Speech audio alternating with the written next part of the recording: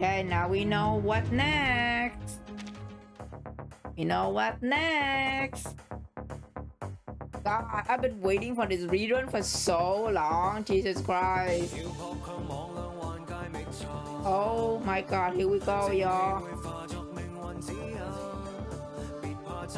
I got Noor and Lockerhead and An Lee, but I tried to fucking pull Long Yue too, but I am too scared to lose all my gems.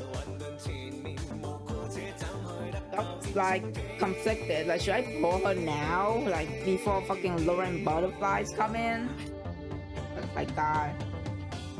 Limbo is easy. Yeah, the Limbo one is so fucking easy.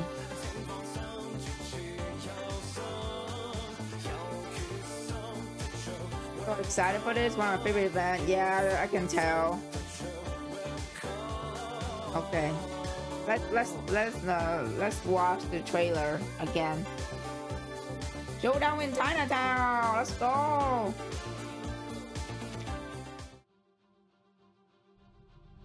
I got Noor, so I'm so excited to use her for this.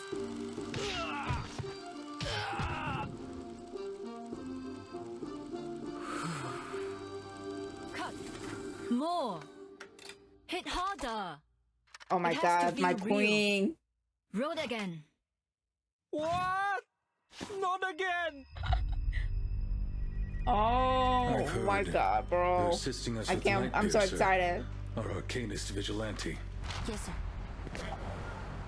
Our suspect is highly unpredictable. Much time. Director Noir. I heard My God, I love Noir. you. Probably just crazy fans. I'm used to it. Now get to makeup. This is an important scene. About that fire 8 years ago. What happened? I'm so excited. Did you join my cast just to interrogate me?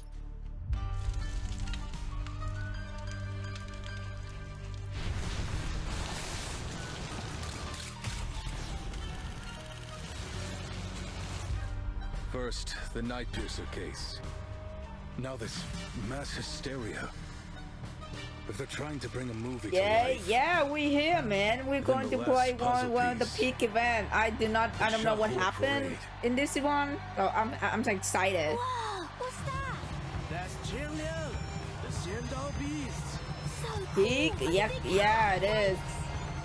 No spoiler, guy. I did not play this event. No sign I of the heard suspect. it's good, so no spoiler, please.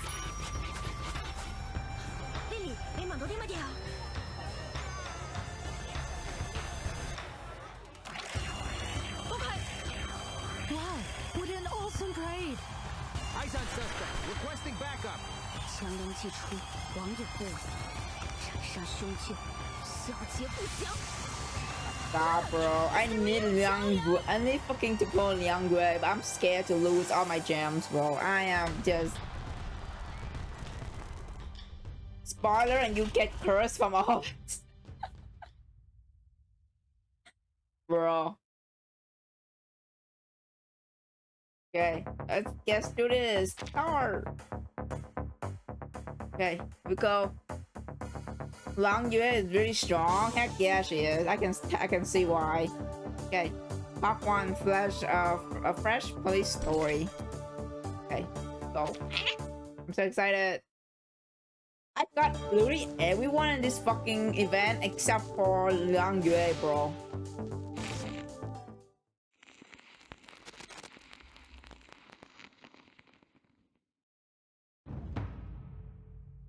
《相传商周时期，天地间魑魅魍魉横行，有恶兽为祸人间，令神州萧条，生灵涂炭。幸有大贤方相氏受天子之托，向12摄提神请愿，得巫武之力，降服恶兽，收为己用，更名为显道兽。 显道兽得摄提神感召，化为驱逐世间诡异、护一方安宁的神兽，得万民敬奉。然至唐 Half 末 the 时， gender already? 战 Wow, 乱 so 频 much. 始， Bro, Junior, 为受 chill. 仙道授之传承延续，最后的芳香氏在先去之前，将其分别托付给12镇子。其中，仙道授强梁，壮虎衔舌，凶悍无匹。得强梁之人，后以寿为名，改姓为梁，世代相承。 Oh, I'm so 时 excited. 至今日，虽说世间已 Oh, her 不再 dad, 有妖魔肆 Liang father. 虐，梁家也已不像过去那样风光，但家族上下都始终牢记祖训，守礼克己，秉公持正，将为世间惩奸除恶视为己任。翻开家谱，每一个名字后面必定都是一个行得端、坐得正、响当当的良家子弟。然而，仙道授强梁却已有近100年未曾现身了。直到你，我最引以为傲的女儿，直到你再一次唤醒了强梁，你可知自己肩负着何种重望？ His hand rests on the girl's shoulder. Its weight like that of the world. 我知道的，爸爸，你就相信我吧。 She has heard this story 1,000 times, and for years its answers have been engraved in her mind, for it is only answer she never been allowed to give. I will not fail our family. I will fulfill my destiny as a worthy master of Qiangliang. Jiang Yang. Okay.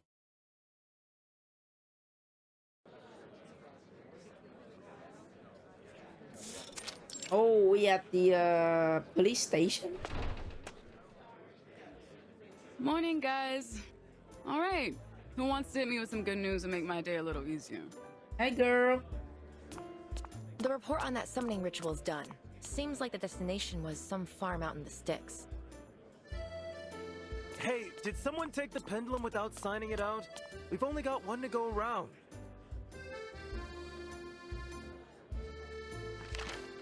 Everyone in the division of arcane affair is caught up in the chaos of their own work, too busy to notice the officer who just stepped in.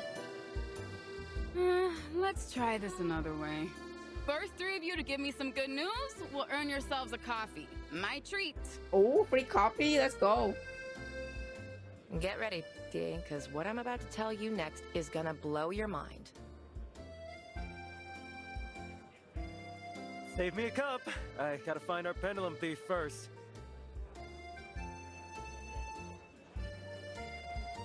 Apparently, it doesn't take much to become the most popular person in the office, but before anyone can earn a steaming cup of joe, an angry shout interrupts them. Uh-oh.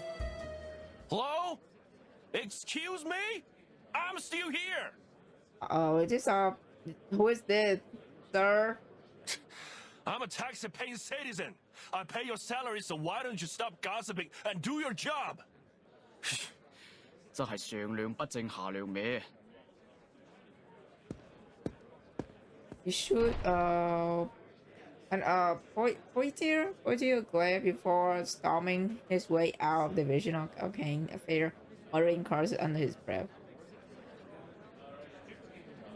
Him again? What's he complaining about this time? I brought the missing pendulum back to its place. The officer strides over and grabs a coffee, and he shrugs.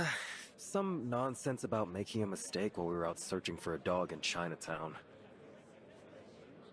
A missing pooch? Since when are we the dog patrol? I know, it's not our job. And then he got all huffy about us being brash and naive. And then I was right back to complaining about the incident last year. You remember when that rookie saw bruises on a kid and kicked up a whole fuss about child abuse? Turned out it was just some traditional Chinese massage. After they got cleared of the charges, the kid's parents were fuming about it for weeks. But like, come on, it's literally a rookie mistake. He apologized and they forgave him. You'd think that'd be a problem solved, right? But this guy just wouldn't let it go. He's not even related. Still, must have left a bad taste in his mouth, I guess.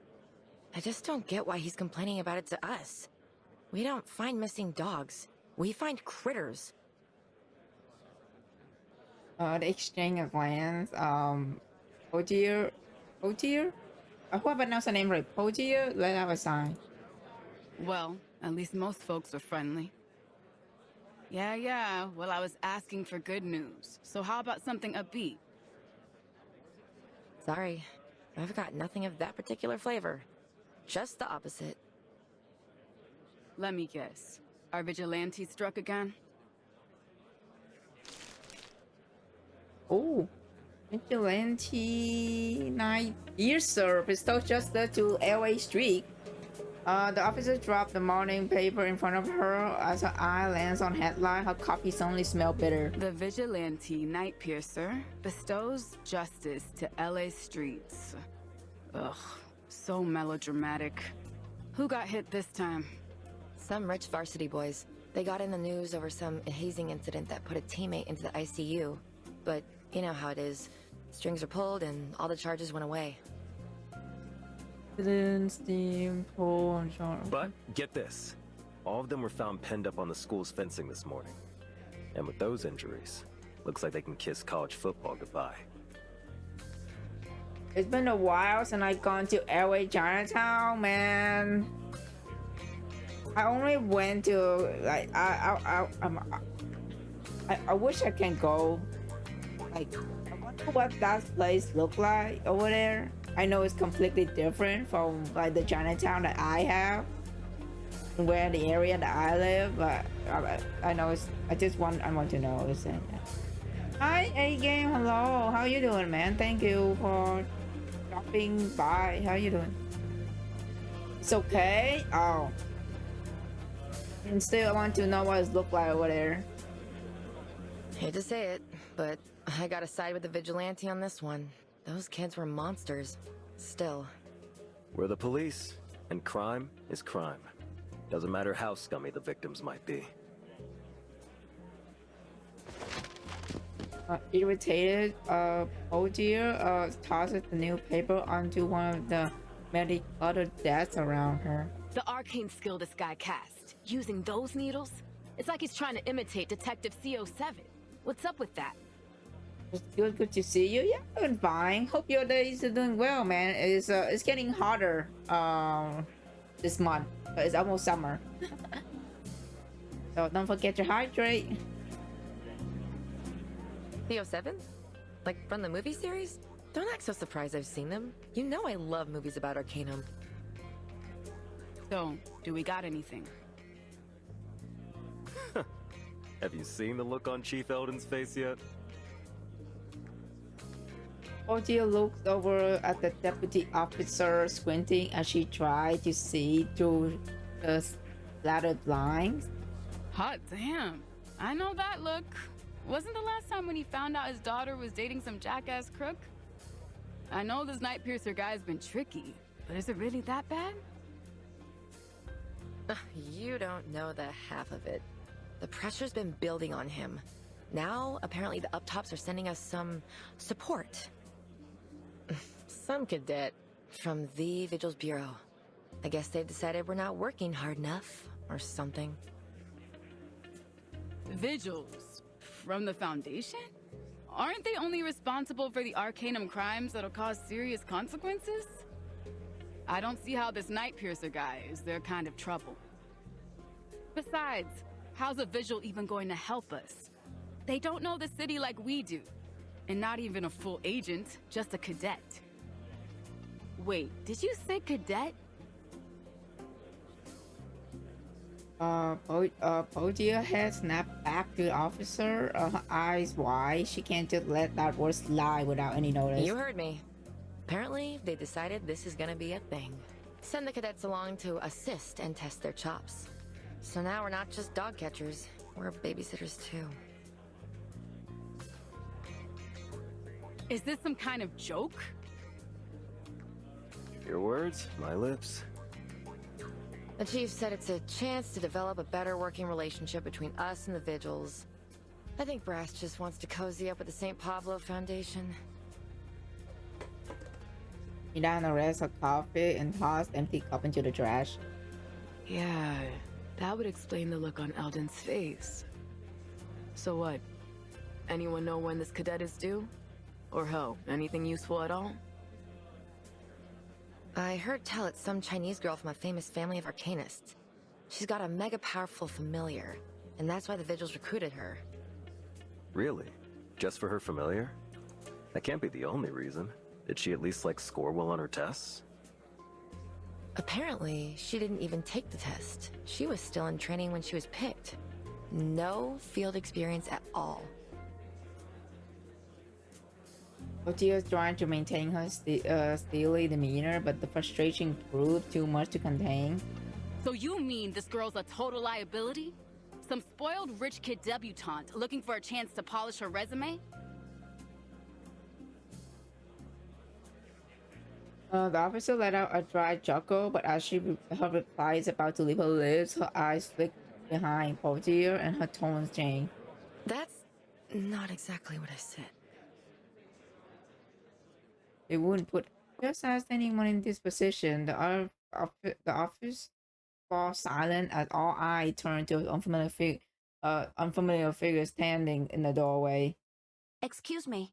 Oh, she's so cool. I'm just so sad that I'm trying to like save my poll for Lauren Butterfly, and her fucking banner is like few days away from ending, bro. I'm sad. I'm Vigil Cadet Liang Yue from the St. Pablo Foundation. Vigil's Bureau reporting for duty, ma'am. Could you please point me to Deputy Chief Alden?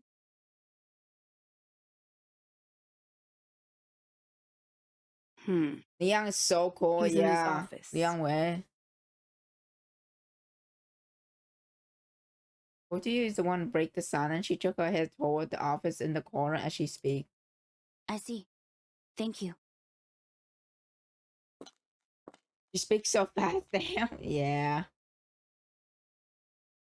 There was a slight knock, and under scrutiny of every officer present, makes her way to Deputy Chief office. As soon as the door shut, murmurs break out like wildfire. That's our princess? I've seen street rats bigger. I bet I could lift her up with one hand. Don't forget her familiar. Though, I don't see it now, so she must be a summoner. Lucky her. I wish my great-great-great-grandpa left me something like that. So what's Eldon gonna do? No way he's letting this baby rat scurry into our investigation. I'll show her the door myself if he'll let me. Guaranteed our Vigil to be is a spoil airheaded legacy pick. I can't imagine she's the type to follow orders. They are jelly? Yeah. Guys, we won't get any answers just sitting here. Yeah, you're right. I need to get back to work. Josh is out on leave, so I've got to cover all his cases. Hey, hold on. I've got a way to get the scoop on this girl. While Portia can walk away, she grabbed her sleeve and, with a knowing look on her face, indicated towards the Deputy Chief office.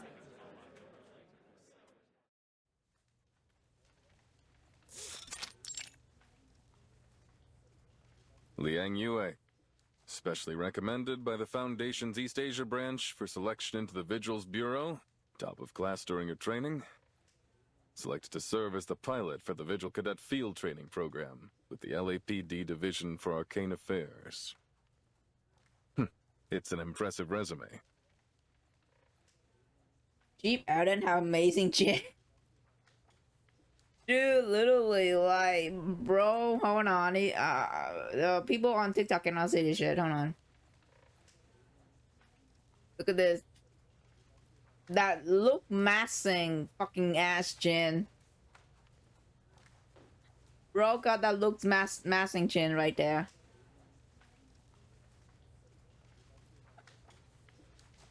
Oh man. Thank you, sir. Actually, She was it's not that- bulky Did I here. ask for an explanation? Did her voice falter for a moment? No, sir. Then don't give me one. You talk when I tell you to talk. You sit when I tell you to sit, and you do exactly as I say when I say. Oh wow, okay, sir, chill. Just looks like Luke Maxer. He hate with it. Whoa. Oh my god, bro. Do I make myself clear? Yes, sir. On the other side of the wall of the officers exchange smirk and they listen to their conversation. Classic Eldon. Reminds me of the good old days. Good? The hell was so good about them? I think you've taken one too many Wow, smacks these on the guys so noggin. nosy. Still, she isn't as stuck up as I expected. And she's probably a wuss. I figured she was gonna backtalk him. More like a meek little mouse than a rat. They press their ears against the wall and pause silent once again. I've been told you're here to assist us in catching the vigilante known as Night Piercer. But one look at you tells me you don't have the chops. I'll bet you're greener than any rookie on my force. Now, Liang, answer me. Are you ready? Yes, sir. On this beat, you're going to encounter arcane crime that is worse than anything you've seen in your training. Beyond your imagination. Are you prepared? Chief Aaron is so handsome. Yes, sir. When it comes to dealing with dude, arcanist guys, criminals, you chill need out. wits and you need strength. One mistake and you could end up in a casket on that long flight back home. So I ask again, are you up to this challenge? Yes, sir. I'm ready. Yeah, let's go. Let's go, girl. No, you aren't. Oh. Damn. He pulls a new paper from drawer and slips it into the desk. Read it. What's this? Johnny 3-time capture, scammer, defraud elderly, leading to tragic death and grief. Wow, what? The arcanist scammer Johnny 3 times has been His apprehended. name? Using his arcane skill, Ominous Obeisance, he manipulated his victims to do anything he asked, specifically transferring all their money to him. So he's a beggar. Got it. Johnny 3-time? That's a funny ass name. In I'm order to sorry. successfully cast his arcane skill, he requires his target to answer yes 3 times in 1 minute. He requires his target to answer. Oh, so that's why he called himself Johnny 3-time, because of his ability. Got it. Require his target to answer yes 3 times in 1 minute. God damn. If you had been dealing with him, he'd already have you dumping your trust fund into his bank account. Or worse.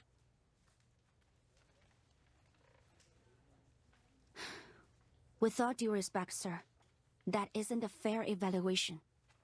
I wouldn't have answered you that way if you were not my commanding officer. Fair. There is no fair when it comes to arcanists. You've read the headlines about this guy and think you know what to expect? But what if he had abilities the news didn't know about? What if he could disguise himself?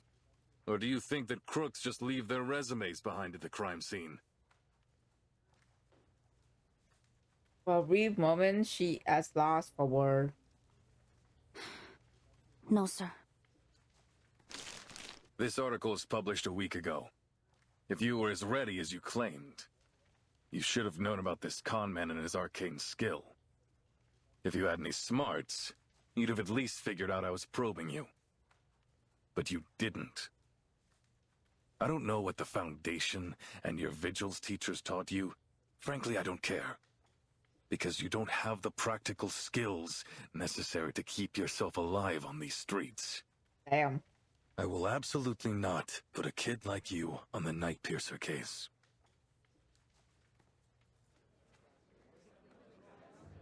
They don't trust her, huh? This cold voice carried to the wall. The officer outside exchange glances. Cold and ruthless as a Minnesota winter. Eldon's never been a people person. Guess that's why they keep him stuck down here with us. I don't know. I agree with him. He's being pretty rough on her. Yeah, man. She's definitely too young for this. What you think? She gonna cry? Liang Yue cry? Nah, she's not. Look, if she can't handle the chief, then she can't handle the city. Is that right? I seem to remember someone's eyes going red a few times on her first day. What? Shut up! I didn't. God. Shh. Listen. They fall silent again, waiting to hear what fate would befall the young girl cadet, the one with your cadet. If you want to call home to your daddy or the Foundation and get reassigned somewhere else, be my guest. But as long as you're in my department, you'll follow my rules. For now, I'll assign you some of the lighter cases. This is grunt work, kid. Try not to mess it up. Hold on. I've got a bad feeling. Hold your eyes widen, but as it's too late to Area act. Poitier will be your partner and field training instructor. She'll be happy to help you adjust. Isn't that right, Officer Poitier? Oh! Caught in 4K. He knows they there. Oh, caught in 4K. Well, congratulations, Poitier. Now you are partner with Liang Yue. Oh, man. Caught in 4K indeed. Well, they're now partners. Girl can't help but mutter a curse under her breath. Crap. Guess my day isn't getting any easier.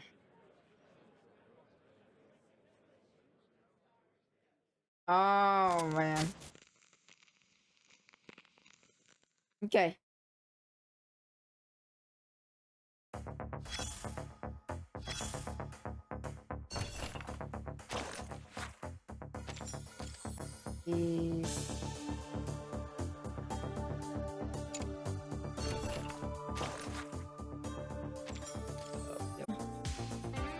Photo crisis.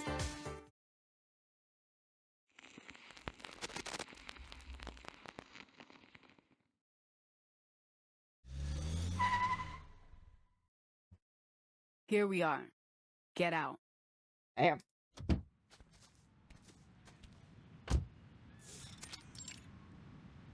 Los Angeles. First case of the day. Anytime regular beat cops find a case related to Arcanum, they'll call it into dispatch, and then we get to come mop it up. This is what we call a basic Arcanum incident. The bread and butter of our work, kid.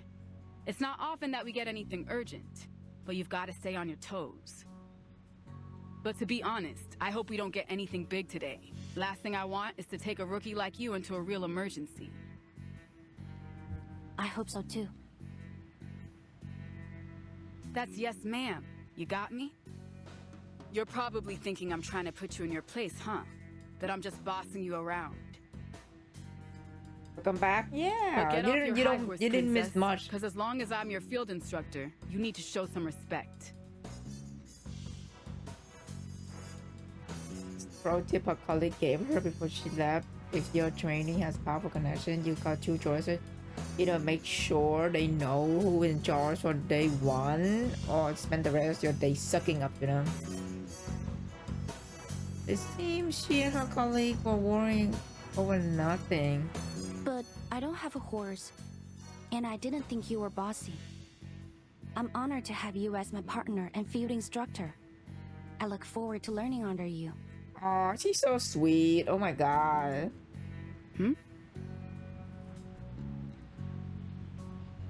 Be humble coming from a big shot cadet. Poitier narrowed her eyes only to be met with an earnest, likely puzzled gaze. Is there something wrong with what I said, ma'am?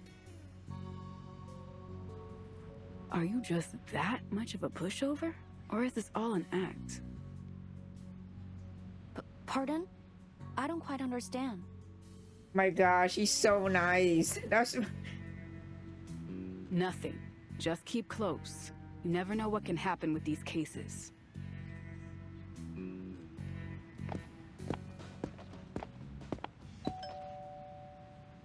hey. They take their last few steps up to the door and ring the bell. Heavy footsteps approach from within and the door flung open with a bang. Ugh, finally! Do you know how long I've been waiting? Those monsters are at it again!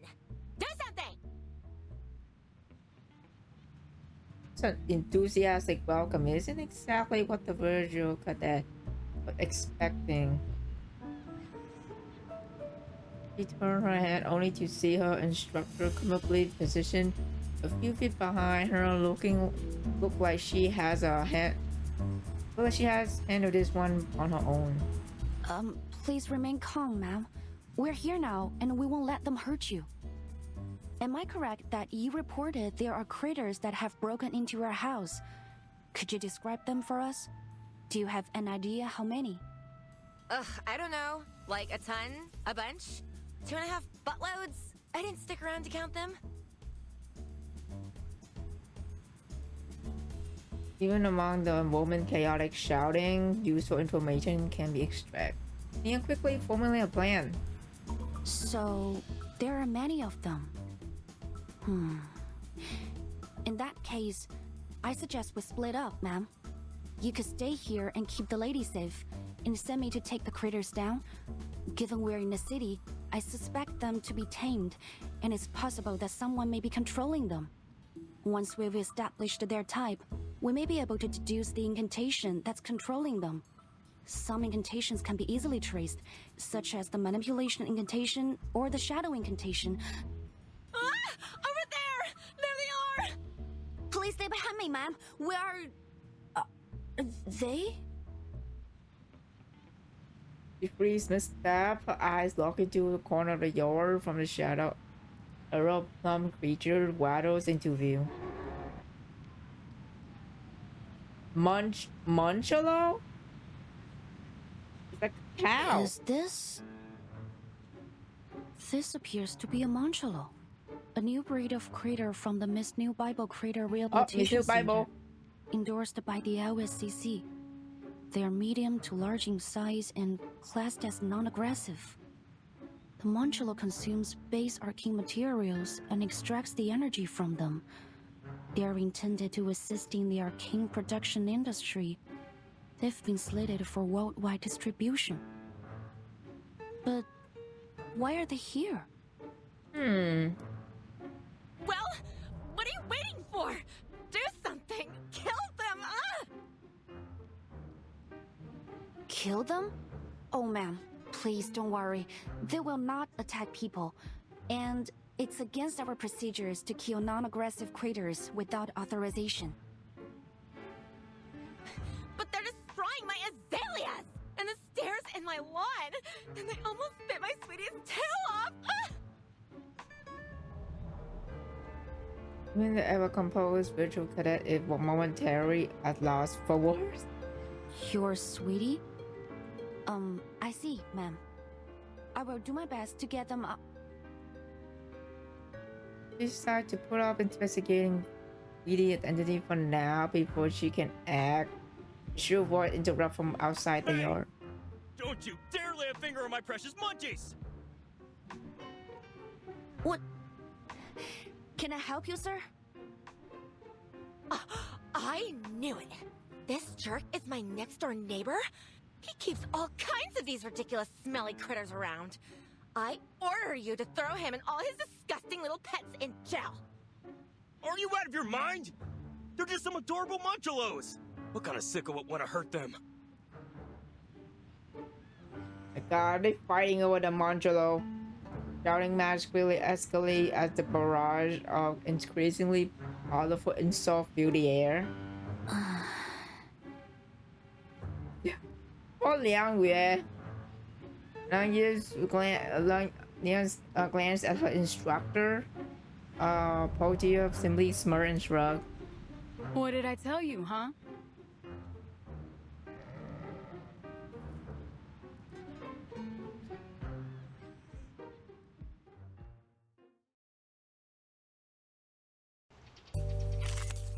Hey. Oh, recommend star. Damn. It depends on the budget. Oh my god, I love this track. Holy shit. Also, the mouse is glitchy. Oh my god, what happened? It seems you can use a hand, especially one with a blade.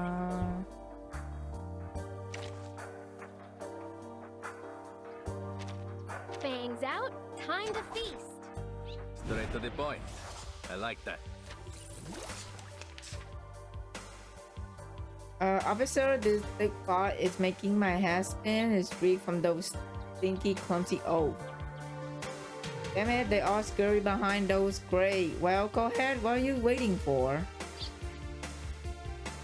Oh, that's a cute Montreal, though. Listen to this lunatic officer. If it weren't for her little devil constantly provoking my children, they never have stepped into her filthy yard. Damn. Alright, sir, ma'am, please stop arguing. Do you want Liang with? Step outside a little. I'll give you both a satisfactory answer. Need to move those great furs, otherwise those Montreals will just keep circling around them. There's something I read the new Bible critter training guide. Montreal become extremely drowsy after intense activities. Look, it's time to put that to the test.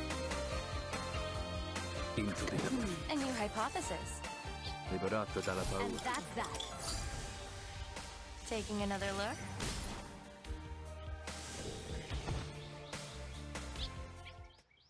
Wow, that's fast. They're done.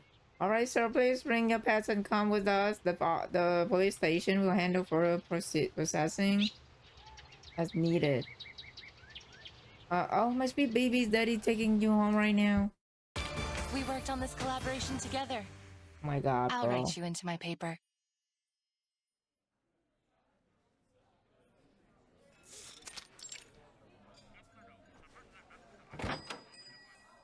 Finally, lunchtime. I'll grab the cheeseburger and an Americano. Large. The front door to the diner had barely closed by the time volunteers that shout out her order. Seems this is just another part of the big cop routine. So, some fluffy trespassers, an alchemy incident, a noise complaint for a werewolf infected, and a speeding ticket on an unregistered arcane vehicle. Honestly, busier than I expected. But it all went smoother than I expected, too. We've earned ourselves a decent lunch, I'd say. So what do you want, princess? You study the menu on the wall, hesitating to answer. What? Don't tell me our little visual princess can't stomach a bit of fast food. Better get used to it, kid. We're on a tight schedule. There's no time for fancy dining. Oh, it's not that. It's just... Are all the restaurants here so expensive? This is the first time I've been to LA, and it seems things cost more than I expected. Wow, relatable. What are you taking back? What, you broke? You telling me the foundation, can't afford to pay you a decent wage? The foundation is broke now. Oh no. It's... my subsidy should be enough for daily necessities. It's only the... I was hoping to save some money, but it seems the prices here won't allow me to. Sorry, please forget it. I'll have a chicken sandwich. Thank you. Okay.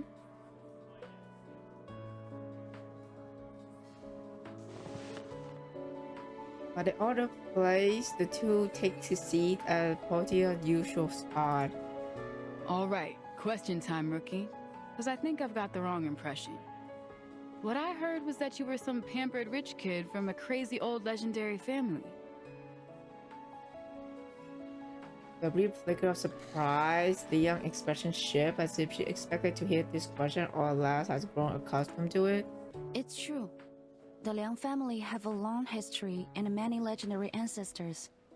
But that was a long time ago. Nowadays, we're not so different from any other ordinary family. Sure. Ordinary. That's definitely what I think of when I see you. I also heard that you've got a familiar. You mean Qiang Liang? Yeah, sure, that. Come on, it's some mysterious arcane creature from the Far East. Everyone in the DAA is curious about it, myself included. So, you gonna show me? What stage is this? Oh, this event is Chinatown event. It's the rerun event. Showdown in Chinatown. I haven't played yet, so yeah. This is not new. This is old. This is old event that I have not played. It's on rerun right now. Dude, the mouse is lagging. What's going on? Liam look a little trouble. Now?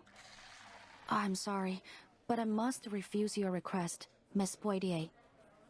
Oh, Poitier. With all due respect, I pronounced the name wrong now. It's a sacred being. It is deserving of great respect.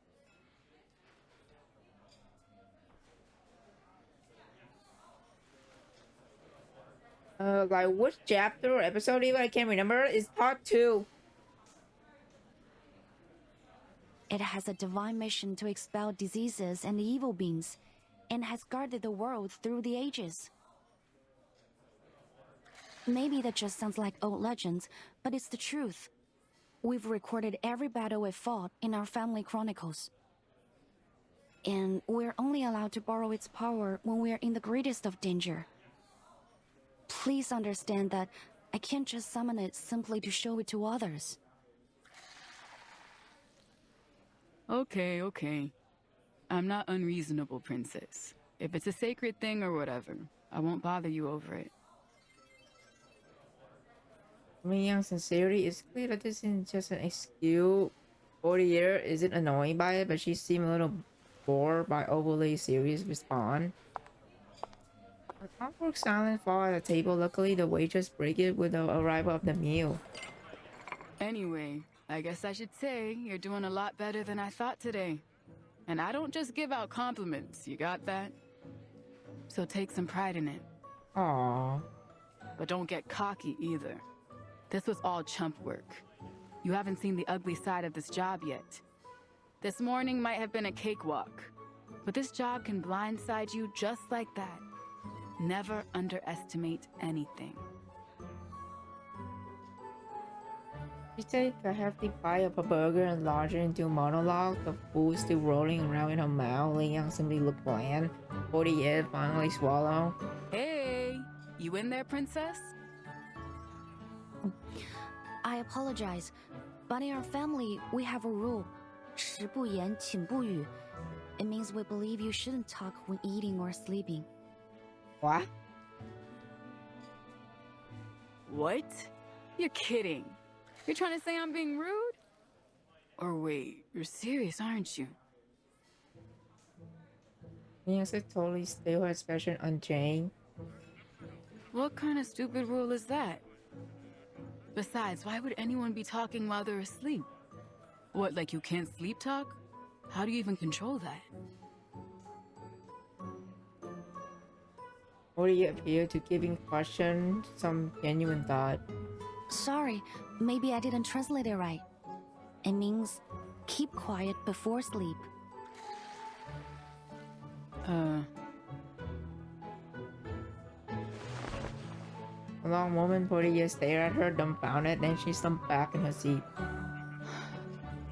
The heck? So many rules. Damn, princess, you must have had a miserable childhood. Let me guess. Every day was courses and training, stuck inside, no books, no movies? Did they even let you watch Saturday morning cartoons?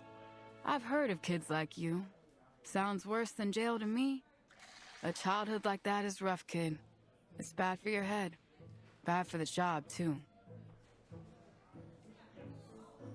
Young Pharaoh so brow little, she can't follow her thought process at all. She can't follow her thought process at all. I don't understand why you're upset, Miss Poitier. How is it bad for the job?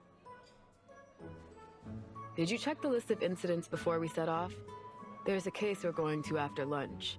A director that received some kind of threat. She's shooting a film in Chinatown. Oh my god, Noir.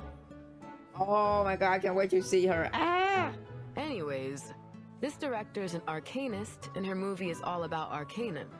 so it's in our department. Oh my god, yes. The point is, knowing's half the battle in this job.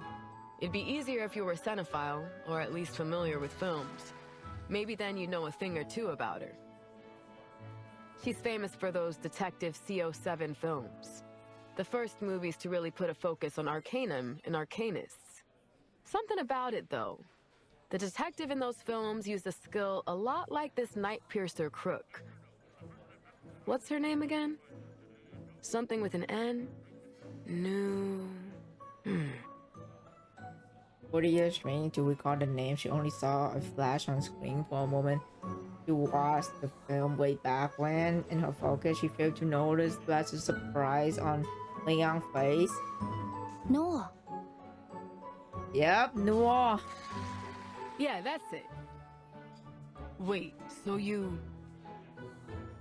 Yes, I've watched her movies too. I'll be damned. So was it a special reward for getting straight A's, or...? Calling all nearby units. Code 3. We have a hostage situation at City Hall. Uh-oh. Radio announcement cut the get to know you section short. Suspect is a registered Arcanist posing a threat to life. On-scene officers are requesting immediate Arcanist support. City Hall. We're close by, aren't we? Pack up. Lunchtime's over. Oh my god.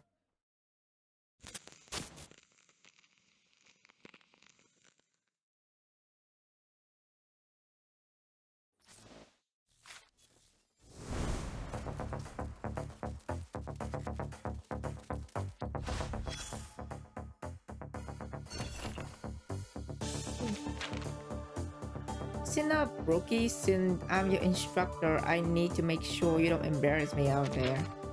Did you review the basic operation guideline for LA Arcane officer before taking this job? Yes, first all police operation must remain within Los Angeles administrative jurisdiction. Second, we must develop practical, cohesive plan for teacher or strategy to reduce Arcanum-related crime and behavior, improve the quality of life for citizens, and maintain harmonious relation between human and Arcanists. Administrative procedure 31109 civil dispute involve Arcanum mediation should be prioritized to minimize the impact of Arcanum-related factors, and provide citizens with professional guidance, and avoid action that could escalate conflict. Oh my gosh, she studied it all. Oh, great. A model of student response. Procedure 32005, criminal case involve Arcane Affairs officers. I think I'll say AAO. AAO in vicinity should provide assistance whenever possible, minimizing harm to citizens. Without thankfully by the book response, you might well join internal affair. Heard they love that kind of stuff. Let's keep this simple. Remember, big or small, whenever Arcanum is involved, it's up to us, the Arcane ops, to handle it. Don't worry too much. More often than not, the small stuff outweigh the big stuff. Let's do it. Instructor for a year. Should I recite the rest? The rest? Nah, you sound like you got that covered. The topic injury and death compensation. Alright, that's enough. Oh my god. I love the interaction so much. Act 3. Order and chaos.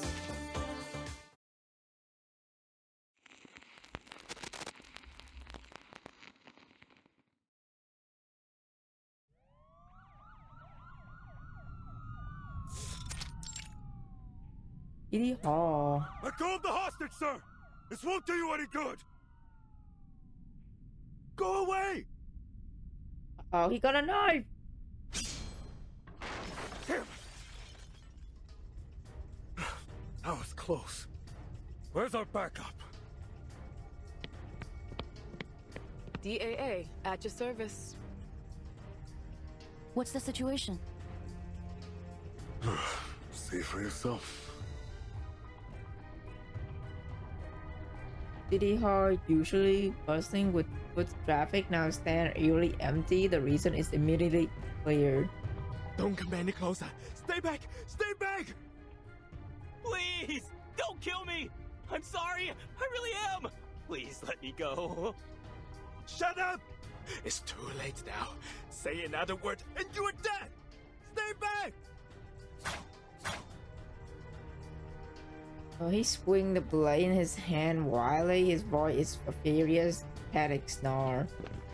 The crowd on the other side of the police barricade instantly recoils, but the woman standing like 10 paces away doesn't move an inch. Hey! Oh my god, who's Trust this? Me, pal. Oh my god, she's so pretty, ma'am. Who is? Oh my god, ma'am. Who is this? Isn't she from like one of the Isn't she one of like from the picture that Noir had? I swear I saw her in Noir old photos, like 3 of them, and she is like in that photo. Who is this? You really don't want to do this. She looks so fine though, not gonna lie. Who's that? Doesn't look like one of ours. Just some civvy. She was talking with the suspect before we got here. That woman. What, you know her? Look familiar or something? No, just a thought. It's nothing. When glanced toward the officer, seeming to notice their conversation. People make mistakes, but some mistakes can't be undone. Don't put that blood on your hands or it'll never wash off. Oh. Is hurting this guy worth all that pain and guilt? Sooner or later, he'll get what's coming to him for what he's done. I promise you that. What is happening? Words seem to have an effect. The hostage taker hesitate, of his face contorting in pain, his grip on the knife faltering. But I must. He's distracted. Rookie. Time for us to take him down.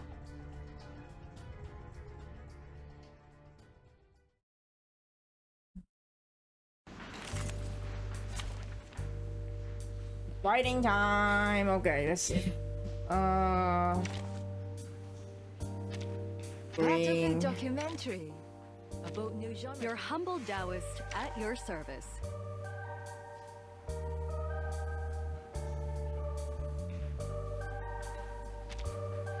You can Green return team, the let's favor to me go. later. Where? Me? Is everyone else dead? Very well. Let me try my hand. Plant team, let's go. Heed my prayer. 通幽的威，莫运虚无。The Get back audience and will stay love back. this. And he's dead. 喏，他是领的。Oh my god. Please stand down, sir.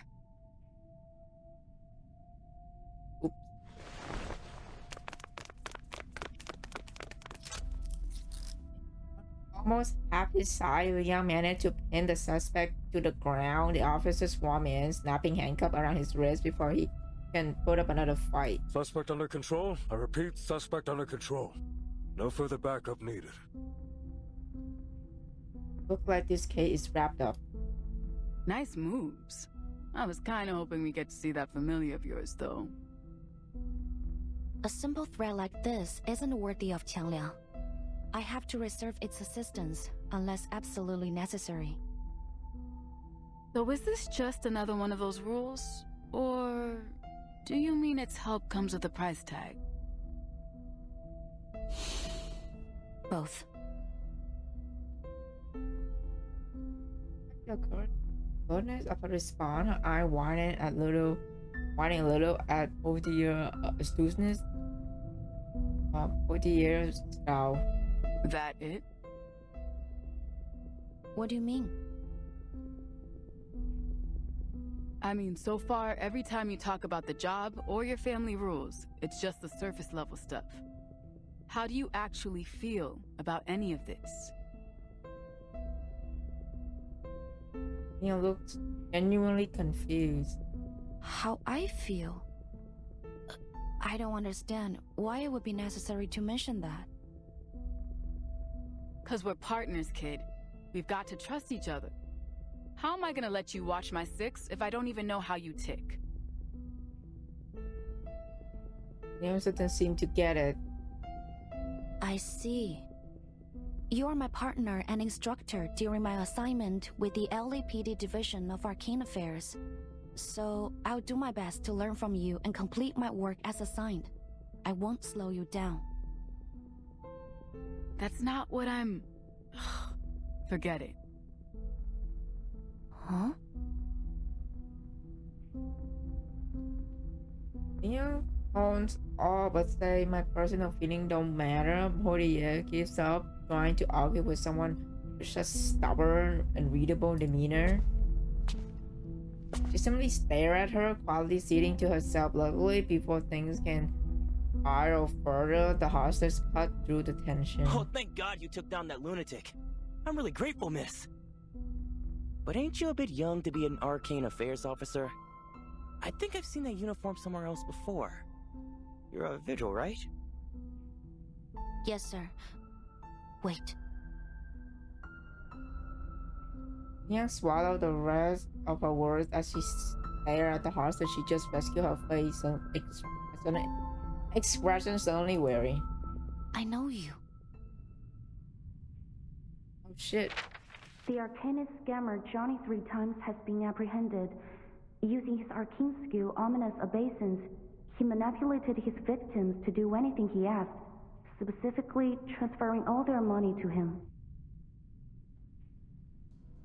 You're that scammer Johnny 3 Times. Oopsie. Guess that's the downside of getting your name in the papers. What? Didn't we already book that guy?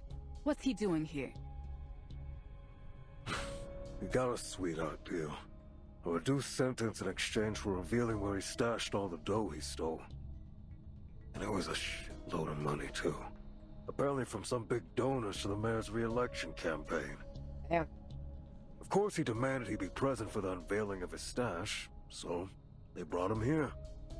That's when this loony attacked the police escort, took him hostage. Hey! Easy, officer! You've already got me! No need to be so rough with the cuffs! Clam it, Johnny! We should have just let that guy ice him. May I ask, officer, do we know if the man trying to kill him was... Yeah, he's the son of a victim. This bastard took his mom for all she was worth, and when she found out, boom, heart attack. Oh wow. Shook his head, heaving a weary sigh. Johnny 3 Times snickers. Like mother, like son. He was just as dumb as his doddering old mom. Worse even, because he didn't even catch wise to it. It's a concrete jungle, baby, and it follows jungle rules. Survival of the fittest. Crapper brains here never had a chance. If it wasn't me, it would have been someone else. What a joke. Imagine killing over just because you lost a bit of cash. Then we've got this dumbass coming at me with even less of a brain. Think about it. If he killed me, how's he gonna get his money back? Shut the fuck up, asshole. Yeah, tell him, Portier. That was a punch to his gut, sending him crumbling to the ground, gasping for air. Officer Poitier, what are you doing? What? I'm teaching this douchebag a lesson. But we can't do that. It's against the rules. You step between the two, blocking Portier from doing anymore. Well, I guess the vigils are a cut above the trash when it comes to the DAA. Am I right? Maria take a deep breath as she tried jurying in her frustration. Let's get this straight, rookie. You don't tell me what to do. I should have known. You're just the worst kind of cop. Everything by the book, sticking to your high and mighty principles like you know what's best. Our Frosty often turns away. Huh?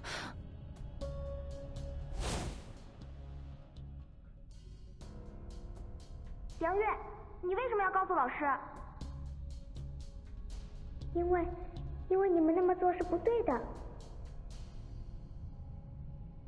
告密精，你不来就算了，为什么要让老师知道？我早说了，就不应该救他。等等，别走！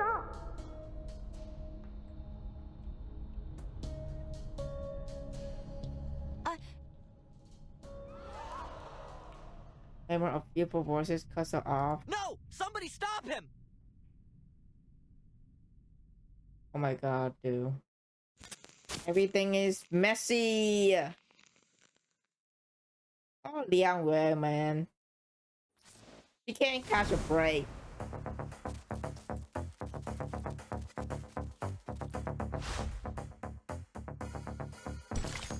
Exorcism.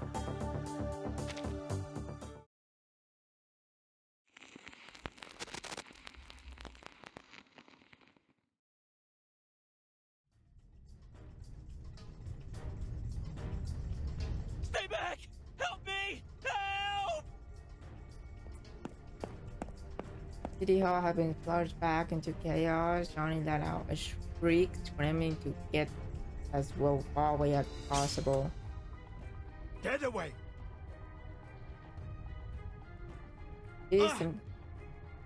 Someone get this guy. He hurled the officer aside, blood stripped down his fingers from the thumb he's broke to slip his hand out of his cup. He moved with inhuman strength, fighting off the approaching officer with ease. Out of my way! I will kill you! I will kill you all! Damn it, is this dude high or something? No, I don't think this is drugs. It's an arcane skill. I sense some kind of evil spirit. I think I can stop him, ma'am. Tension between them have been totally forgotten. The situation is urgent. 40 years, give a shot nod. Fine, whatever it is, whatever you think you can do, do it. I will. This is my duty. Leon gave a firm nod before rushing towards the suspect. Oh. Kill! I must kill this bastard! Who are you? Please stay calm, sir. Oh my god. I have no weapon. I'm just here to make a phone call. What? A phone call? Yes. And you are going to make it. Who are you dialing? You'll soon find out.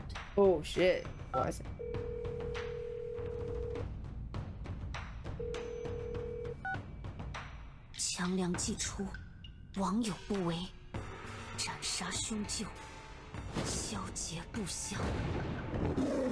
Oh, he's summoning the oh my god.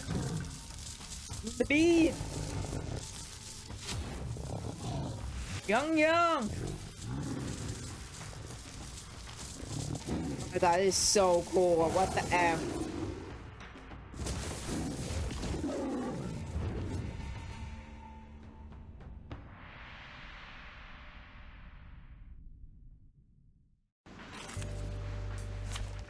Okay. Do the same. A bold attempt.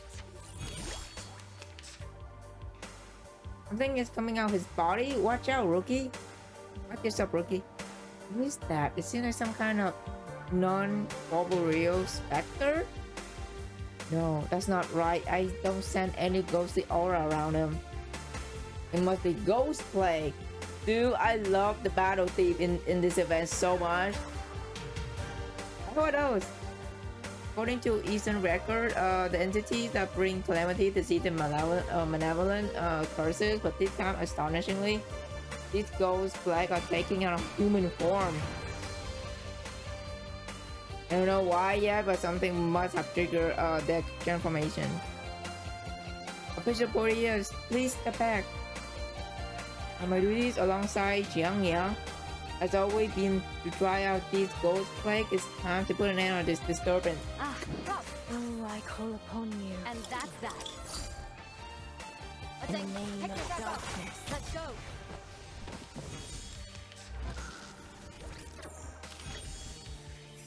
Heed my let me think on it. Get back and stay back. Huh? It's already over?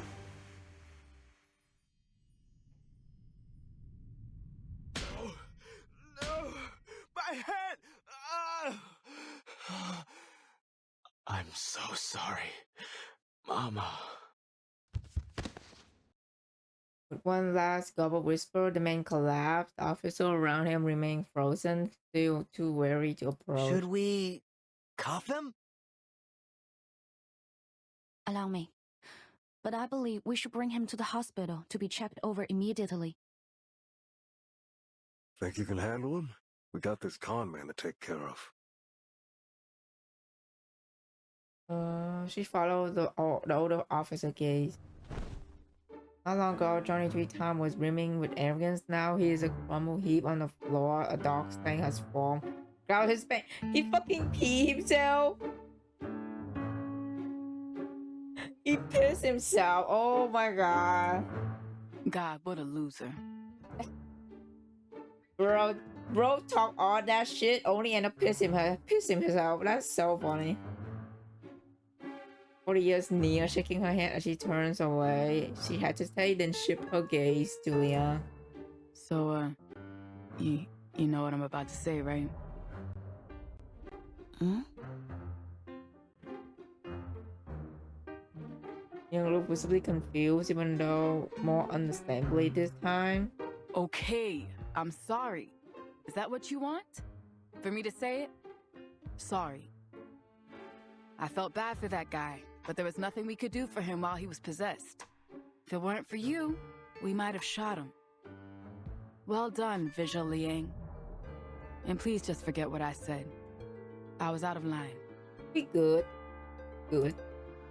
The moment her party ends, she turned her head, unwilling to see Liam's reaction, but after a long pause, there's no response. Say something. Look back to see him frozen in surprise. Oh, right. It's okay. I didn't take it to heart. Good.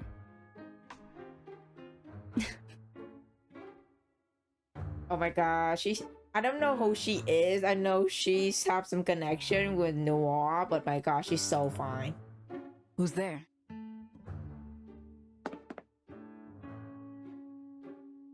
Flap his ears, Bria spring back like a startled cat.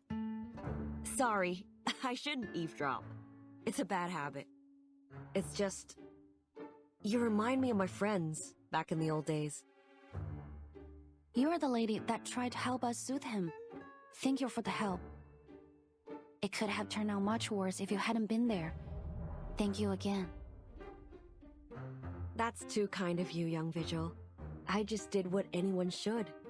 Really, it was you and your partner that were the real heroes. You're too modest, ma'am. Actually, forgive me for asking. Haven't I seen your face before? Studied the woman's face for quite some time before speaking this thought out loud. They haven't met in person? No, it wasn't in some other way, but how? Where? She has barely begun forming the words when the woman gives her the answer. Good to know that someone still remembers those old flicks, even after all these years. Picture of the face beneath a red overlap of the face from the young memory. Each remember lacked the maturity and composure of the woman before her. The face that was rimmed with youthful confidence, full of fire and energy. One thing has remained the same, those bright shining eyes like stars twinkling on silver screen television set. Yes, from the movies. That's right. You are... Oops, you got me. I'm casing. Or were you hoping I'd say Detective CO7? Oh, Gisling? Oh my god, Gisling. What's her name? She wing a two dumbfounded officer. So we met, okay. So she's one from Noah movies, yeah. A full report will take some time. You'll need to wait for now. Thank you, Doctor. Our perp had his ID with him. That saves us a lot of digging. Eric Wong, 43, runs a grocery store in Chinatown. Let's see. The only family member we've got is his wife, a Lillian Lau, who immigrated to the States 10 years ago. Both have no criminal record, totally clean. He's an arcanist apparently, and a powerful one at that. But no reports of any prior misuse of arcanum. His car was found near the crime scene, all filled up with potatoes and carrots from the wholesalers. Either this was just a spur-of-the-moment wacko move, or some bizarre attempt at a tuber-based alibi. Anyway, we've contacted his wife, and she should be here soon. Maybe we'll get some more clues from her. Yo, Liang, you listening? Oh, you're right.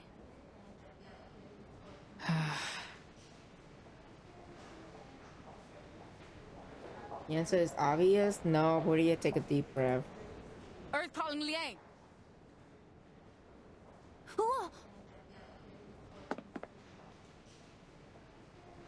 Then Shao snapped Liang out of her daze. Officer Podia, we're in a hospital. We should keep quiet. I would have, but that didn't seem likely to bring you back to Earth, Space Cadet. So what's got you lost in space now? I'm just thinking. About what? About Miss Qixing. Qixing. Right. I guess you're really into those movies, huh? It's all good, boo. I get the picture now. Our little CO7 fan sneaking into the cinema behind her parents' back. You know, you're beginning to almost seem human, Princess. At first, I thought you might be an android. Like those Laplace bots they've got writing parking tickets for us.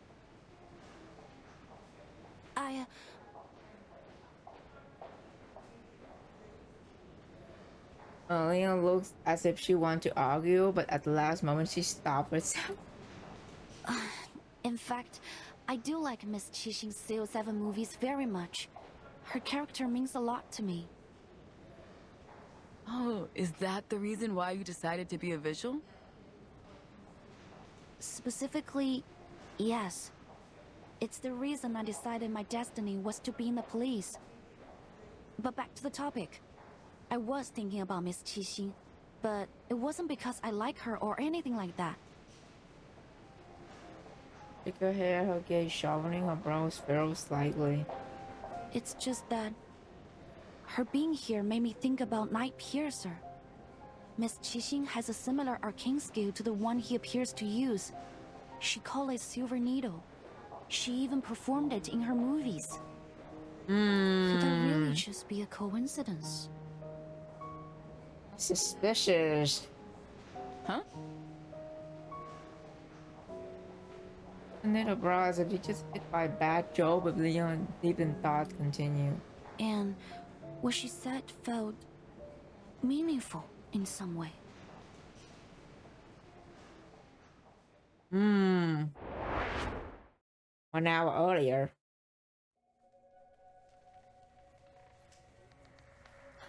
It's a great pleasure to meet you, Miss Qixing. I grew up watching your films. But what are you doing here in LA? I mean, if it's okay to ask? Sure, not a problem at all. I'm here to see an old friend. Oh.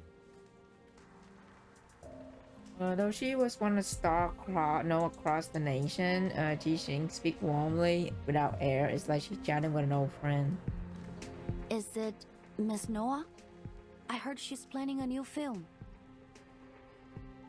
Oh, so you heard the news? It's been a long time since I last saw her. You're right though, kid. I've got something I need to talk to her about.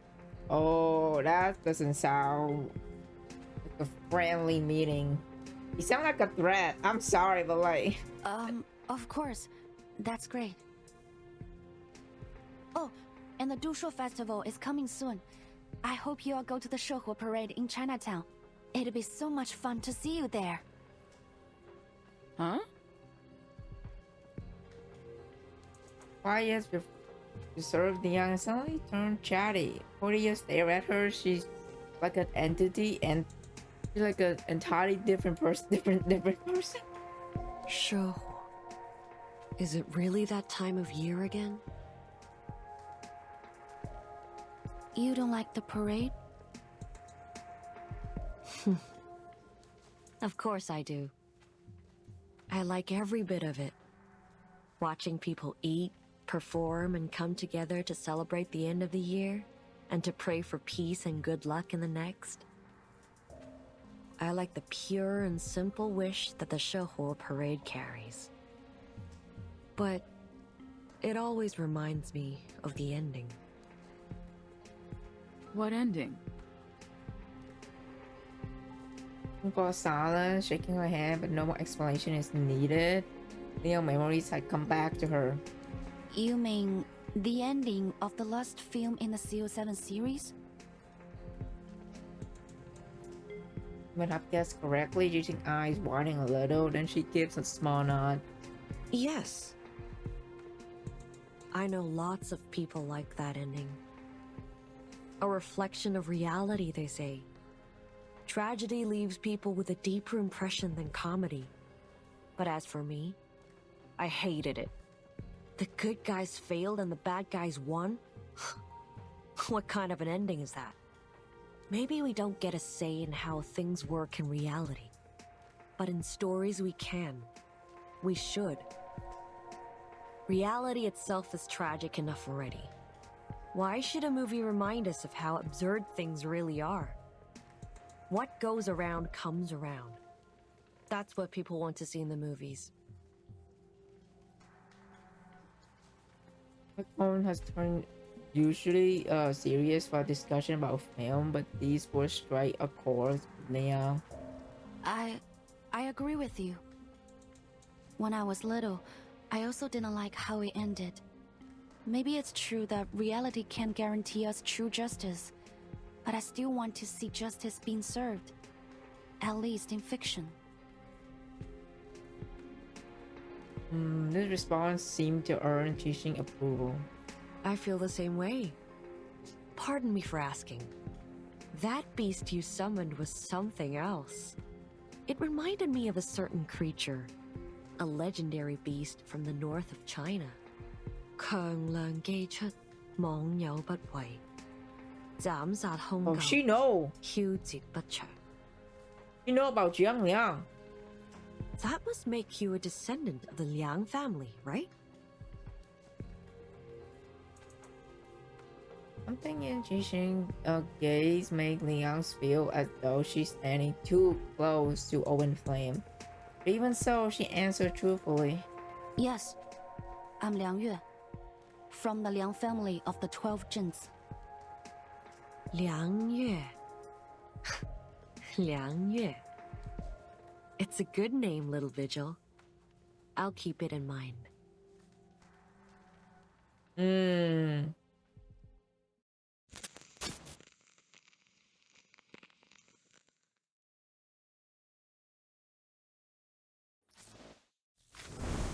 Jixing, what are you up to, girl? I have a bad feeling that her and Noir doesn't have a good time, huh? Rookie Quest Chameleon comes lost it. I think I still have it. Look right here, just gone to camouflage. Maybe Jiang Liang showing up scared into hiding. Jiang Liang, that electric tiger of yours, that one that lives in your phone. This old brick phone was a relic I used during my first summoning of Jiang Liang. It became the token of a bond. When I use this phone to call Jiang Liang, it will answer. Wow, or something straight out of those TV shows. Using a phone for ritual? Usual for your side of the world would be more traditional.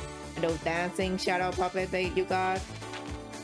That's an excellent guess. Previous generation of summoners in my family did use shadow puppetry to call Jiang Liang, but that was centuries ago.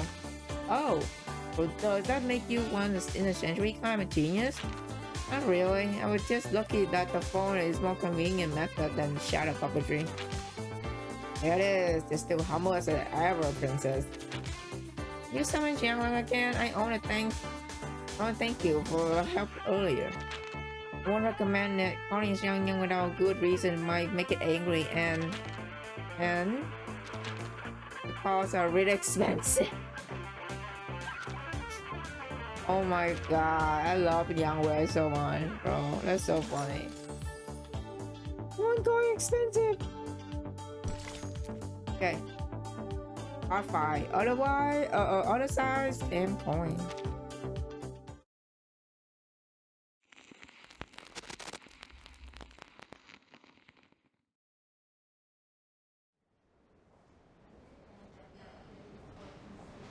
I read an article about the conflicts between Miss Qixing and the other 2 producers of the CO7 series. Before, I thought it was only rumors. But now, thinking over what she said, what if it's true? What am I saying? It's ridiculous. Then stop pouting over it, princess. We've got work to do.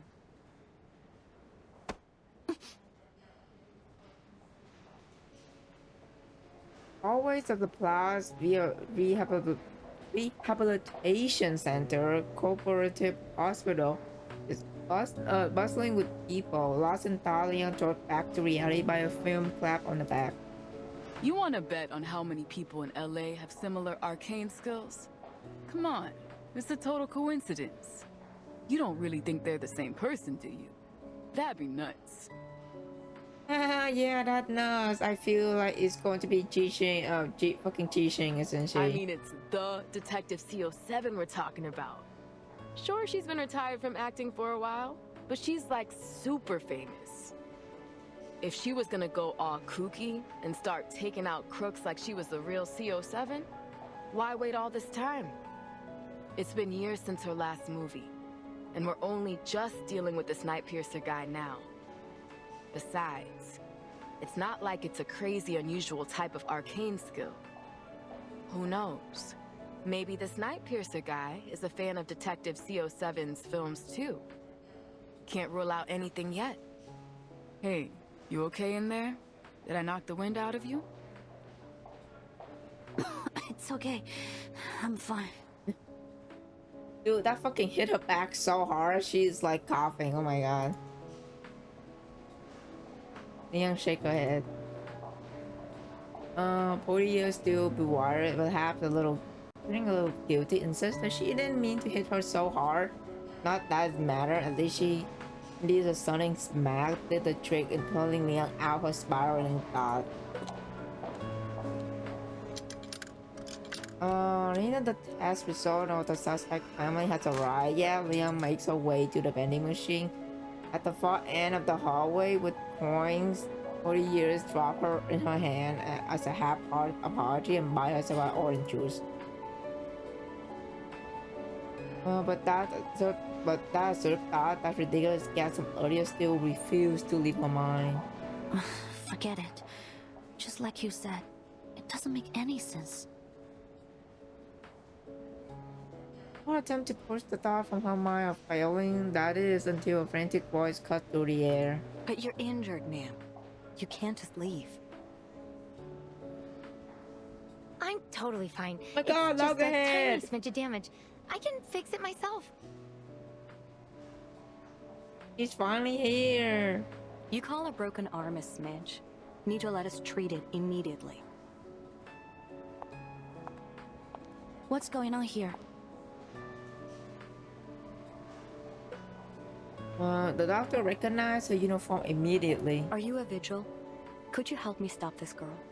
She's trying to leave with a broken arm. She was in an accident, but since she's woken up, she's refused to let us examine anything.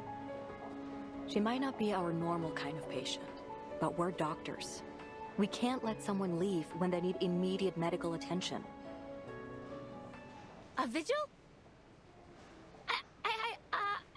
I'm in a hurry now. I'm gonna miss my bus. Beneath the girl's clothing, the exposed skin has a cold metallic sheen. That must be what the doctor meant by not our normal kind of patient. You know that the emblem on her chest marking her as employee of the St. Paula Foundation? How odd that she would have such a panic reaction at the sight of a virgil. There'll be another bus, but you only have one buddy. You should listen to the doctor. Sit down and wait until you're cleared to leave. Please show us your ID so that the doctor can give you treatment. A few stiff seconds, the girl mechanic heads freeze in place, and in a movement almost too fast to follow, is snap up. Look! Hamster riding a stethoscope! A hamster what?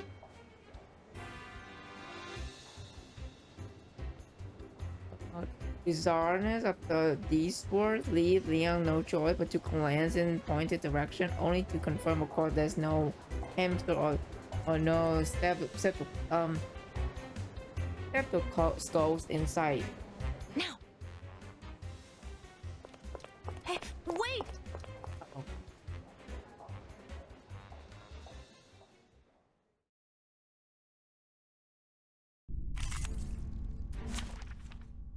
Hey, are we about to A bold attempt.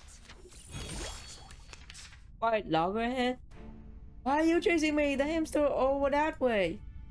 I need you to cooperate. Stop right there. Officer, watch out. Those run to the corridor like that. You almost knocked me over. Sorry, ma'am. No, we need to be careful. Keep my arms and leg in check, avoid hitting civilians, and stay clear of all this equipment. Need to repeat my prayer. 同幽的威，莫运虚无。 In the name of darkness. Let's go.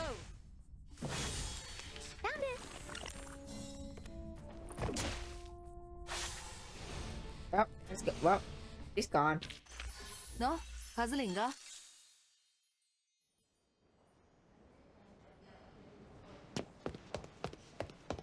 Watch out! Sorry, I'm after a... The hospital narrow hallway are hardly suitable for chase. Leon quickly finds her path blocked by a supply cart. By the time she made it past, the mechanical-headed girl has disappeared.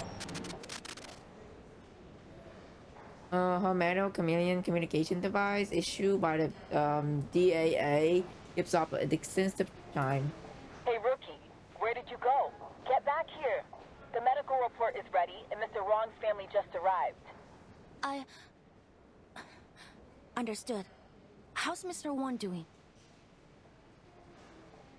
Long's paw on the other end of the line. It's not pretty. Oh, he's not doing well.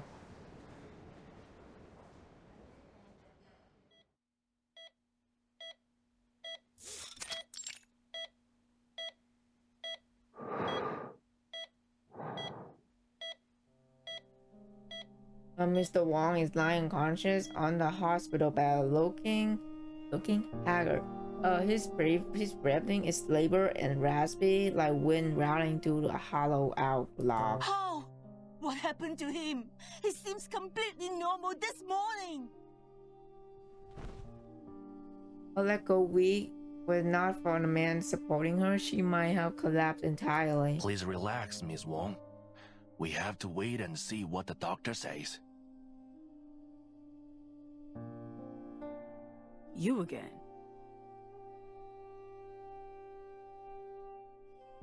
Bria instantly recognized him, one of the DAA least welcome and regular visitor. Right.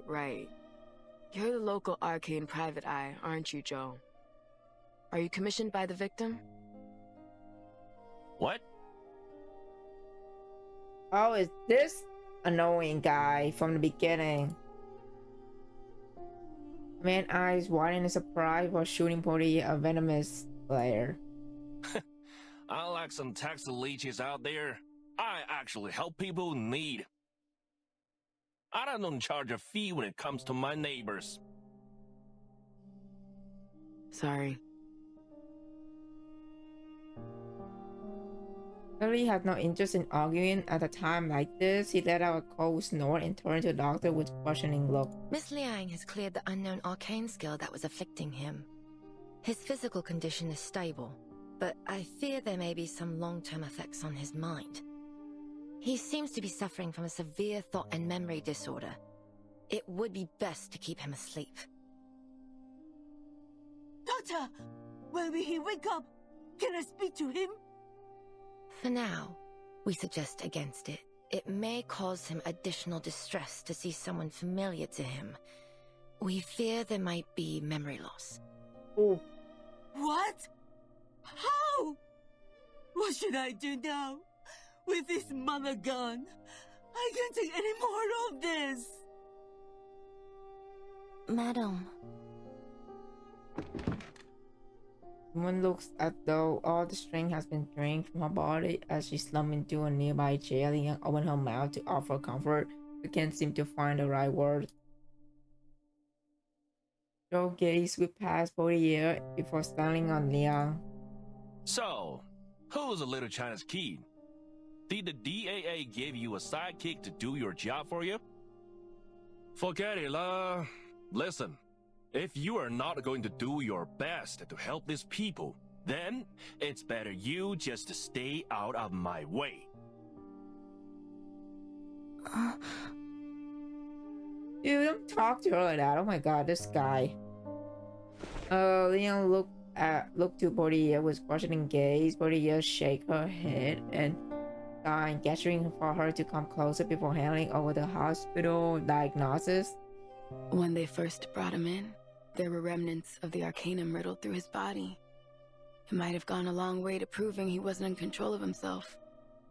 But I guess anything definitive has already faded away.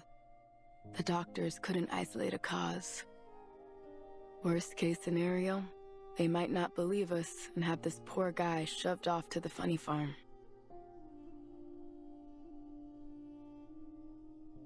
Liang clenched her fist and looked towards the woman curled in the hospital chair, quietly sobbing. She looked so small against the oversized seat.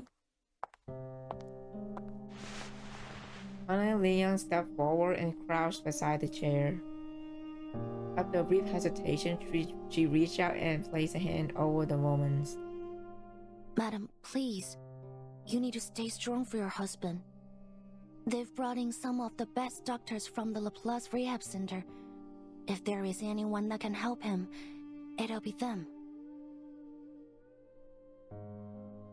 In a way, the promise was no real guarantees, a statement that could almost consider a lie, but even lies can have value when a person needs to hear. The woman hastily wiped her tear-streaked face and lifted her head. He said that he was going to buy produce from the wholesalers, but I couldn't reach him. And then the police called.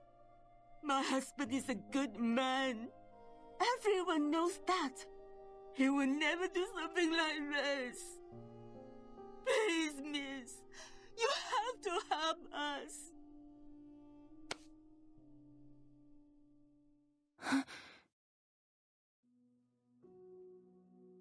The woman grasped Liam's hands tightly in hers, her finger trembling.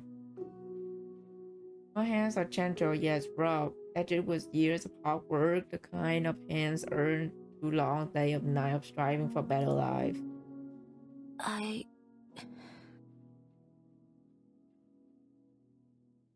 In her palm, she can feel the woman desperate, burning warm. It is so hot, she feels to scorch her. Leon, take a breath. Take a deep breath. You can rely on us, ma'am. We'll find out the truth behind this. I promise you. Give one hand a firm, reassuring squeeze. Thank you. Thank you so much. You are our only hope. Please. Sometimes a lie can become the truth. All it takes is someone willing to make it so.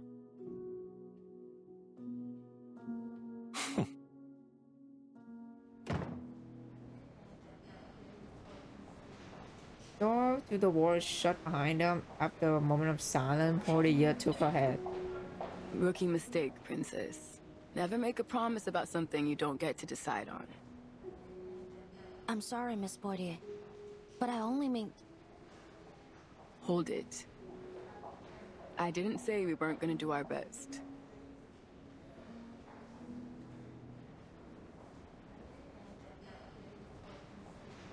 What she was to say no longer served any purpose. Instead, Leon does something Portia has never seen her do before. She smiled.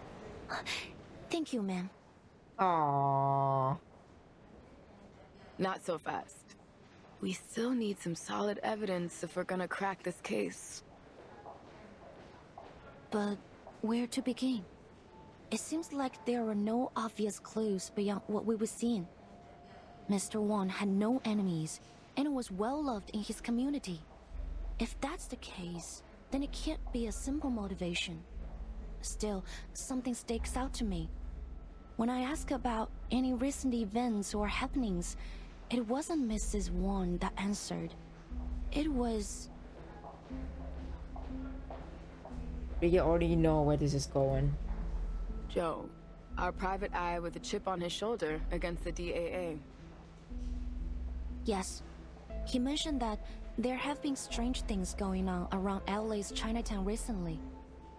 According to my notes, he mentioned there were children that suddenly became distant and unresponsive, young men that began showing signs of memory loss, and an otherwise healthy elder that rapidly developed signs of dementia.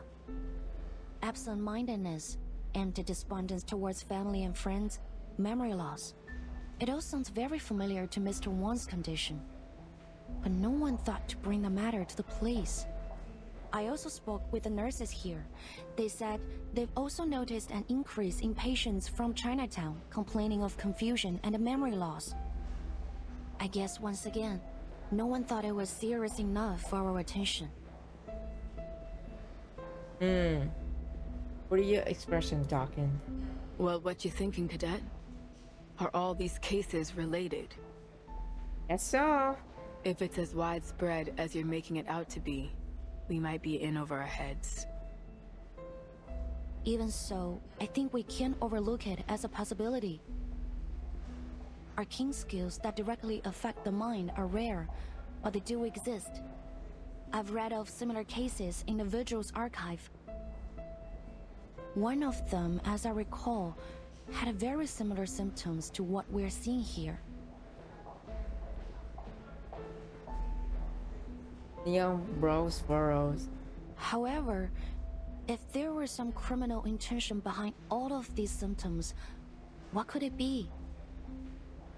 Or could it be an accident? Maybe a child with a powerful arcane skill who can't control it. Or some unregulated and dangerous arcane objects. We can't draw any conclusions without more evidence.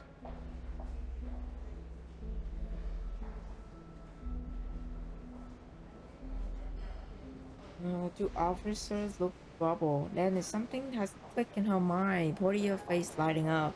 Arcane objects. Isn't there a department in the Foundation that stores and records dangerous arcane materials? Yes, at the headquarters of the Foundation. And its official name is... Whose name is the it? Arcanum Containment Department. Oh, ACD? For short? Oh. Ah, voilà. My God, Matilda! Je crois que je suis arrivée.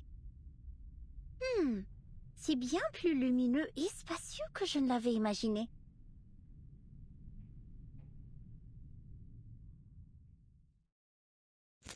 Girl, oh, at the end of this part. Ow.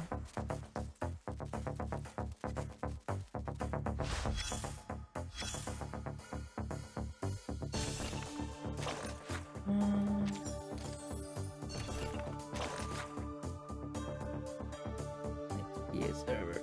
Oh, it is. Gee.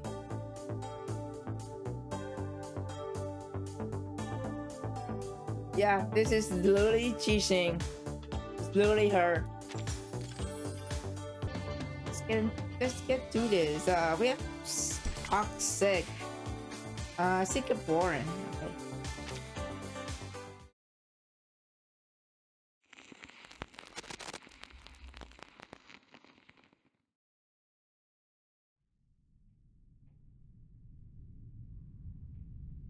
Des armoires et encore des armoires.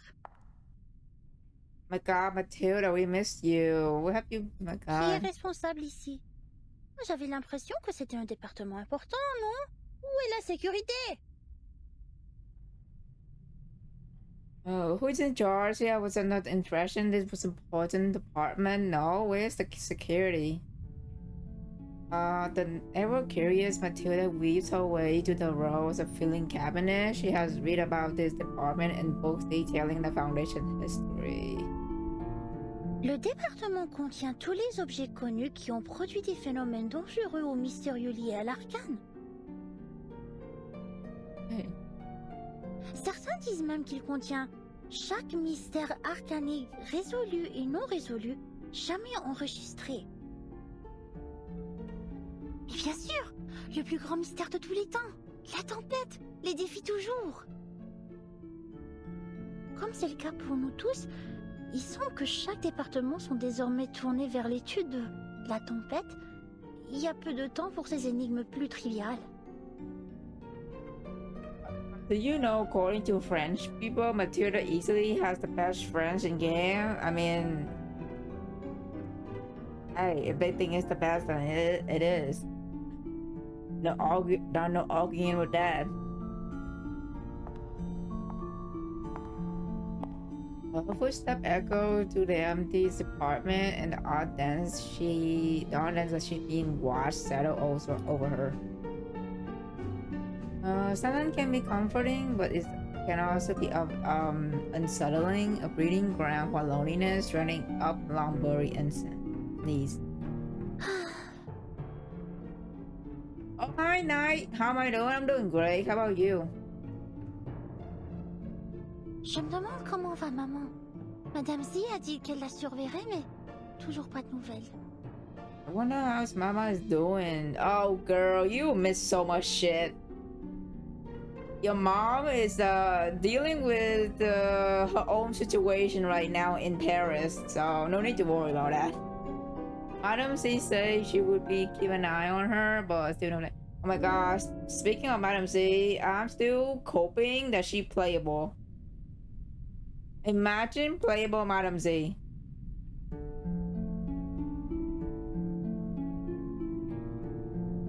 She finds herself pausing, her gaze lowering to the ground. But only for a moment. Non! Ressaisis-toi, Mathilda Boaniche! C'est ta maman, la plus grande mère de tous les temps! Qu'est-ce qui pourrait bien avoir mal tourné? This is your mama, the greatest mother of all time. What could possibly have gone wrong? Well, girl, you're about to find out. With renewed confidence, she picks up her pace, her pale ponytail bouncing behind her. Maintenant, sa fille la plus remarquable est en train d'accomplir une mission importante pour la Fondation. Contrairement à certains autres qui ont consacré leur temps précieux à des vacances au nom de réveiller les jeux d'Uluru. This is before 3.2, before her mom appears, so playing it after is kind of funny. It is. That's what I'm joke about it, you know? Honestly, Madam Z seemed like a late game anniversary limit. Dude, I would not be surprised if Madam Z's like revealed to be playable as like late game anniversary shit. That would be something Blue Posh would pull. That would do, you know? On espère tout de même qu'ils réussiront à rendre ces jeux aussi grandioses et sublimes qu'ils disent qu'il était dans le passé lointain, ou sinon... This place, let's see. Yeah, knowing how much you know about Barrel. Yeah, Barrel. This place at the same time is Bastodia. Oh, the same is happening the same time as Bastodia event. Damn.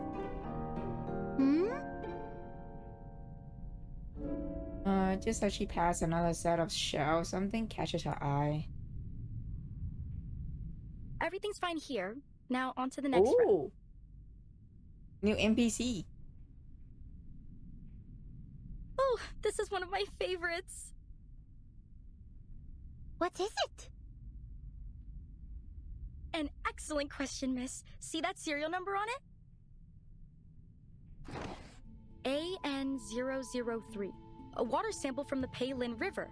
Number 003. There are hundreds of thousands of samples, collections, and records here. But no matter who you ask, this particular one will always make their top list. Collected in a remote city in China. When the investigators arrived, they found that it had been isolated in time. All its inhabitants dressed and lived as if they were from the late Tang Dynasty. We need playable Madam Z. Heck yeah, we all need Madam Z to be playable. I think only thing going against Z being limited is the fact that she's very popular, usually limited a surprise drop. They were completely unaware of the state of the world beyond their lands, as if trapped in a time capsule from the forgotten past. Oh. Liquid inside a vial is clear and pristine. Less like river water and more like perfectly liquefied gemstone. Matilda can help us stare in fascination. But how is that possible? Did no one ever leave the city? Not even to travel or do business? You're a clever one, miss. Yes, it seems the investigators were confused too. In the end, they realized that an arcane skill was affecting the Paylin River. Sadly, it seems the arcane energy was dissipating by the time they arrived, and they weren't able to figure out its cause. This is the only sample they were able to recover. Laplace has been begging for access to it. They're eager to unravel the mystery. Wow, that is indeed a most intriguing claim. It's not just a claim, miss. It's real. Wait. Miss Matilda Boaniche? It took us like few seconds to like realize it's totally talk. Careless young staff member only now seem to fully recognize Matilda present. You've heard of me? Yeah, of course. Who hasn't heard of the Boaniches and their star investigator daughter? Didn't you know that everyone's been talking about you since you joined the Foundation? Oh? Actually, my mother and I went to visit you. Oh, but I haven't introduced myself. This NPC is slow. Oh my god. Constance Scott. I'm a fellow You just graduate didn't from know. SPDM. Oh, hi, Scott. From SPDM. Of course, now, I'm just a record keeper here. Doesn't seem like false modesty. Every top student from SPDM was granted the honor of having their name inscribed. in the School Hall of Fame, but Matilda has never once come across the name Scott. Actually, I've been looking for you as well, Miss Scott. Commissioner Pedra asked me to give this to you. Like in 1.9, from what I know, Kakane was more popular than Lucy, but Lucy was limited, and 2.8, Naruto was a pride job, and so on. I mean, listen, like, the amount of Kakane cosplay I have seen from Red Note and over here is fucking insane. So I'm not surprised. The Kakane popularity is fucking large. It's fucking large, so not surprised at all. Foundation loves their child labor. Yup. A letter? What's it about? I couldn't say, but he had a most unpleasant look about him as he gave it to me. Then he asked me to review my report on the events in San Francisco. Are you alright? Your face has grown quite pale. I'm fine. I just have a bad feeling I know what I'm about to read. Oh.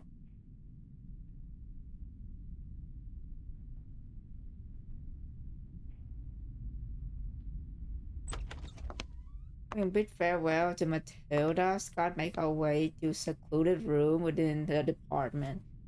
The letter clutched in her hand. She carefully closed the door behind her and, with one last glance around the room, opened the envelope. A single sheet of paper flows out from within, one carrying a heavy message. The investigation has been concluded. Unfortunately, their findings were exactly as we feared. The suspect must be apprehended ASAP, and all efforts must be made to retrieve this arcane object before either cause further trouble. You must leave immediately. The last reported sighting was in Chinatown, Los Angeles. Oh. In Chinatown. Are they talking about Jixing?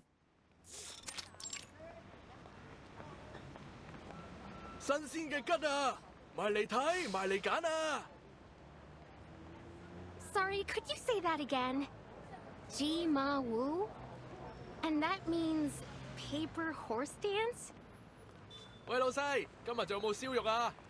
啱埋晒啦！今日切條叉燒，整多半隻白切雞啊！ Actor is the dude. Oh, it's him, dude. I completely forgot about that NPC. Oh. Okay. The amount of portrait I have gone for $6 instead of the intended banner I put is crazy. Yeah. Wow. Daddy, look! There's a dragon on the floor! That's totally cool!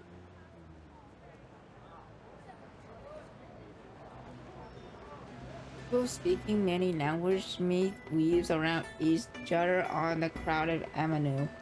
Liang wanders among them, stopping every now and then to take it all in. Welcome to Chinatown. How do you like it? Yes, it does give me a certain sense of nostalgia. Do you come here often, Miss Boydier? Yeah, I guess so. I mean, outside of work, it's been a while. 3 years or so. Only once in 3 years? I don't think you can consider that often.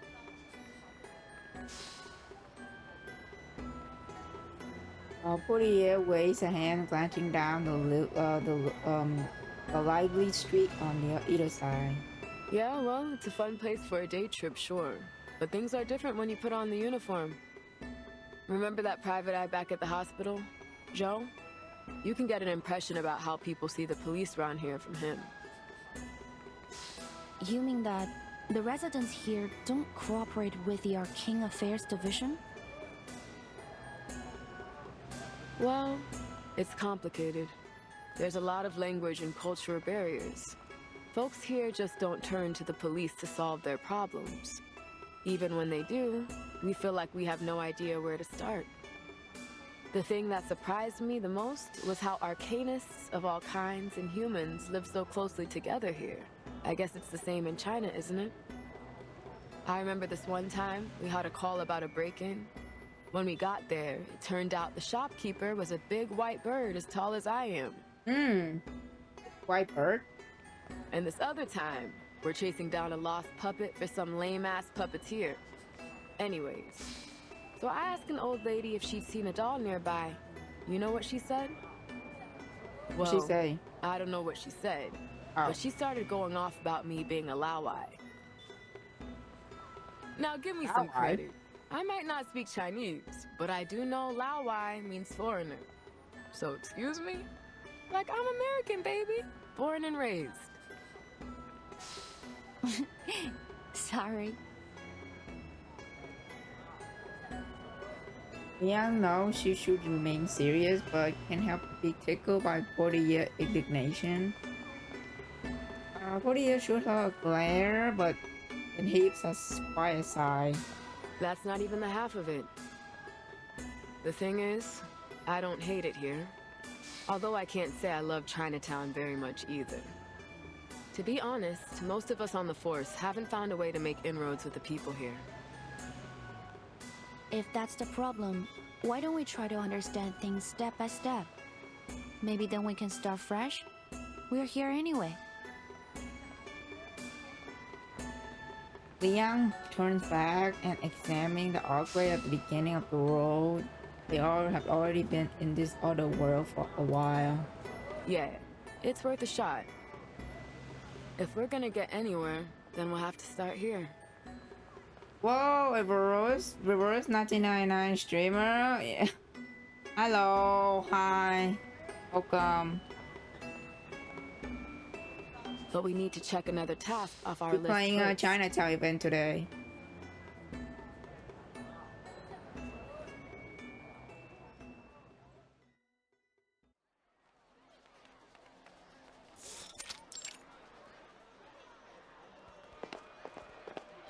They cross the street and turn into a narrow alleyway. Should be right there, down the alley. Feeling excited, rookie? We're about to pay a visit to your favorite director, Noir. Oh my god, yes, Noir. I can't wait to see her. Ah! Favorite? What? No. I just like the movies, that's all. I've got no specific feelings for the director. I am.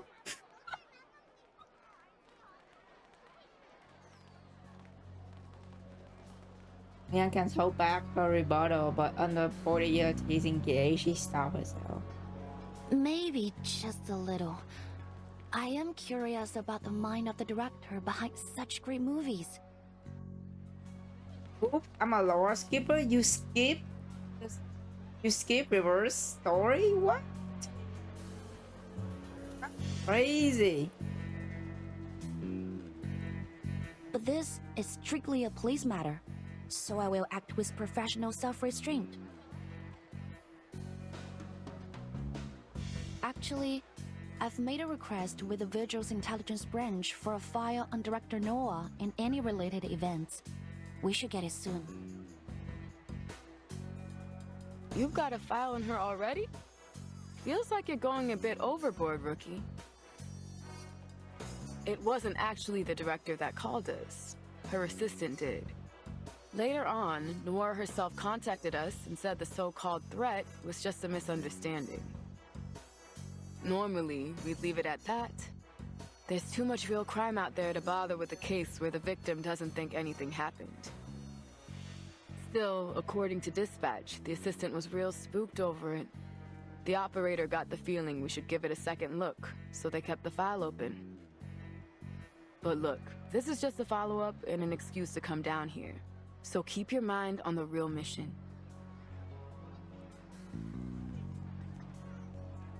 I want playable 40-year. Got it, ma'am.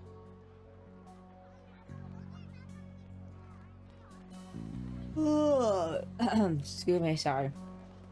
The scene from the vision of our arcane affair yesterday flashed across their mind.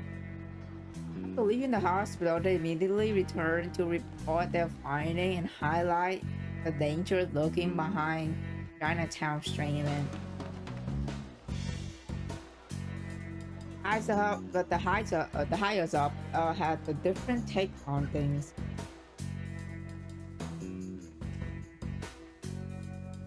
It's been reassigned to the local precinct.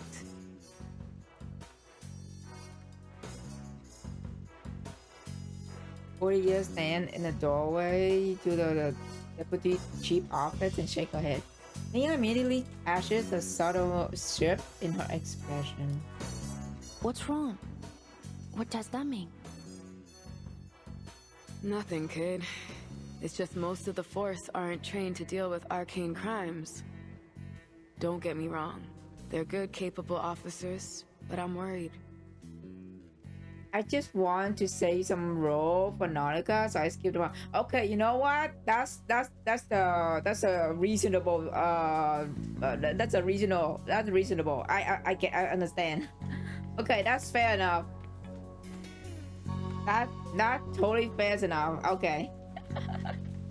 I don't blame you. Like Nautica is a really good one to pull. I don't blame you. Okay, I understand now. If this was any other case, I'd keep my mouth shut. But come on, this is clearly our department. This case has Arcanum all over it. I don't think they know what they're getting into.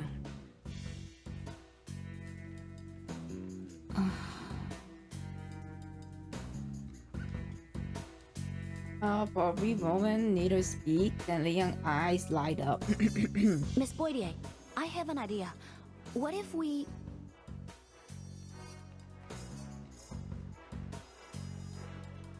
We prioritize Noir's case, which just happens to put us in Chinatown, so there's no harm in asking a few questions about our other investigation. I knew there was a little rebel in you, Liang. You like to bend the rules, just not break them. Am I right? Yeah, saving all those roles for your... Oh my god.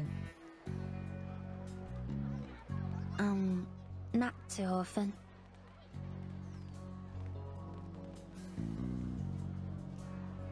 Wait, how old is Nautica?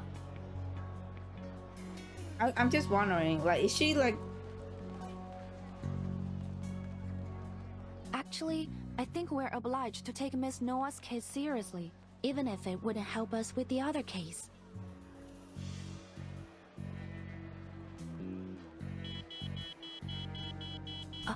Please wait a minute. It's my communication device. You can see her age. You have her? Oh, damn. I have to check afterward then.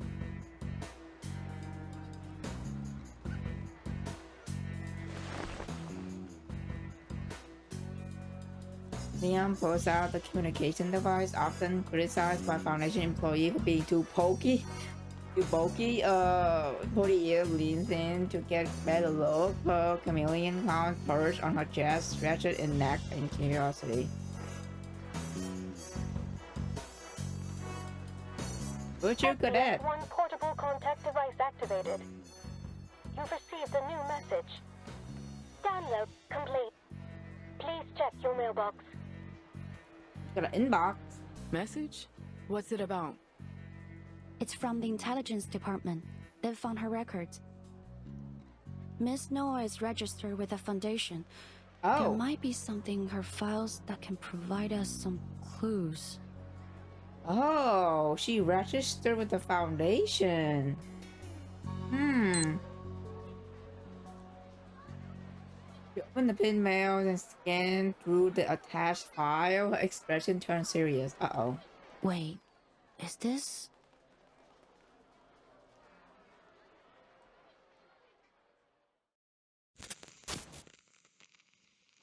Uh-oh, a girl found something.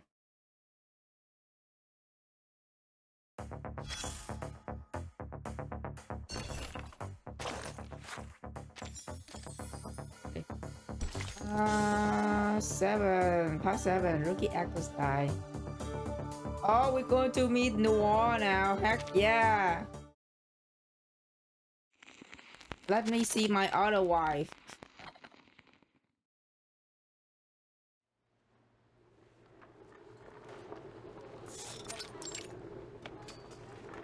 Taco, thank you for the follow. Thank you. It's blocking the camera sidelines. Get it out of the way. When are we coming in? We've been waiting forever. I wish I brought a chair. What's going on? Are they filming another movie? Do you see anyone famous?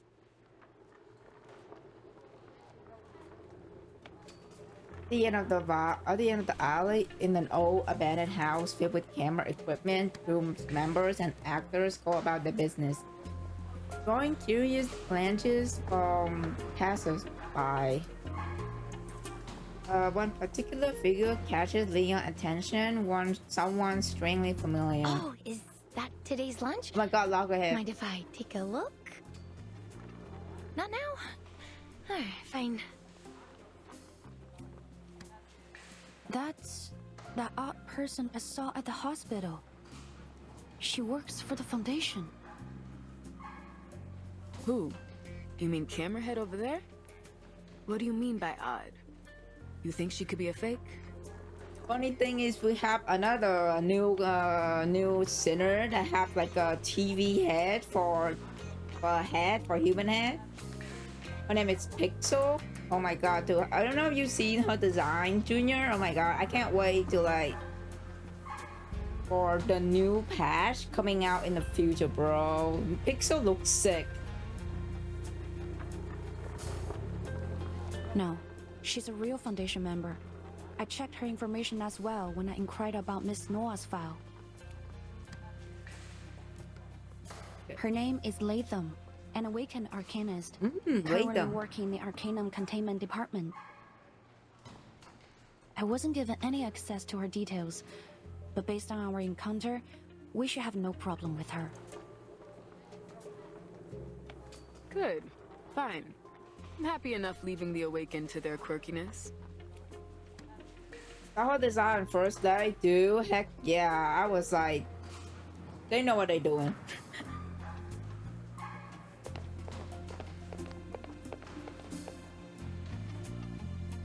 Isn't the top priorities? Leah knows that. She puts aside that odd feeling for now, following 40 years through the crowd and onto the set. What do you mean she hasn't eaten yet? Director Noir's doctor was explicit that pretty. she's not allowed to skip any meals. How good is this even? Like the story 1 to 10, I don't know. I wanna do a skill. Okay, I just started. I don't know yet. You have to wait for me to finish the entire event to give it a score.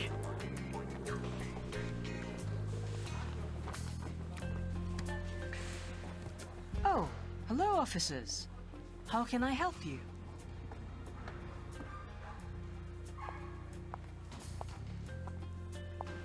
Thank you, Diva. No problem. No problem. Thank you for the follow too. Thank you. The well-dressed woman walks over to them. We received a call from a Lin Wang. Did you make a report about some unknown person making physical threats and stalking Miss Noir? Yes, that's right. I'm Lin. But... Oh, hi, Lin.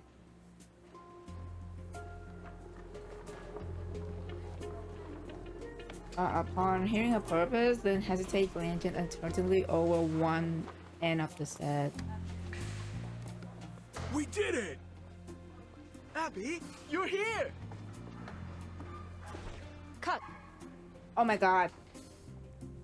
This single command, the actor freezes in place. Oh my god, let me see her, please. No. Oh my god, there she is. You have to roll that again. One of my wife. One of my wives. Gosh, she looks so good. I'm sorry, director. The young actor's body stiffened instantly based on where he's standing. It's clear that he is only a background character in this scene. Oh, damn. Noah always laying? Heck yeah, she is. But Noah sitting on her throne like wheelchair. Damn. The overseer of everything didn't miss his mistake, no matter how minor it was. Not at all. I just want more emotion this time. She's your true love, but you have been apart for a long time. Things are different now. She is. You are. Speak your truth, girl. Your reunion must be more complex. It isn't simply happiness you feel. You must mix that emotion with worry and guilt. He's so wise. At this point, I'm just blazing her now. Calm down. Okay, what I missed in the chat? A lot of praise for main story, which made me excited made me excited. I only finished chapter 16. Oh, you finished Jasmine chapter? Nice. I played Margaret event too. Still haven't finished chapter 17, but so far my favorite one is 13 with Donald and Matilda. I heard a lot of people praise the new one too. So yeah, I got to. I'm avoid reading the spoiler from the new Path to Nowhere main story right now. I'm trying to avoid everything, even like the CG that got leaked, which is fucking insane. Yeah. You need to play Noir character story when it's come available. Oh, heck yeah, I will. I will. She doesn't know anything about what happened to you. You can't help but worry that she will never be able to understand you. You wonder if she has got herself into any troubles. Oh my god, that close up, man. Scene, but the audience must see a full range of emotions. You are capable of more, so be more. I know you attended drama school, so let's see that training shine. I know you can do it. Yes, director! I will try my best! Simply being noticed by a famous director is enough to leave him visibly flustered. He's immediately straightening up and shedding his nervousness from a moment before. Good. Let's roll it again. Dude, I love her voice. It's so elegant in a way. Excuse me, Director Noir. Using this moment before the next take, the assistant swoop in and whisper something to Noir.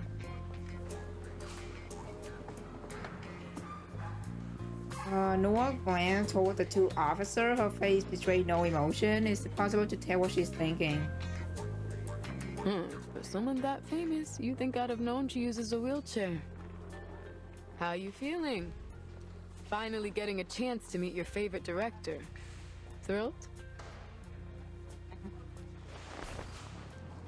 What do you nudge Leon with her elbow, lifting forward a little as she teased her, but when she sees Leon's face, she pauses. What's with the long face, kid? Where'd all your excitement go? Her assistant look good too. Yeah, dude, listen, all the NPCs so far is so pretty. Yeah, no spoiler. There's so much leak, but as long as we don't know the context, hopefully it's fine. Yeah, just don't read any caption. Like when people post the CG, they just straight up put like fucking spoiler into the caption. I was like, dude. Oh my god, reverse 99 streamer. Hi, Perez. Hello. Welcome. Oh. Is it about the message you got? Yes. It's just something that's bothering me. Bothering you, girl. Valian can explain the subject of their discussion, rolled towards them in her wheelchair. Thanks for coming, officers. But I believe I've already explained that this was all just a misunderstanding. She is! My gosh, she's slaying! As you can see, I'm in perfect health. Well, ignoring these two. She passed her leg with cheerful laugh. It seemed the director has no problem about her physical condition, though it's hardly kind of joke anyone else can comfortably laugh along too. But according to your assistant, there's been someone stalking you for months, and they've recently sent you a threatening letter. Oh. My bet is Qixing. So what? That all just misunderstandings too? She's covering half the screen. I see it on red notes, so I have to translate. So that remove context, thankfully. Yeah, I do. I'm terribly sorry put for spoiler in the inconveniencing caption. you, I was like, Lynn is a very dedicated assistant, always looking out for me. She may have just overreacted to my situation. I don't mean to brag, but I've been in the limelight for long enough that I've seen my share of crazy fans. I'm used to it. Sure, I get that. But about that letter you received, do you still have it? Noah let out a wry chuckle and shake her head. I'm afraid I don't have it anymore. I received so many letters, most of them friendly, some of them not so much friendly. I've made a name in this industry, and a few enemies too. If I paid any attention to the negativity, oh my god, her idol only dragged me animation. down. I tend not to keep the bad ones around. While I'm sure you would do a fine job keeping me safe, officers, I can't let myself worry over it. Besides, what are they going to do? Break my kneecaps? Frankly, the only thing I am worried about is that your presence is another distraction for my crew. As a grateful and perhaps apologetic looks around the set. So, it's very much appreciated that you know went why out it's of so your way funny? to Heck check in yeah, on she me. is. But I have a movie to make. I can't disappoint my fans. Damn, she's so locked in. We love dedicated, hardworking woman. Let's go, Noah. Now, if you'll excuse me, we're burning daylight and I still have 4 more scenes to film. These Hollywood producers may have opened doors for me, but they also give me so many problems lately. She smiled at the officer as if to signal the conversation end. Is this really just because of her movie?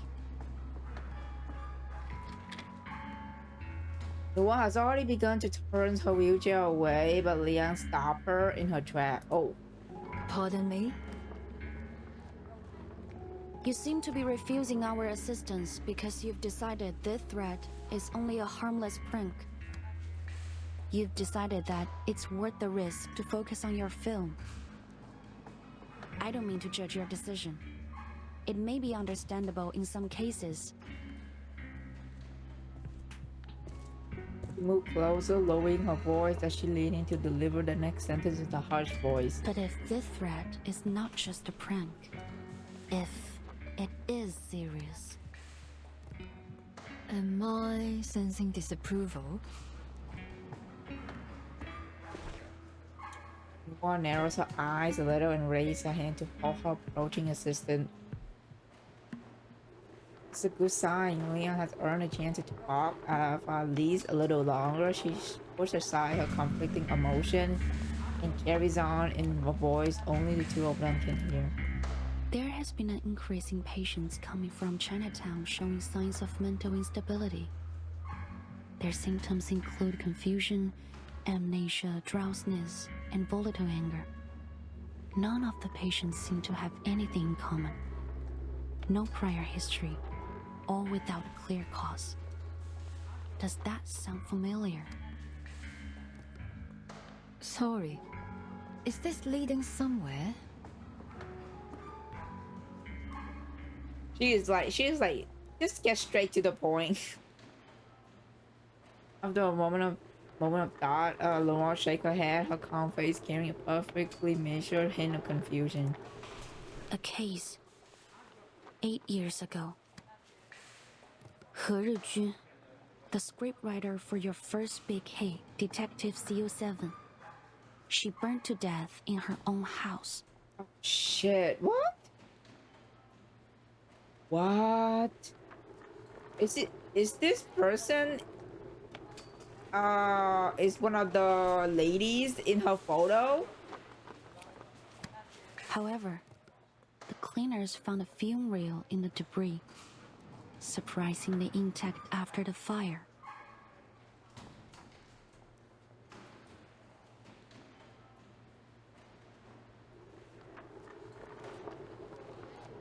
Liang has been watching Noah every expression. She doesn't miss the fleeting dip in her eyes at the mention of the film reel. Strange, isn't it? Every other item was burnt to ash, yet this one 8mm reel was as good as new. The cleaners felt the same way. So, being curious, they played the reel. 3 of the 5 who watched it ended up in an asylum. 1 jumped from a building, and the last, according to the reports, became like an empty shell of a person. And what's happening here reminds you of that. Oh my god. Dude, her idol animation is so good. She literally just like took her hair behind her ear. There are some commonalities between the cases. I can't ignore the possibility that they are related. 2 in particular stand out to me. The similar symptoms of those affected, and you. Hard to shake the thought that these are not coincidences. Whisper spark among the crew as they eyes the secret conversation. What are the police still here for? Are we gonna get back to filming? Who knows? But it doesn't seem good. We are losing light here. Can these guys wrap it up already? This murmur of course don't escape Noah and Leon notice when she speaks again. Noah's tone is far more direct. Is that an accusation? Oh. No, not at all. I'm just hoping you might be able to shed some light on our case. After our initial investigation, we officially recorded it as an ominous Arcanum incident and determined that the cause was that 8mm film reel, which contained a film titled Reunion of the 3 Swallows. To this day, however, the exact nature of the Arcanum hasn't been conclusively determined.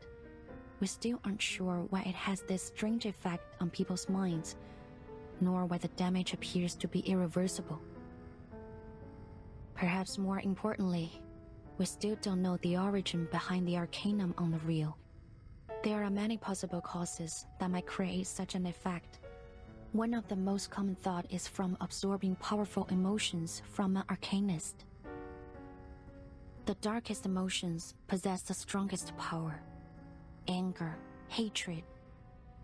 Emotions so strong that they can outlast their bearer's death, like a curse from beyond the grave, carrying out their last will as an obsession.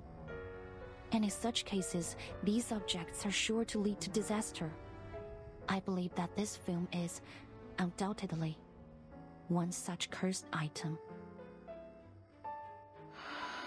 If it is the case that this film was involved in these new incidents, then we must find out what obsession it's carrying out and find a countermeasure. So our main goal is to find... We have another goal. We have to find that film. I assume you're already on the case. Indeed, I am, Miss Noah. I've been studying the report on the original case, including some of the theories of the original investigator. One of the theories suggests that, despite your collaboration on the CO7 series, there were many points of conflict between you and Miss He. Miss He. In fact, the reports mention you had a violent quarrel with her on the day of the fire. There was even a question about whether you might have been responsible for her death. So, as you can see, I have more than a strong reason to believe you are connected. And if this cursed reel is behind these recent incidents, I'm afraid that you may be the intended target of this curse. Oh.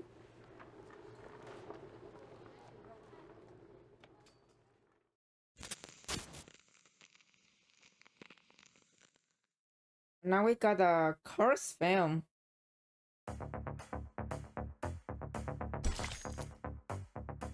Post lunch questioning.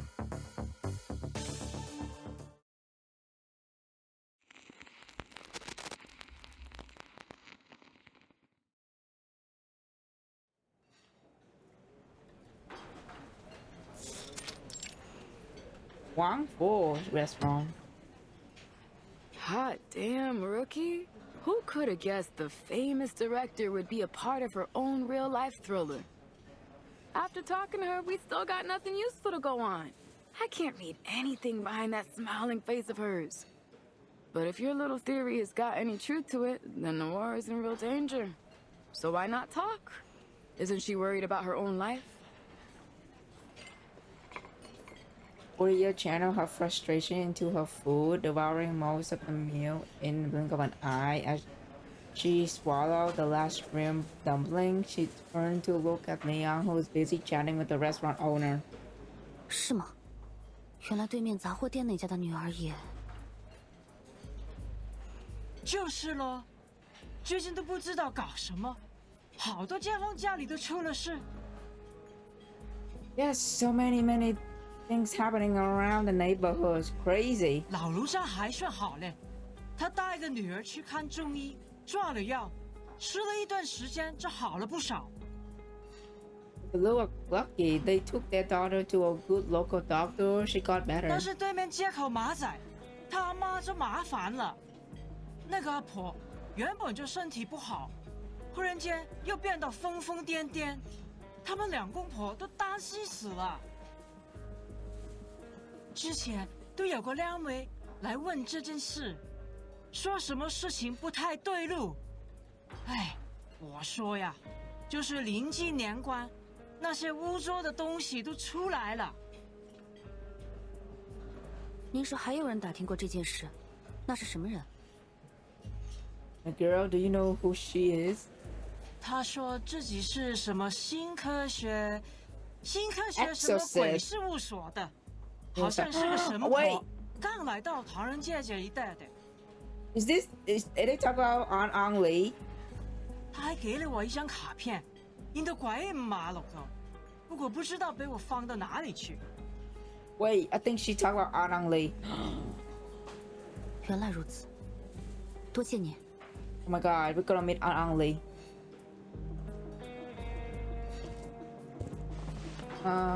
As Leon returned to her seat, Cody assured her a questioning look. So, any progress? I have some bad news. First, there are more victims than we expected. Second, we're not the only ones who've noticed. We need to hurry if we don't want this case to attract wider attention. Oh, why don't we start with the director then? She seems like our best lead. Clear the dishes closest to her body opposed the Joshua buns from the other side of the table.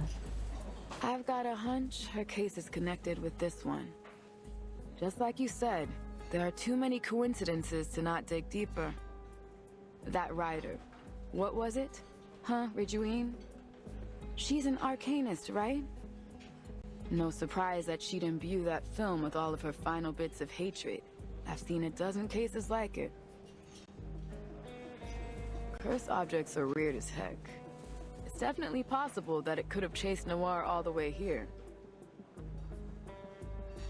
But there isn't any evidence that corroborates the rivalry between Miss Noah and Miss He. Hold on. Didn't you read that in a report by another visual? Maybe it's only hearsay, but that's something. Hello. Rose 1989 streamer, yes. Not only Stop that, everyone. Get this. Welcome. I did some digging of my own. The night that cleaner leaped off that roof was the exact same night that Noir was in the car accident that left her legs paralyzed. Oh, shit. Night cleaner leave off that roof. Oh, shit. So, that's how she's okay, so now we know why she's on her wheelchair. Because of car accident. It gets freakier. According to the reports, they happened within minutes of each other. And the building Nick, was less than a block thank you away for the from the scene of follow. the Thank you so accident. much. How's that for evidence? We've got a saying in the DAA, Cadet.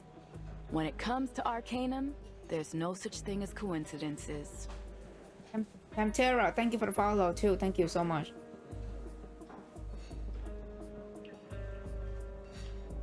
With this Corporation. Portia pops the last trash Zubon into her mouth. Whether coincidence or not, it isn't much to go on. We need evidence. Oh, heck yeah, we do. Of course. We can't just leap to accusations without proof. But when it comes to arcane crime, you've got to follow your hunches. So keep your nose to the ground. Portia noticed the detection on Leon's face and sheepishly set down her chopstick. I get you. This isn't just about evidence. You don't want to point the finger at someone you admire. But you've got to pursue this, even if that means you have to separate the artist from their work. Leon remains silent for a moment, picks up the chilled lemon soda from the table and takes a sip. Actually, there is another reason that I'm not entirely convinced that Miss Noah, the film incident, and the events in Chinatown are connected. In fact, it's quite a substantial reason. If our records are correct, the cursed reel was found and contained by the Foundation 6 months after the initial incident. Which means, unless something has gone horribly wrong, it should still be safely stored within the Arcanum Containment Department. Uh-oh. The sharp crash interrupted her words. The two turned toward the sound. Oops, I'm sorry. Oh, I'm so Scott. sorry. God, what you doing here? The spectacled girl fumbles with a napkin as she hurriedly tried to clean off a shattered dish she just knocked over. But her sneaking glance towards two officers who doesn't escape their attention, and their shiny emblem on her chest tell them exactly where she from. Well.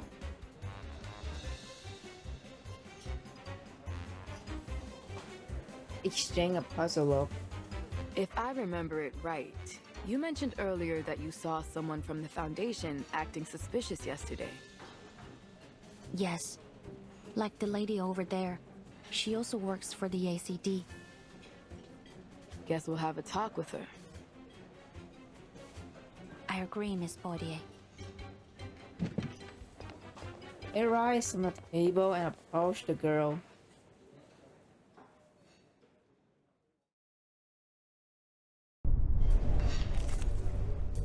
What? We're gonna fight her? Is this how we approach her? Fight her? What? Oh my god, we're fighting Scott? What? We're gonna approach her by fighting her. It seems you can use a hand. Okay. Especially one with your blood. I won't disappoint you. Fangs out, time to feast. Straight to the point. I like that. Something's the matter, officer?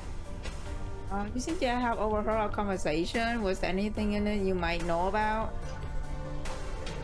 We welcome any lead you might have and even offer a reward for helping solve the case. No, I didn't hear anything. This is all happening all so suddenly. I have urgent business to attend to. Please understand, officer. No need to worry, man. You seem a bit flustered. Here, why don't you come sit down and we'll have a nice chat? Yes, I'm sure there's a way we can be help or be to each other. I have to wait for the right moment. It'll be over before We're helping each other by beating each other up. Okay. Return to your position. Here we go. In 5 seconds. Lilia and Portia relentless questioning, the suspicious Foundation members ultimately surrender. All right, I'll tell. But only to you, since you're a vigil, but she isn't, right? Sorry, I should really only disclose this info to other Foundation members. You shoot a cautious glance at Portia.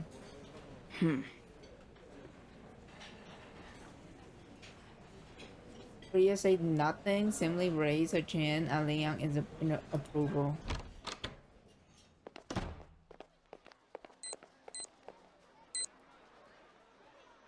Leon follows the girl out into the empty alley after verifying Leon's identity with her communication device. The girls give a final glance up and down the alley before talking. There's no one I would trust more than a vigil, Miss Liang. I'm here on a mission for the Foundation, and you might be able to help me with it.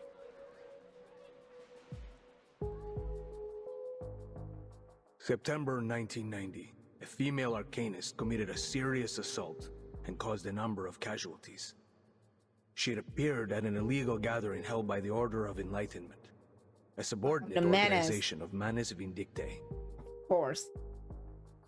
The timekeeper encountered her and confirmed her identity. Anjo Nala, a beyond arcanist. Anjo Nala! Oh, girl! Born sometime in the 19th century, she was sealed inside a wind-up toy in the year 1968. Since then, she has become a lethal weapon that must obey whoever possesses her toy.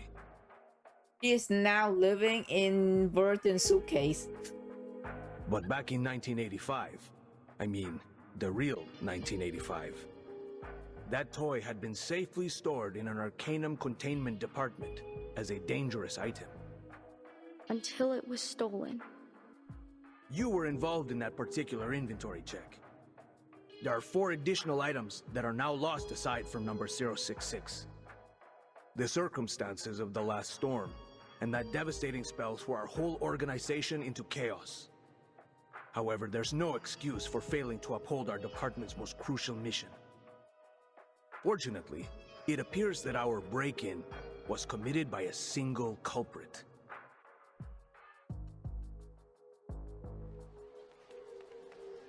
I heard what you and your partner just said. It's about all the weird things that happen in Chinatown, right? It was my mission to catch Latham and retrieve all the arcane objects she'd stolen before they caused more damage. But I guess it's already too late for that.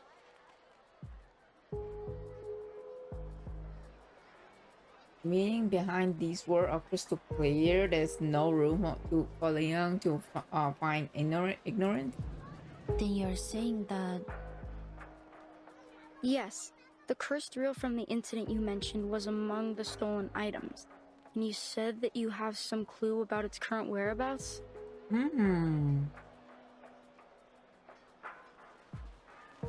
First film reels, Reunion of the Three Swallow is in Chinatown. Many of these revelations sink heavily in Leon's chest. I was told to operate under strict secrecy. But at this point, the faster they're retrieved, the better. So, shall we work together? Scott takes the notebook from her pocket and pulls out a photo tucked inside. Our main suspect is Latham, an awakened arcanist. Oh, go ahead. So Latham is her real name. Leon can't help but look surprised, and she could recognize the other girl in the picture, the photograph. But Scott seemed to misinterpret her reaction. It's hard for me to believe she'd do this. We were colleagues and close friends. I used to call her Loggerhead because she's the most forgetful person I know. At first, I refused to believe she could do such a thing. I still don't understand why. She's not the kind to be greedy. But the Vigils investigated the theft thoroughly. And the Vigils are not the kind to make mistakes. You've been here a few days already, right? Have you had any word about where she might be? Burrow's her expression towards being hope and fear is as if she wants confirmation, which equally dreading to hear the truth. Sorry, I haven't. She shakes her head. Her expression visibly relaxed. Oh, what a pity.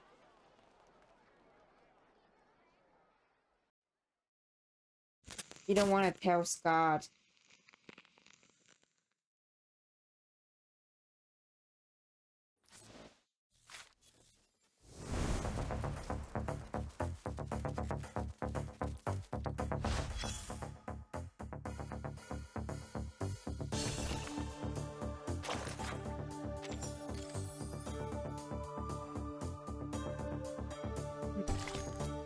name deserved.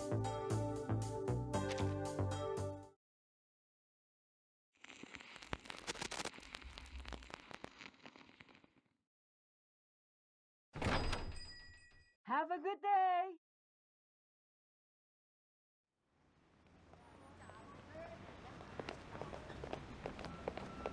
Or the owner can't even say goodbye. Liang has yanked Cody out of the front door. What's the rush? I haven't even finished my noodles. We can eat later, but we need to find Miss Latham now. Wait, hold on. I'm all for chasing down a crook. But why do I get the feeling you didn't tell your Foundation friend about your run-in with Latham? What's up? Why are you keeping her in the dark? I think that something isn't right about her. I've been to the A City before. To most, it might seem defenseless, but it's actually heavily protected by arcane rituals.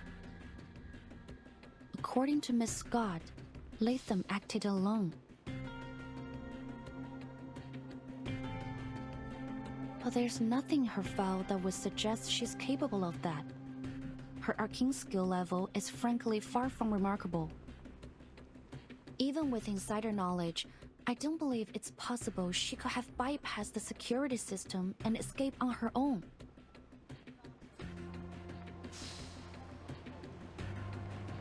Either Miss Latham has played the Foundation for fools, or she has more powerful accomplices. That leads me to another thing. This mission is not something a typical Foundation staff member would be assigned to, as Miss Scott claimed to be. There's something we don't know. You're saying that girl with glasses lied to you? Maybe. Or that she was being lied to herself. That's a good one. That sucks.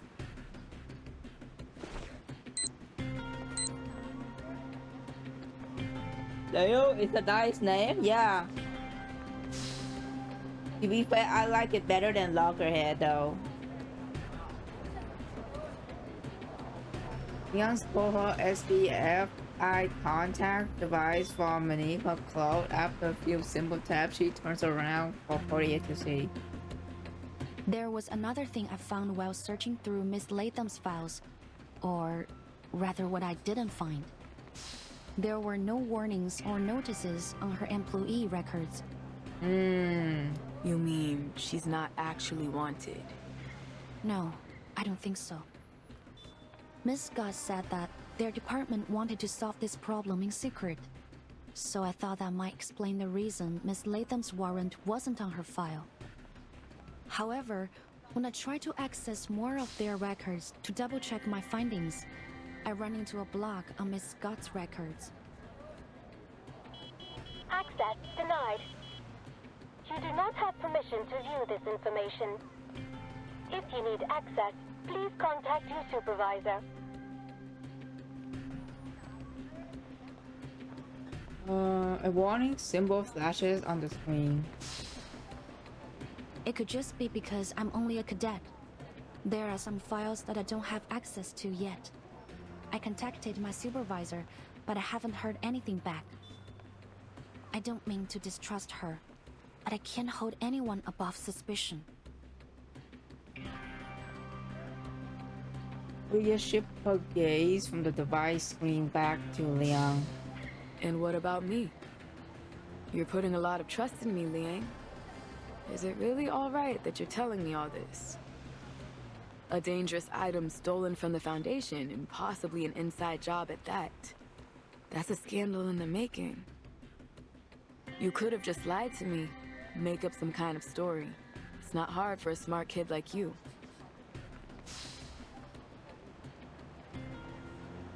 Liang gives Poitier a puzzled look. Why would I? We're partners, Miss Poitier. Hiding information from you wouldn't be right. You told me that yourself, didn't you? Me? Yes. The first day we were on duty together, You said you need to know what makes me tick. I did, didn't I? Portia seemed a little dazed. Leon looked at her, sincerity behind her eye. I've reconsidered it, and you are right. During my training as a vigil, our instructor emphasized many times that trusting our partner was of vital importance. And you, Miss Boydie, have proven to be capable, decisive, and compassionate. I have developed a deep respect for your work. We share the same goal, to discover the truth behind the incidents happening in Chinatown. I can't think of any reason why I shouldn't cooperate with you. All right, enough! I'm blushing already. Aww, that was so sweet.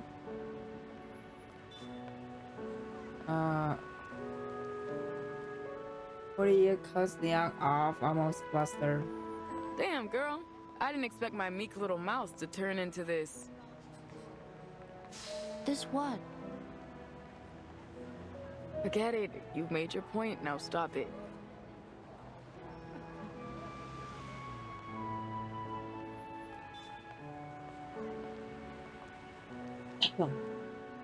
Sorry, I just yawned. Portia will raise a hand, signaling the conversation end. But you kinda missed my point. I'm worrying that the Foundation is gonna punish you for leaking classified information. Won't you get in trouble? Though I may be a vigil of the Foundation, before that, I am the descendant of the Liang family. I'm obliged to do all that is necessary to fulfill my destiny. And given the circumstances, I think providing all relevant information that might assist us in catching the thief and retrieving the threatening arcane objects is worth bending the rules. Just a little.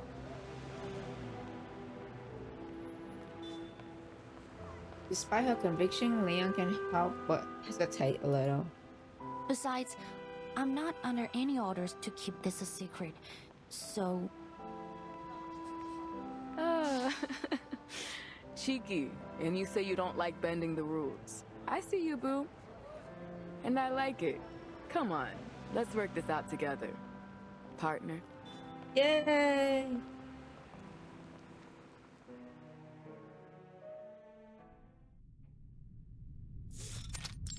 That was wholesome, man. Which one is my room again? Oh, Liam. Oh, right. I wrote it down. Let me see. There it is. I almost went too far again. Now the key card. Where did I put it? Oh, here. Home sweet home. Oh, I'm exhausted. Loggerhead? Yeah, I can't wait to know about her. Camera head girl freeze and plays. Dude, I feel like I might be wrong for this in the future, but for now, if Pixel and Loggerhead ever met, dude, that would probably be like interaction would be fucking funny. And like in a way it's wholesome. I might be wrong in the future. I don't know about Pixel yet, because judging from her trailer alone, she sound crazy and unhinged. But who can say? I might be wrong in the future. Two officers are standing in her sweet home. Latham, right? It's been a while. We have some questions for you. Please try to cooperate.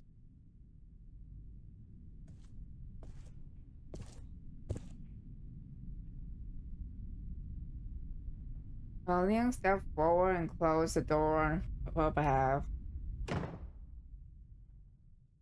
Damn, girl got, well, she got caught. Girl got ambushed, is not fair, yup. But that was, okay. They not might get along then? Oh, Pixel and Loggerhead? Yeah, but still, it'll be funny interaction though. Okay, let's put, let's hit beats, right? So I guess I put Marsha. I go wherever I am needed. And Antonella and...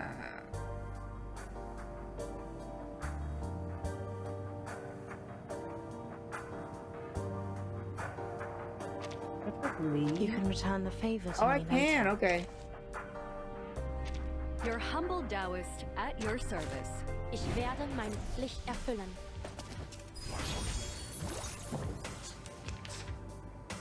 What are you doing in my room? This is serious. Criminal offense. Get out of my room. I'll call the police. The phone is right here in my pen. Girl, they are the police. You can't call the police on the police. That's not how it works. Oh my god. This is so funny. No need for that. I am the police. This fucking interaction got me laughing. No need for that. I am the police. Oh god. Could have Virgil from the hospital. I was sure I was shaking off this person. What do you want with me? I think you already know the answer to that. Bro, this fucking interaction got me And that's that. Oh, the medic! I am the medic. Bro, that's... thirst for blood. This is literally the victory, highlight. This is literally like the highlight of all fucking West. I'm crying. No need for that. I am the police.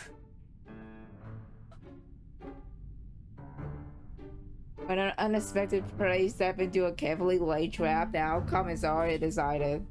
All right, fine. I'll tell you everything. It was me, okay? They said I stole those arcane objects and sold them for money. Well, maybe I did. Ouch! It's funnier because Lang Yue is serious too, right? She was like, I am the police. As she speaks, she smacked closer and closer to the wall behind her until she smacked her oversized head into the window ledge. But a particular word in her statement made Liang tilt her head. What do you mean, maybe? Because, actually, I can't remember it. Reverse is really good at comedy? Heck yeah, they are. I can't find my memory film for that time, so really, I just don't know. Memory film.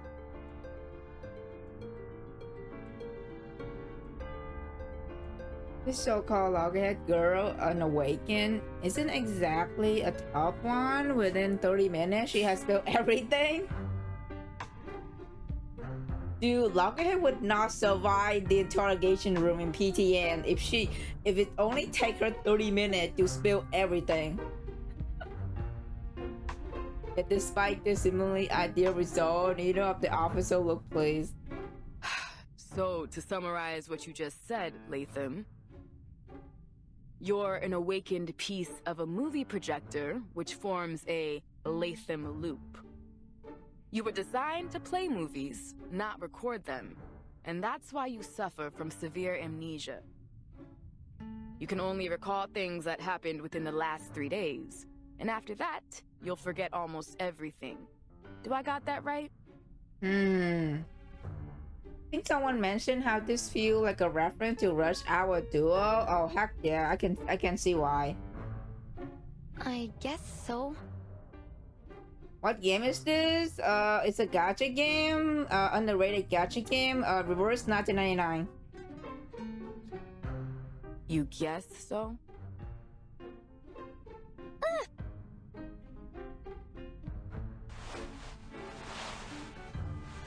Fun fact, Loggerhead is 90 years old? That's crazy. Yo, she basically a fucking like great grandma. We can't say TikTok comment, right? Yeah, I don't know why. I've put the plugin in the used Capsule app as like a multi-chat thing, but I guess they didn't update the TikTok one. It's still in beta, so I guess they didn't show the TikTok chat.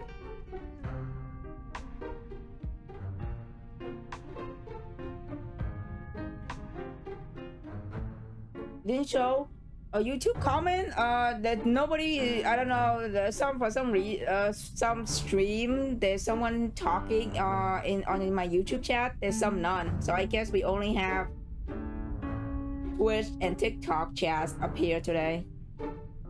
Nobody is on YouTube right now. Yeah. Podia silent questioning startled the girl. She shrank further into the corner, wedging herself between the window and with a nearby chair. I can see why that friend of yours calls you Loggerhead. You deserve the name. What is going on? It's understandable. Oh, I skipped Podia, sorry. Awakened arcanists often suffer side effects related to their origins and materials, but still, this is quite unusual, to say the least. Suffer a side effect related to the origin and... What did Podia say? My friend call you Loggerhead, that you deserve the name. What's going on here? Oh. So she has no memory of what happened 3 days ago, or even any of the cases she was involved in. So then, she's basically useless to our investigation. Damn. I can only imagine what a disaster it would be if you showed up in a Detective CO7 movie. Lucy also suffered from memory issue for what I remember. Oh, wait. Let me try to recall when Lucy trying to like do the experiment with the whole fucking umbrella shit. Is that? And she don't remember anything like after that, right? I'm trying to recall that. It's been so long since we played chapter 7, so I'm trying to recall everything that happened in chapter 7. Hey, that's rude. How come I'm a disaster? The girl mustering with little courage she has left waves a metal fist in defiance. Side effect of the storm? Oh yeah. But her feeble resistance has no effect on the officer. After signing in unison, they exchange a glance. What do you think? I've made a request for Miss Latham's detailed records, but I don't think she's lying. Back at the hospital, the best lie she could come up with was a hamster riding a stethoscope. I kind of doubt she's a master manipulator. And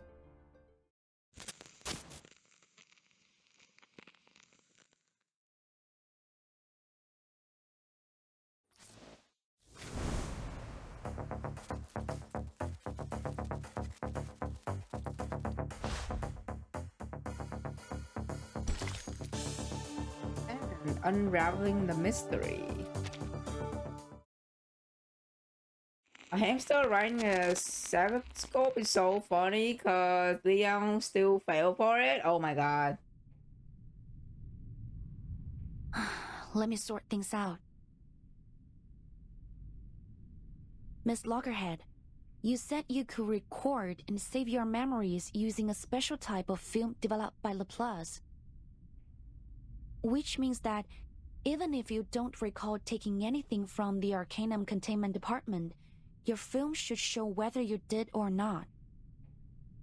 But the fact is, the films are gone. Isn't that right? Yeah, I usually carry my most important memories with me and leave the others in my room. The Foundation staff checked the visitor log after the stuff was stolen. Turns out I was the only one who visited the office that day. So they sent people to my room and checked all my film, but they didn't find anything. Then they said they already had other evidence, so... Loggerhead voice trails off and someone else complete her word. So they just declared Loggerhead guilty. God. Wait, Scott, what are you doing here? But that doesn't make any sense to me. Something must be wrong. Bro, Scott, where do you come from? The Foundation employee who's claimed to be hunting Loggerhead received a call from Leon to 10 minutes. Oh, Leon called her. Oh. Well, the moment she stepped into the Bluefield hotel room and laid eyes on Loggerhead, she blurted out, "You still here?" And just like that, the final piece of Loggerhead's testimony was confirmed.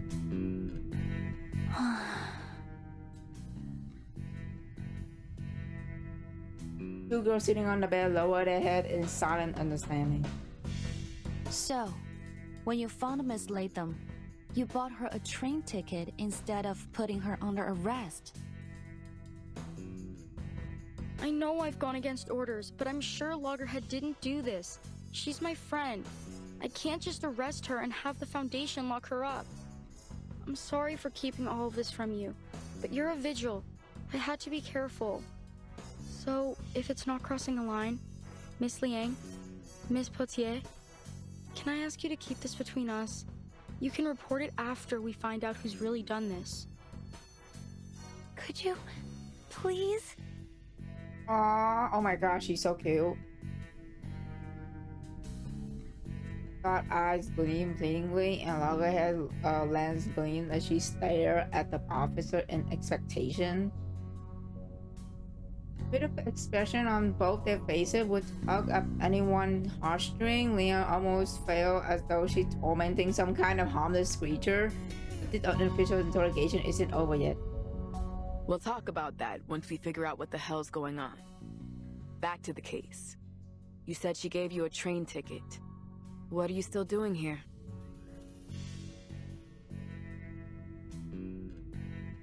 Actually, while I was on my way to the train station, a car on the other side of the street lost control and hit my cab. Thankfully, it crashed into the passenger seat where I was sitting. My metal's much stronger than human flesh.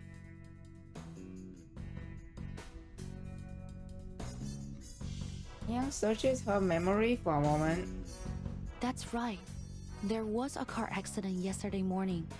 The driver suffered some kind of unknown mental abnormality while he was on the road. Maybe he's fallen victim too. What happened next? I was sent to the hospital, and you showed up. I thought you were gonna arrest me, so I ran as fast as I could. Funny thing is, stethoscope not being a writable object. What the shit? I threw away my cell phone and contact device as soon as I left the Foundation. Scott said they could use them to track me down. I couldn't get a hold of anyone and didn't know what to do. And even though I don't know for sure, I really don't think I'm guilty. It's super weird to be on the run when you feel like you're innocent. So, I went back to Chinatown to ask Director Noir for help. She was the only one I could contact directly. Hello, Perspectivist. Hi. Welcome. Who's your name? Noah. Could you tell me how you got to know her? Yeah, how do you know Noah? Hello? Noah to the rescue? Yeah. Of course. Oh, flashback. Let me see. Walk of Fame. Walk of Fame. Okay. Now I just need to turn left. Wait, which way is left again? It changes every time I turn, right? Gosh, how the heck do people read maps? Are you alright? It seems you could use some help.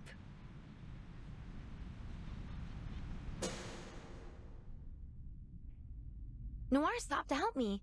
She was really interested in my head, so we had a little chat, and I found out she was a director. She offered to take me to the Walk of Fame. We talked a lot about movies on our way there. Then I told her I was traveling alone, so she invited me to join her movie shoot in Chinatown. Aww. Love Reverse 1999 just finished Paper Heron event. Amazing. Yeah, right? Paper Heron event is absolutely 10 out of 10 story written. Beautiful. How could I say no? I mean, she's a famous director. There's no way I'd miss a chance like that. Interesting. That was the same day that odd things started happening in Chinatown.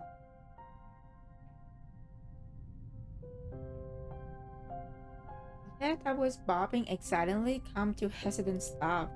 Well, I'm not sure about that.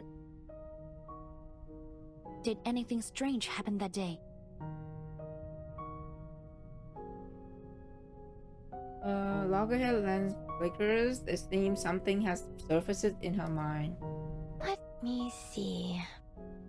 I did find a strange film reel when I was unpacking that night. A strange film reel? Are you 1.0? Are you 1.0 player? What the paper can? Oh no, I'm not there. I'm not there since the beginning, but I was there during the. I guess was this like chapter 7 or some shit? I don't know. I guess I was there when chapter 7 came out, but every character so far, there's too many to pick. Right now, I have too many characters to pick as a favorite, unfortunately. Wait, could that be? All three of the others immediately perked up at the mention of those words.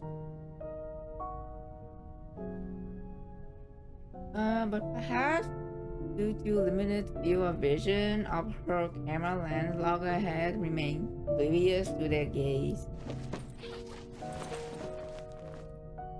Your top 5? I cannot put Noir in here because I did not finish the event yet, so Noir is not gonna be in this list for now until I finish it. But let's see. Number one, okay. Number one is okay. Let's put it. Number one is Warvis. Number 2 is Sentinel. Number 3 is shit. Number 3 is Marsha, and then number 4 is Tuesday. And I cannot put Windsong and other characters in it because again I did not play the event, so to like level it out.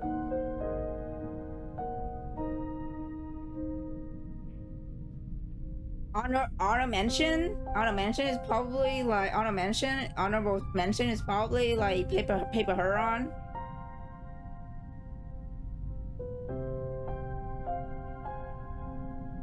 And then Semawise.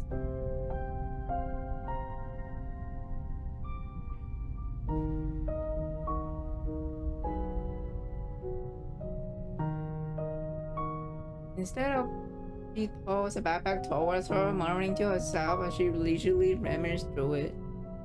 Yeah, a strange film reel. I've gotten into the habit of labeling my films like check every day or check from time to time, so that I know what to watch to keep important things in my mind. I was gonna do a review that night, but when I looked through my film, there was a roll without a label on it. I haven't logged in for so long. Oh my god, this new event. No, Moon, this is the old one. It just have a rerun, and I haven't played it yet. So this is just old event that I have not played. They having rerun right now, so yeah. Nope, this is not new. It couldn't have been mine because it was made of a different material. I was so curious about it, you know? So I played it. What did you see? It was a movie, I guess, but it was pretty short. More like a demo or a trailer or something. but it was so weird. Like a jumble of pictures and sounds. It didn't make any sense to me. I don't know, maybe it was a prank or something?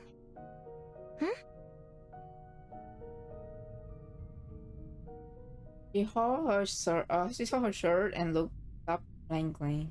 What's wrong? Uh-oh, what do you find? The film, it's gone. It's disappeared? What?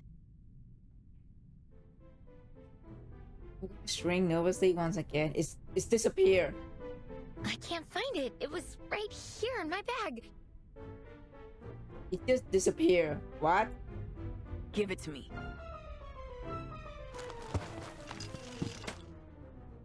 One swift motion, Portillo snatched Loggerhead's backpack and unpainted content onto the bed. Damn, first time I've seen a bag messier than my sister's. Do you ever organize your stuff?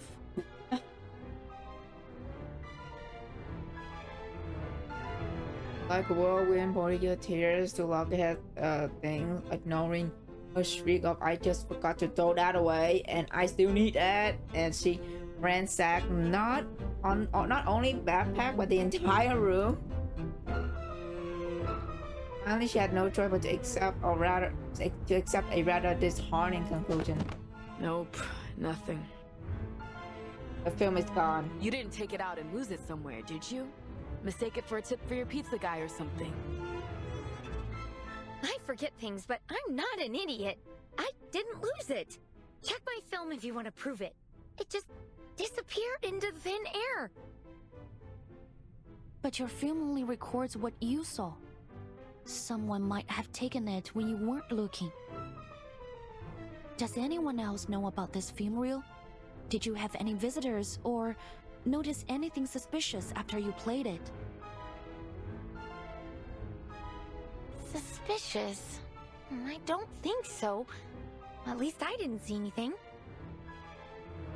The only person who visited me afterwards was Scott. She came to tell me I was wanted by the Foundation. Oh, but actually I wasn't alone when I played it. Noir was with me. She said she was interested in my memories, so she came and...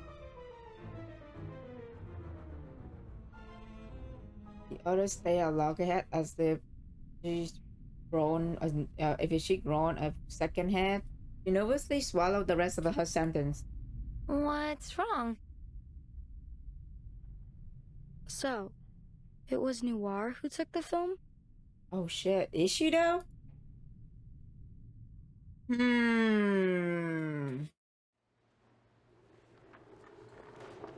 What are you? Uh-oh.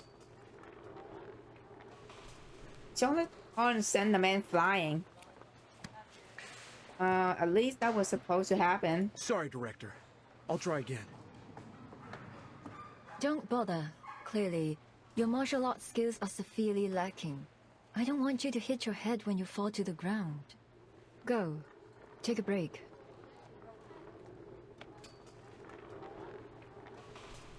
Still want to argue his case, but everyone knows that once this director make a decision, she won't change her mind easily. Oh. In the end, he simply signed, step aside. That was the last one, Director. There are far fewer stunt performers with martial arts experience here than in Hong Kong. Master Lau and his men will arrive in a few days. Perhaps we could shoot the scene then? Nicholas is on a tight schedule. I doubt he'll change it. Let me see what I can do. Single sentence is far from enough to capture the many difficulties the famous Hong Kong directors had faced in working overseas. Leaning back in her wheelchair, she discreetly scanned the set, searching for the missing piece of the puzzle. Her again? Oh, is Leon back? See her? Lynn follows Noah's gaze. Oh, that young officer? Yup, it's Leon. What do you want? Listen, I don't know what you are trying to do, but can't you just leave us alone? Sorry, ma'am. This is a closed set. If you don't have a warrant, please leave. Guys, relax. Liang isn't as mean as she seems. Clearly, the arrival of a certain virtual cadet is unwelcome. No one so that even longer is being eyed with suspicion. Liang ignored them. She locked onto her target the moment she scanned the set and is already striking straight toward her.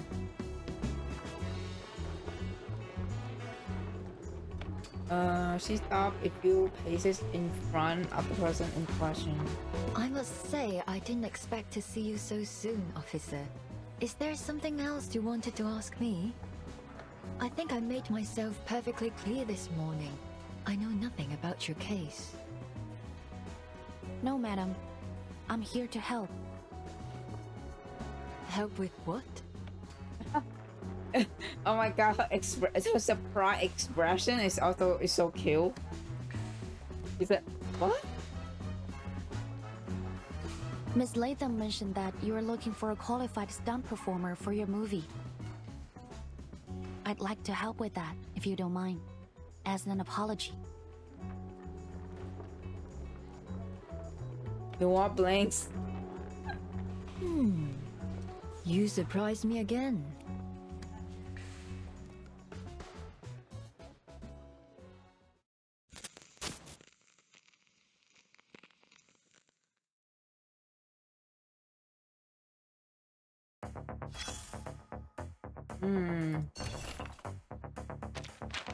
Oh, great! We hit a dead end, just like exactly that we missed.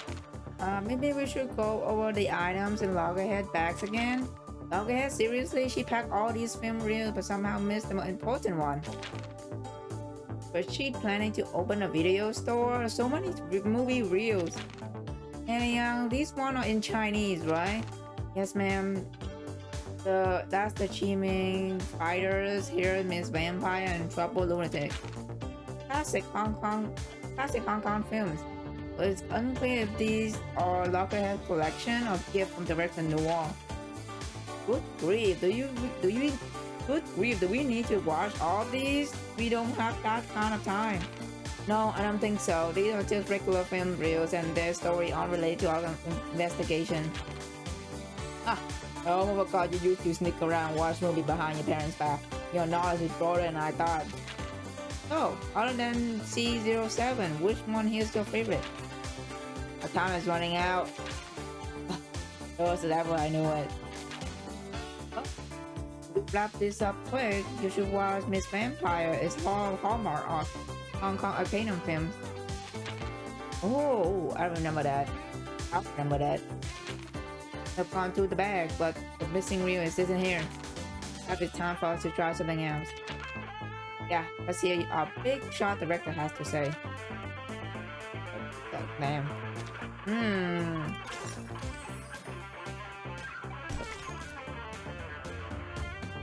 Heaven.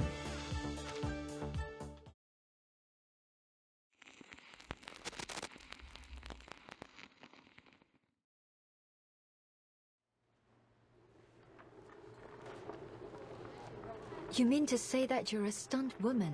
Seriously? Nora chuckled and shake her head before turning her wheelchair in disinterest. Thank you, officer. Well, judging by your uniform, you're from the Vigils Bureau, aren't you? I appreciate the gesture. It's true that we may be able to attract more viewers if we have a Vigil on the cast list. But filmmaking isn't as easy as you think. Maybe I can fit you in next time. Rejection, but refusal is not an option in this operation. I'm familiar with movies, especially yours. I'm actually a big fan. And I saw the performance just now. Not to be rude or anything, but I think I can handle the stunt. Oh. For the betterment of the movie. That's what Miss Latham said you were after. Is that right? Oh, stir a storm. Stir up a storm. What? Does she even know what she's talking about? That's some pretty big talk. Even Noah can't help but let out a amused chuckle as Leon words. Even so, a wheelchair come to a stop. That's true. But are you certain that you'll make my movie better? Yes.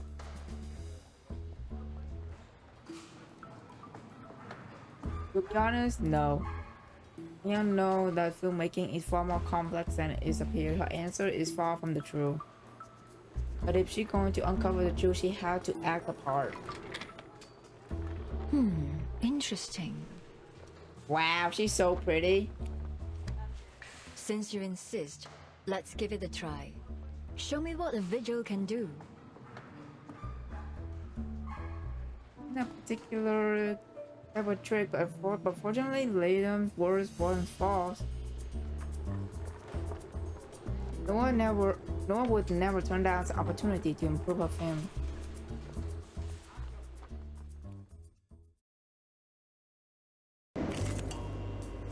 What's up? We fighting Hagoon? Martial art actor. Oh, actors. What did I say? Okay. Star. It depends on the budget. Put on star unit. You can use a hand, especially one. I won't disappoint you. At the ready. It's gonna end in like 5 seconds.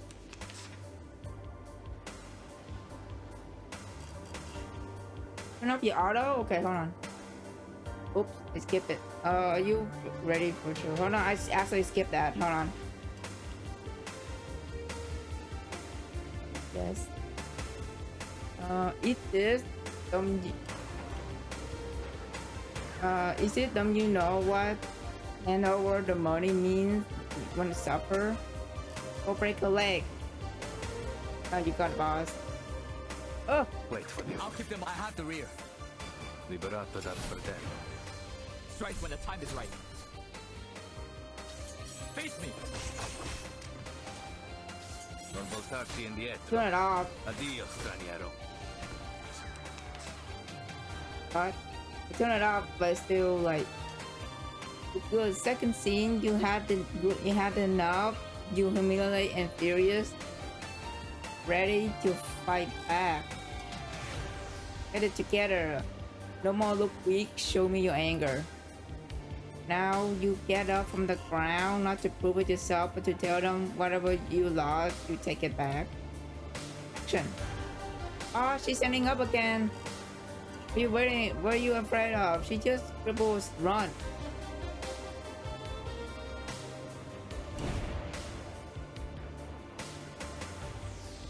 A new hypothesis. A good point. Wait.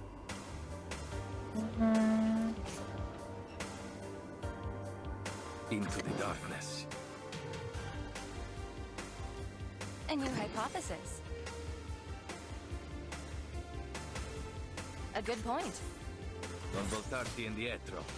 Addio, straniero. You see it coming. You could kill someone. Don't bite off more than you can chew. What? Che la morte ti dia la pace che cercavi. Oh. Requiescat in pace. That's I did it? Excellent. Bravo.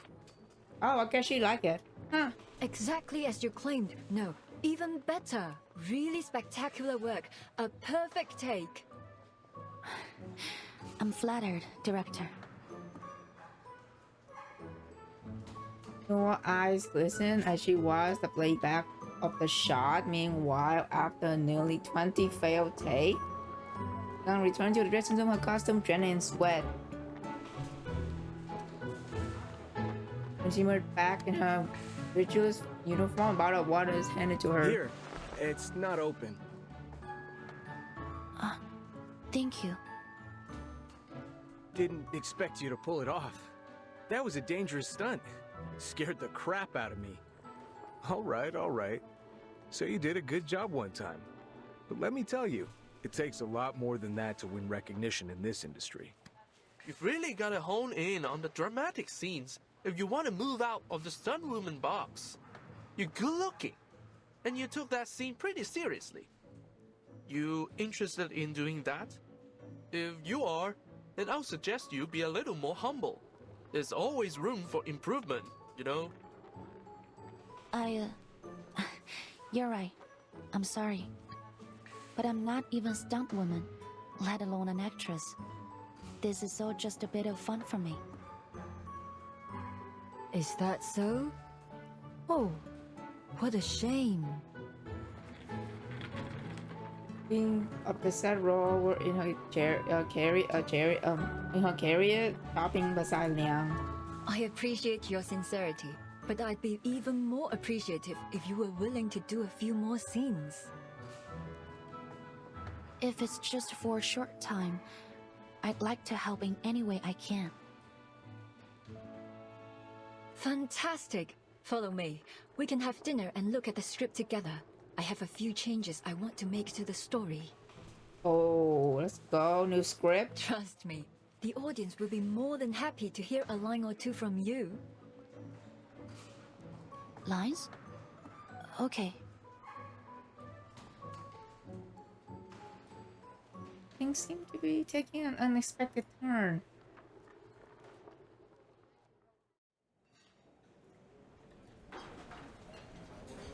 That's all. Well, have you memorized them? Yes, every word. But aren't there too many?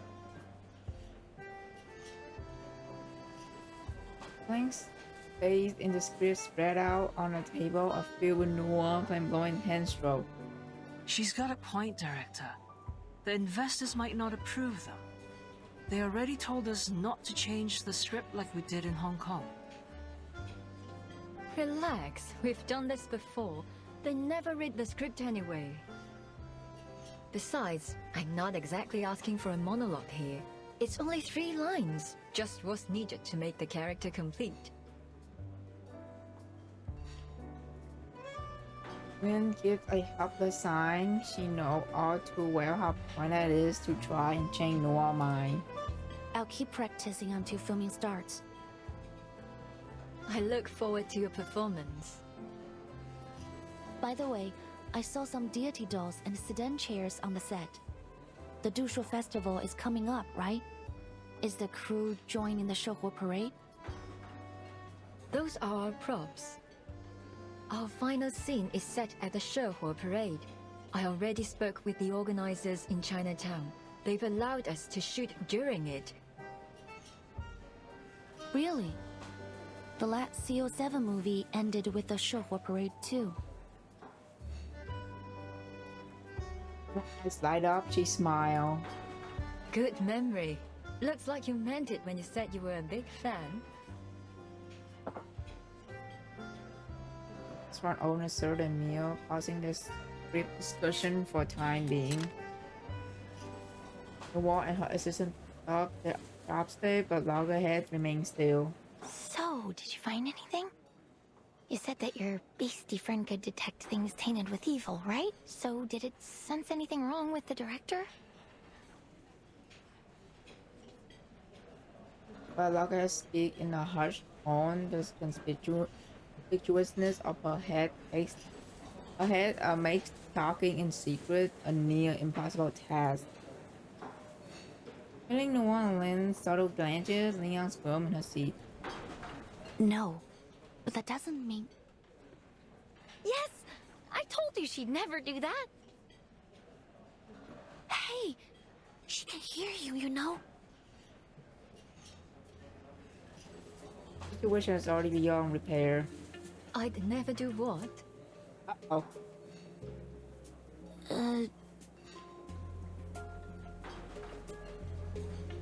For people only now feels a splitting headache, she shoot a mildly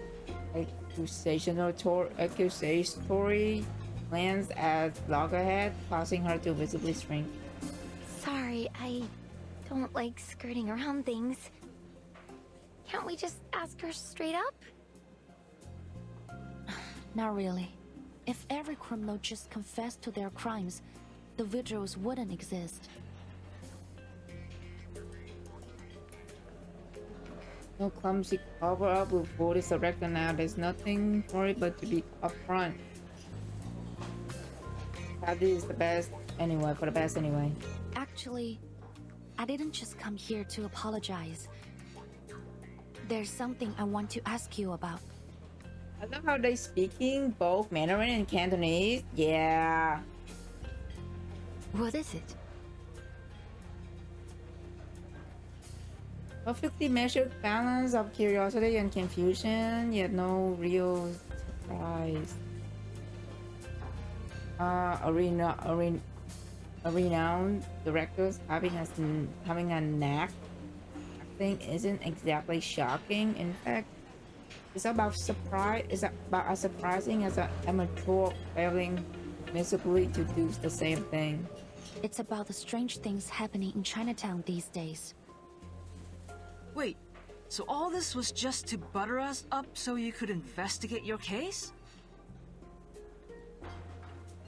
Since the first Armor goes only for silent, despite her careful preparation, the situation is difficult for Liang. Sorry, madam, but it's my job. As I said, strange things have been happening in Chinatown. Things that bear a striking resemblance to the film incident that you were involved in 8 years ago, Miss Noah.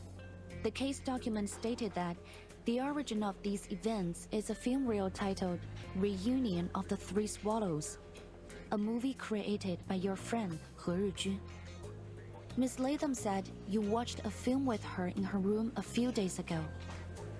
Do you have any idea where that film reel is now? That film reel. Did you not know what it was? I had no idea. What expression talking? Clearly she realized why he has brought up that film reel. That film we watched together. Well, to put it mildly, it had nothing of interest. It didn't seem to have any semblance of a story, even. It couldn't have been one of Teresa's. Young recalls that the archive on Reunion of the Three Swallow cited Teresa as the English name of the curator. Noah and Richard have been friends and they study abroad. It seems Noah still use that name even now. Rumor, investigation report, and speculation flickers through Liang's mind. Seeing the somber looks on a woman before her, she decides to set them aside for now. Maybe the original content has been contaminated. According to the Foundation's records, the film reel has two abilities: play and record. The play ability allows it to conjure its contents into reality in a form similar to a movie image, which accounts for the hallucinations and phantoms the victims mentioned. The record ability captures the souls of those in the same effective range as play, and the victims lose a part of themselves, like their sanity or their memories. The case document doesn't mention anything about contamination, but my guess is that the souls recorded by the film have polluted the original content of the film. The case document doesn't mention anything. Okay. Shame on them. Whoever's behind this. Noah murdered Otis and both of Ji and Liang fall into silence. Meanwhile, Lin and Loggerhead look utterly lost. Wait, what are you talking about? Can you explain it to me simply, please? Miss Noah didn't know that that film was a reunion of the Three Swallows, so naturally, she didn't take it. I think she's telling the truth. Really? That's great news! On response, Loggerhead looks around and slowly lowers her arm. She raised in premature celebration. Oh, right. The film's still missing, so it's not great news. Yeah, girl, it's too early to celebrate. But At least Noir wasn't up to something when she made friends with me, right? That's definitely good news for me. To Noir. That means we're still friends. And friends help each other. Liang said that the film reel could cause some problems for you. Let me help you find it. I'll catch that thief and take the film back to the ACD. Then you'll be safe. I'll clear my name, and the problems in Chinatown will be solved. That's 3 birds with 1 stone. Genius, right? You know, Miss Latham, this is what I like about you. You always speak your mind. I screamed a little as she curled her mouth into an unexpected gentle smile. Our relationships are so complex, aren't they? That's what makes them so intriguing, captivating, really. A constant source of inspiration. But sometimes I feel that life is better kept simple. Wouldn't you agree, Miss Vigil? Agreed. There's a certainly similar way to say I'm suspicious of you and I have no intention of cooperating. May I ask you another question? Please. The rumors about CO7, which ones are true? I don't think a few old stories will help you solve the case. It's not only for the case, but for my own curiosity. I wasn't lying when I said I was familiar with your works. I really like them. And this question matters a lot to me as a fan. I see. Noah ponders for a moment. In that case, I really don't think you should know the truth for your own good. Oh, something good happened, huh? But she don't want to tell us. I appreciate your love for my works, but it's not a good idea to dig too deep into what went on behind the scenes. Just enjoy the stories for what they are. Otherwise, the magic will be ruined.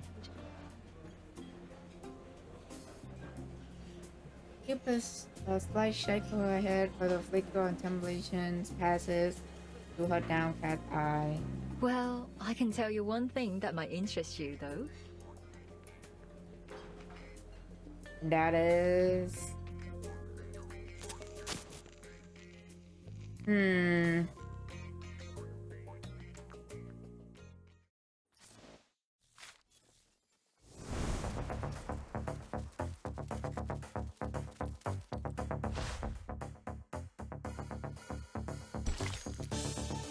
Mousetrap. Hot well.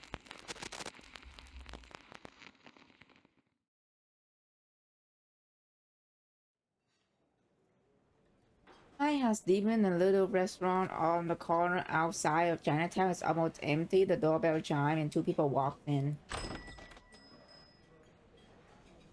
Scott and Saul Officer, over here. Again, it's Poitier. Have you seriously already forgotten my name? It's only been 3 hours. The loggerhead's called. The 2 newcomer takes a seat at her and Leon's table. What's your status?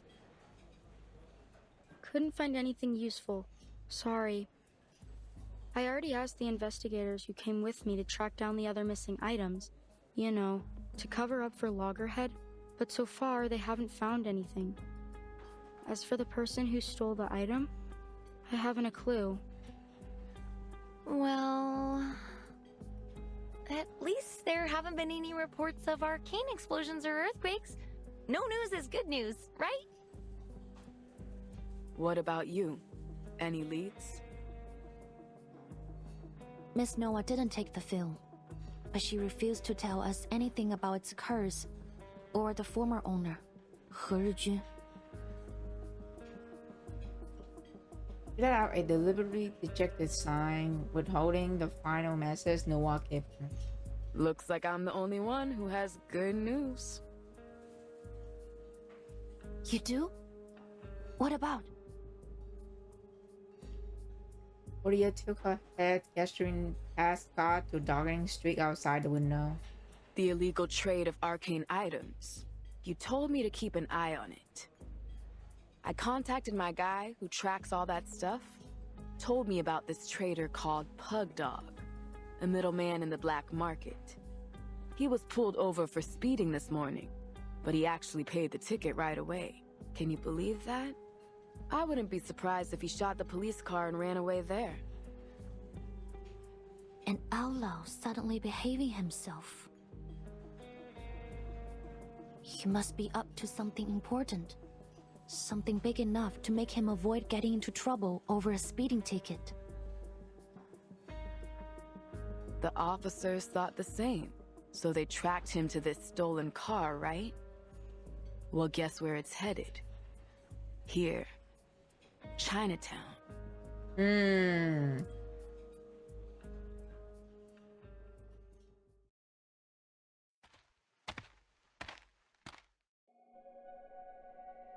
Pug Dog. Man with a deep jagged scar across his brow saunters under the moonlight. At last he stopped, slipping into a darkening alleyway. He had no idea that four silent pursuers are lurking nearby, hiding under a rookie virtual silent shadow of arcane skill. What's he doing? Waiting for someone's my guess. A middleman for the arcane black market. So he probably has the cursed film. And now he's planning to sell it to someone. We should get him now, before the film's sold off. Come on, this is our chance.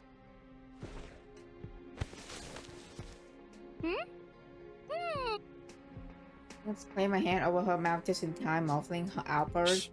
Someone's coming.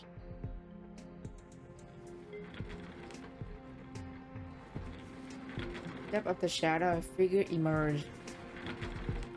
Not walking towards Pug Dog, but riding something, perhaps a wheelchair.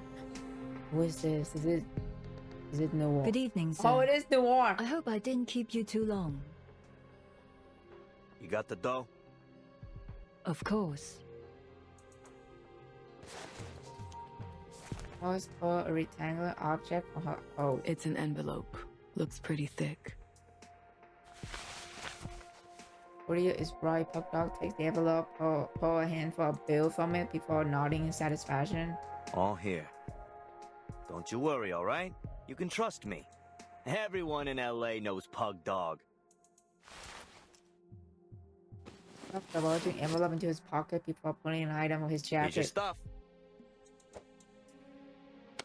The item cuts an arc through the darkness, landing precisely in Noir's waiting hands. Ha! I like customers like you. Generous and to the point. All right, I'm out of here.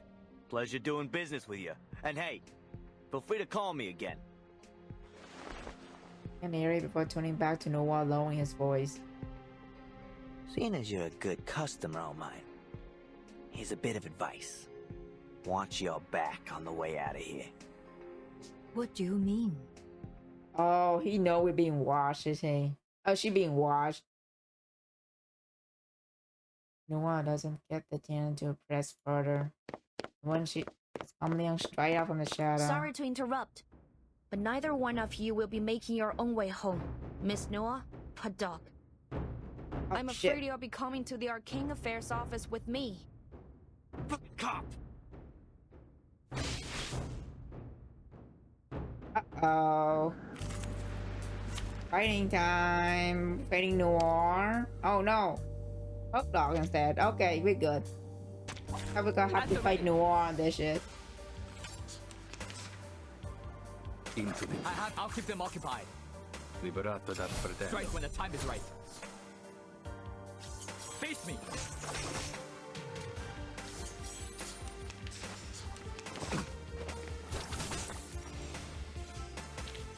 We worked on this collaboration together.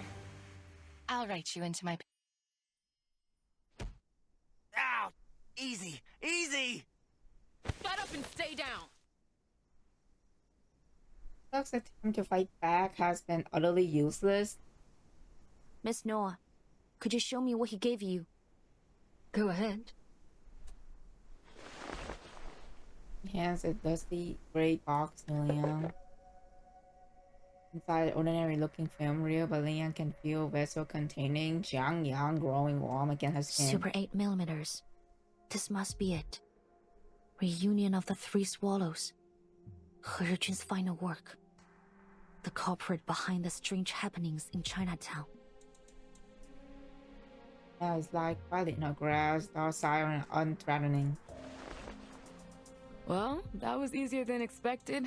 Half a day and we've already tracked it down. Now all we gotta do is stop it from doing its arcanum-y thing. But how? Smash it? Only I can respond to our voice of polite opposition. I don't think that's a good idea. I have to admit, Miss Noah's right. Arcane items need to be handled with the utmost care. No one knows what will happen once it's broken. We could make things worse. Fine. Let's take these two back to the office first. On your feet, tough guy. We gotta go. Ugh. Damn it! How'd you find me? Some asshole sell me out? He's getting up from the ground. He looked like he followed Portia, grumbling and cursed under his breath. As he passed Leon, he stopped. Wait. You? He stared. Not at her precisely, but at a figure cowering behind her. It was you! You fucking traitor! I should have known you were working with the cops! Lockhead took her head in confusion. Huh? What are you talking about? Wait, let me explain. This is just a misunderstanding.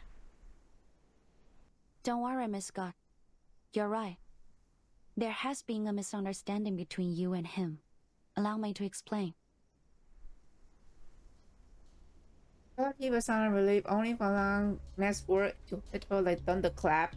You never had the intention of betraying him, nor were you working with us. Oh. You simply gave him the item you wanted to sell. That's it. Oh. Caught in 4K. Oh. Busted.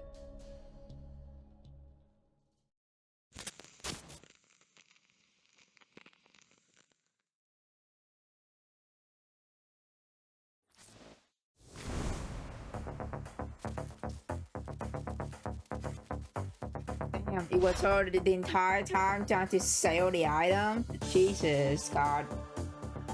What are you trying to do, girl? A project on Ari. Oh no. Okay, part 13.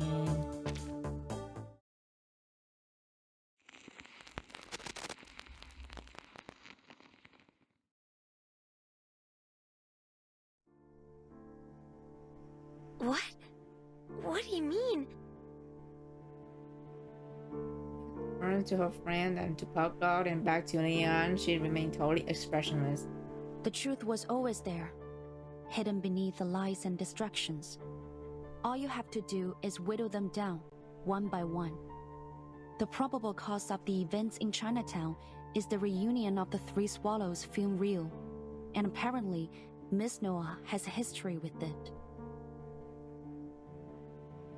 And yet, the specifics of this history remain unclear. Leon glances at Noah, only to be met with her signature unreadable smile. But Miss Noah doesn't have anything to do with the Foundation. There's no way she could sneak into the ACD and steal the film. The same goes for this gentleman or any other outsider. So, the thief who wants Miss Latham to take the fall must work for the Foundation. In fact, since they stole the item without being noticed, they probably work for the ACD. And they must be close to Miss Latham to know enough about her amnesia to be able to take advantage of it. But loads of people at the ACD know about my condition. You can't pin it on Scott just from that. The first time the ever cheerful Lockhead take on a harsh, indignant tone. Stamped her foot and turned to her friend. That's way too harsh, right, Scott? Right? Wait. Scott! Say something, will you?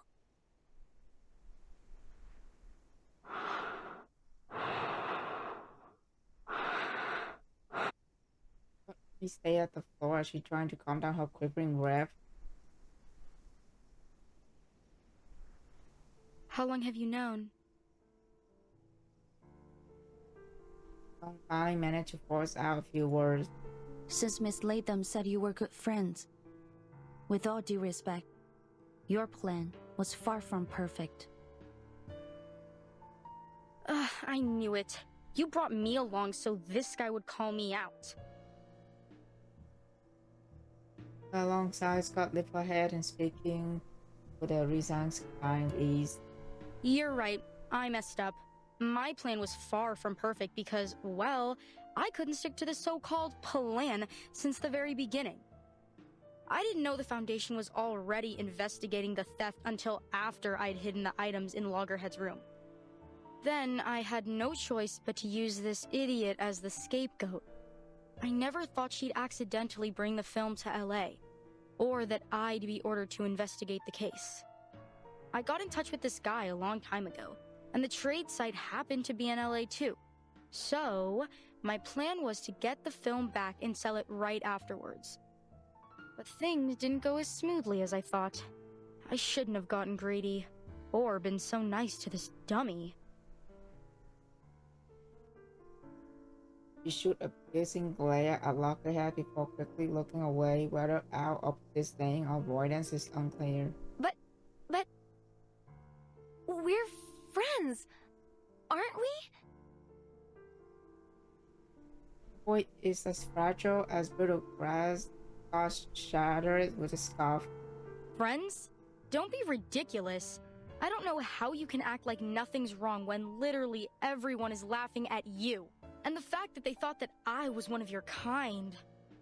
Damn. What an insult. I only hung out with you because I had no choice. You're an idiot who forgets everything every 3 days. It's your own damn fault. Anyone looking for a scapegoat would immediately think of you. Quit it. I don't want to hear any more of your BS. God, thank you, Portia. Holy shit. That was nonsense. Scott scoffed once more, refusing to look at her friend for even a second. Hands up, Miss Scott. Anything you say can and will be used against you in a court of law. Oh. Wait. You're still going to fight?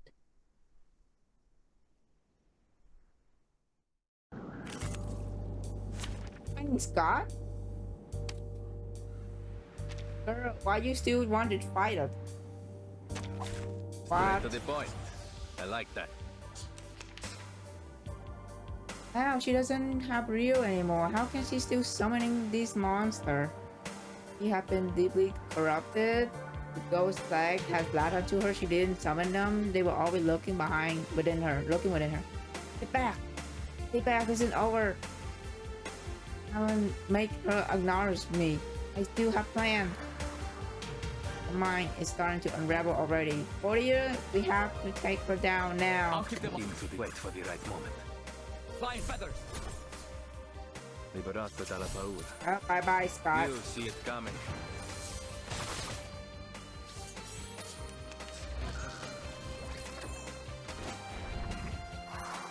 No matter. Cazzo. That was your last chance. Addio, straniero. Non voltarti indietro. Return to your position.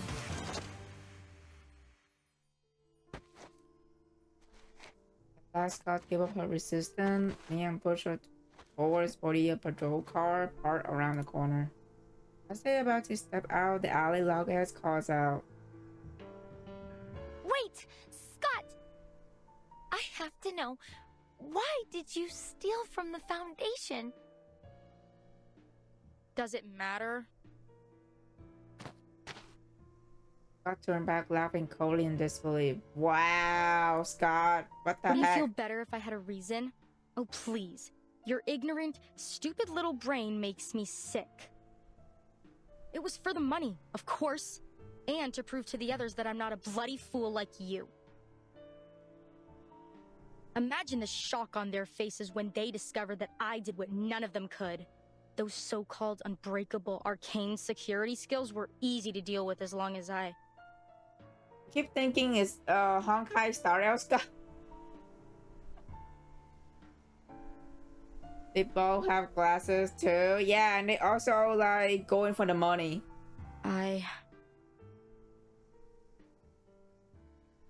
A wood trails off and a puzzled expression across her face. You what? How did you bypass the Foundation security? I don't remember. That's weird. How could I forget? All I remember is that an office lady talked to me in the corridor. An office lady? When? What did you talk about? She showed me something. It was a bit dazzling, but very beautiful. It was... Oh, right! It was a... Razor sharp needle slide to the cutting off. Oh my gosh, she's dead!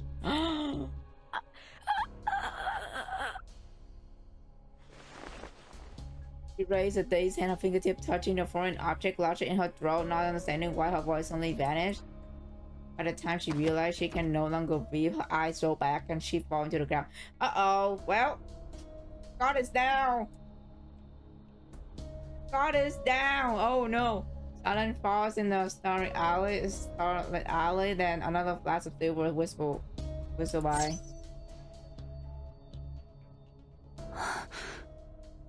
God is down.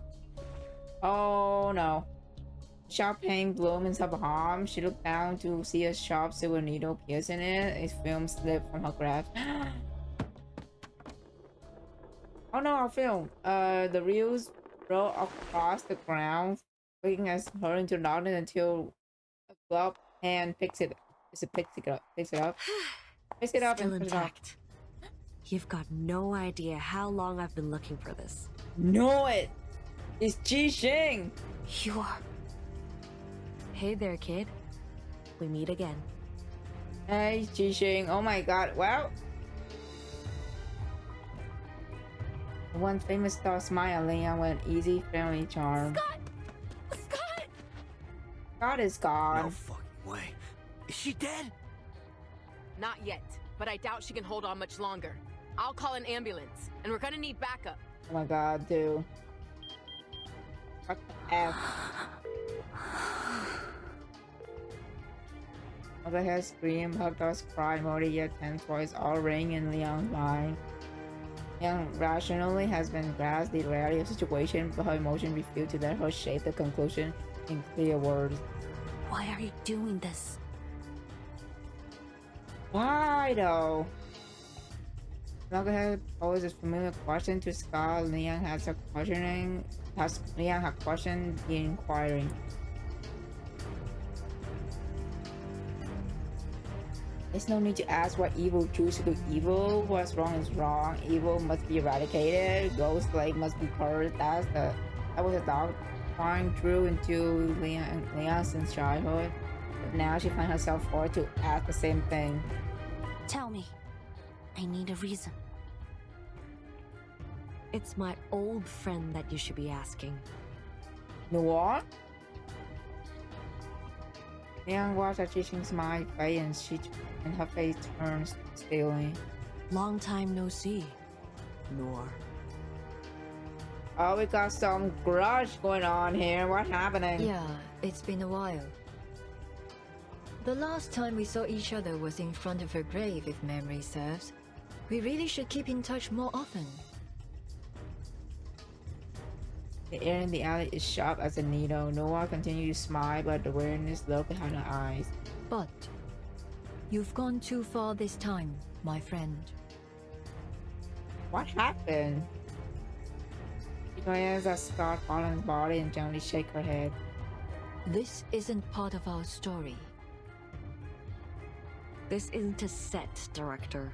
It's not your call. She raises her hand and a flood of silver pierces through the darkness. Careful! Uh-oh.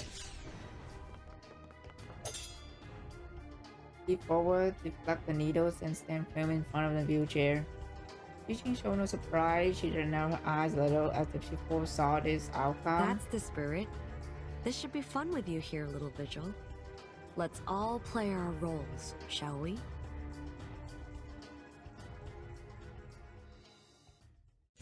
Oh, we fighting. Oh, I thought we were gonna fight Jishin. I was like, what? What do I have? What the actual fuck is happening?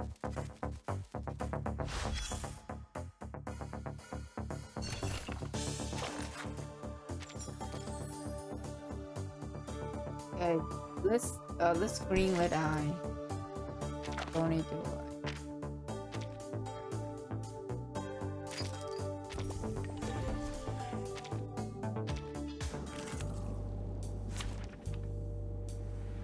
Oh wow, we actually stopped fighting. Wait. Wait, hold on.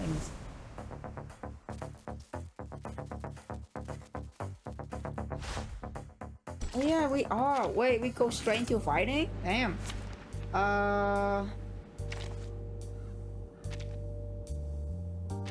En formation.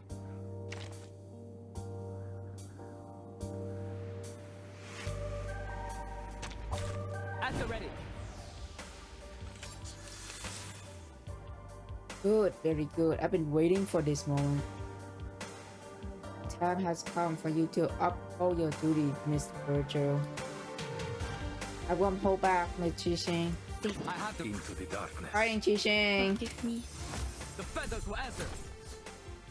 Liberato dal fratello. Do not intimidate me.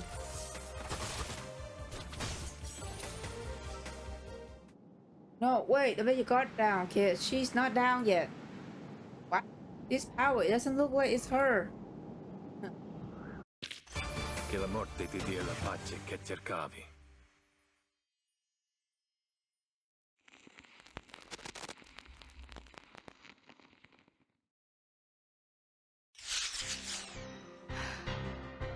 The hell? I thought movie stars were just empty suits. Another volley of silver needles streaked through the air, forcing Leon and Portia back. Reaching stand at the center of the alley, though seemingly trapped between Leon and Portia, she skillfully used their positioning to her advantage. Neither officer can risk injuring the other by firing the gun or using arcane skill, leaving the battle at a deadlock. We're not going to last much longer. I have to do something. Portia, cover me! 强梁既出，王有不为。 The ritual vessel being in her hand, Leon recites the ancient incantation, each syllable clear and deliberate.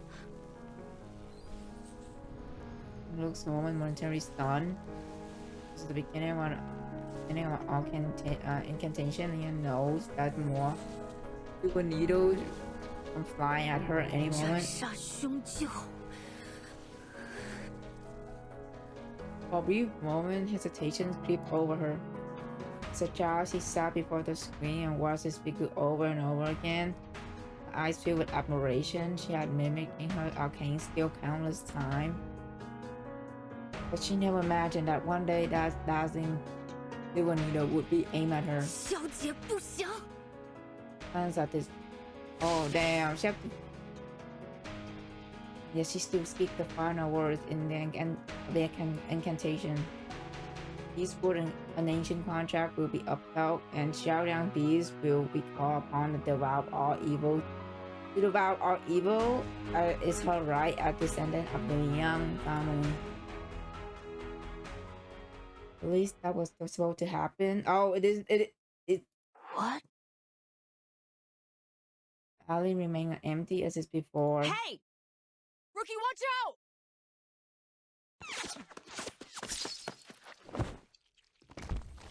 Once pushed her aside, she hit the ground hard. Flash of silver, the sound of shouting, blood, body falling, a sticky sensation, warming chaos. Who got hit? Who fucking got hit was? The events that follow are hazy in Liang's memory. Oh my god, who got hit?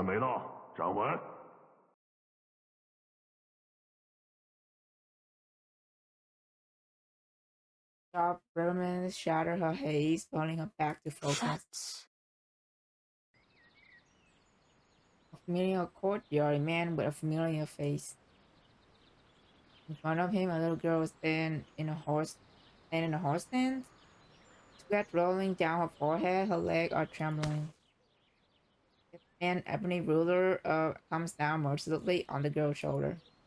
不像样，和你讲了多少次，要沉肩坠肘，心静体松。 Two small heads peeks over the courtyard wall, giggling and whispering to each other. 看，他就要撑不住了。活该，谁叫他向老师告密的？ Boy makes a goofy face at the girl holding his hand. The girl, already exhausted, finally loses her balance and collapses to the ground. 疏于练功，三心二用，你看看你带多了多少！以这样的体魄，强梁又如何能服从你？继续站，我等一会儿过来检查。扎不稳马步，今天晚上就不要吃饭了。 Damn, strict Asian parent. And then father shakes his head in disappointment and walk away, leaving the girl gasping for breath on a moment. Dude, this is literally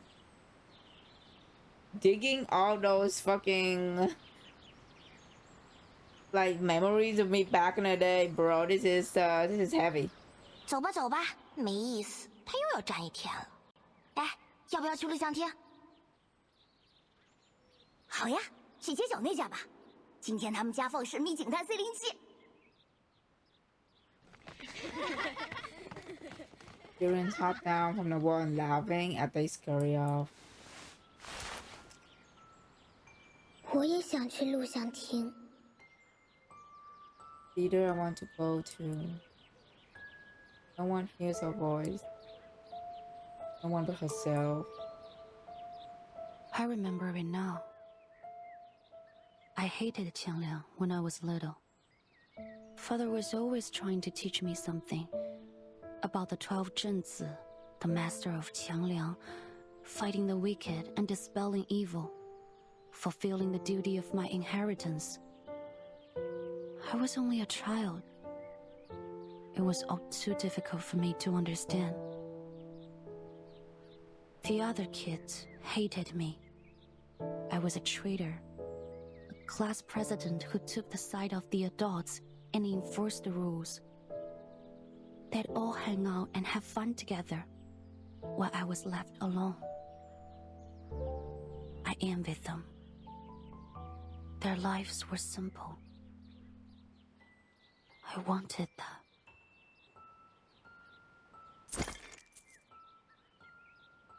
一脚，两脚，五脚。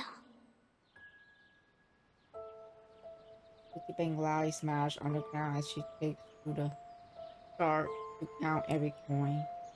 With the broken porcelain, half of the shattered face stare up at her innocently. 对不起，小猪。 They press a finger over his face in a gesture of comfort or farewell.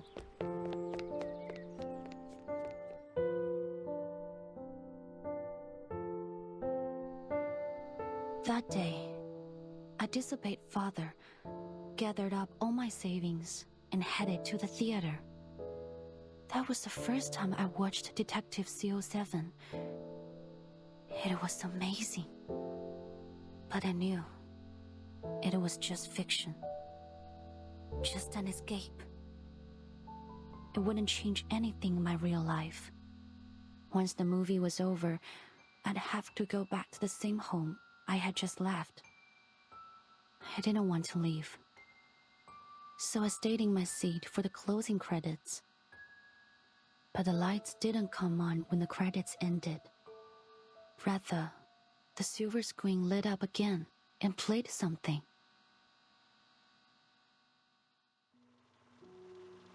Oh? It was an interview with Miss Qixing. Oh my god, that was... Oh, shit. Qixing looked good. Even now, she look good. 奇星小姐，有好多小朋友中意你嘅作品，將你視為佢哋嘅英雄。Many children love your work and see you as their hero. 但另一方面，唔少成年觀眾覺得你所飾演嘅警探 C07每一次都可以擊敗壞人嘅結局太過理想化，缺乏真實感。Some adults say that the story of Detective C07 is too unrealistic because she always beat the 對於 villain. 呢方面你有咩睇法呢？你覺得呢點係咪警探 C07系列嘅遺憾啊？ Your opinion on the subject? Is it a flaw of a movie? 現實世界已經夠殘酷，所以我哋先會喺電影世界入面尋求一個圓滿嘅結局，一個善有善報、惡有惡報嘅理想世界。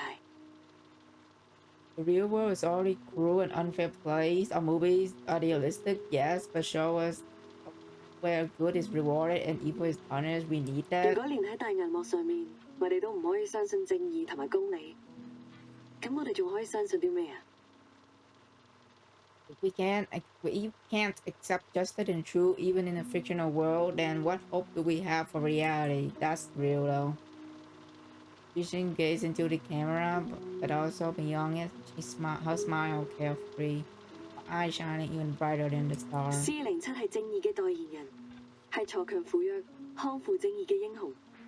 無論面對點樣嘅危機或者險境，佢都可以帶俾大家期望嘅圓滿結局。C07 is just the hero who fight evil and care for the weak. I'll always bring happy ending, no matter what she faced with.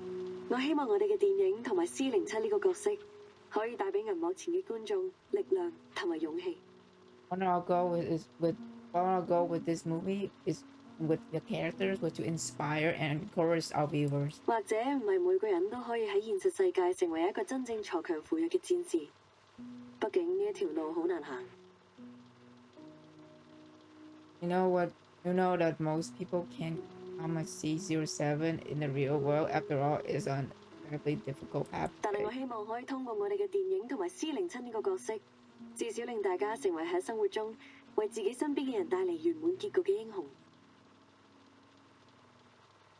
We hope we can at least inspire people to become heroes in their own life, to create happy endings for themselves and the people around them. Damn. It was just a short interview like any other.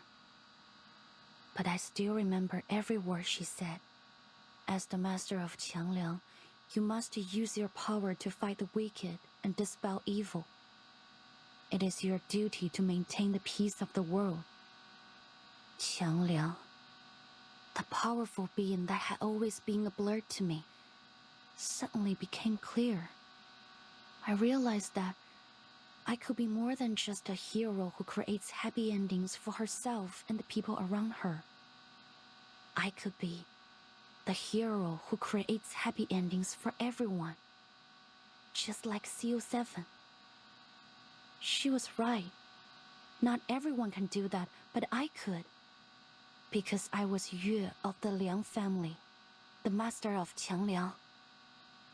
On that day, the burden that had been crushing me suddenly became a blessing.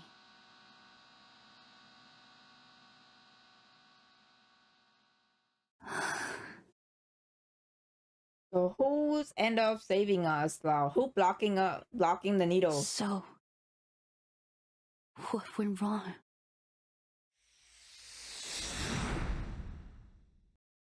You misplayed that another super flash bring her back to reality.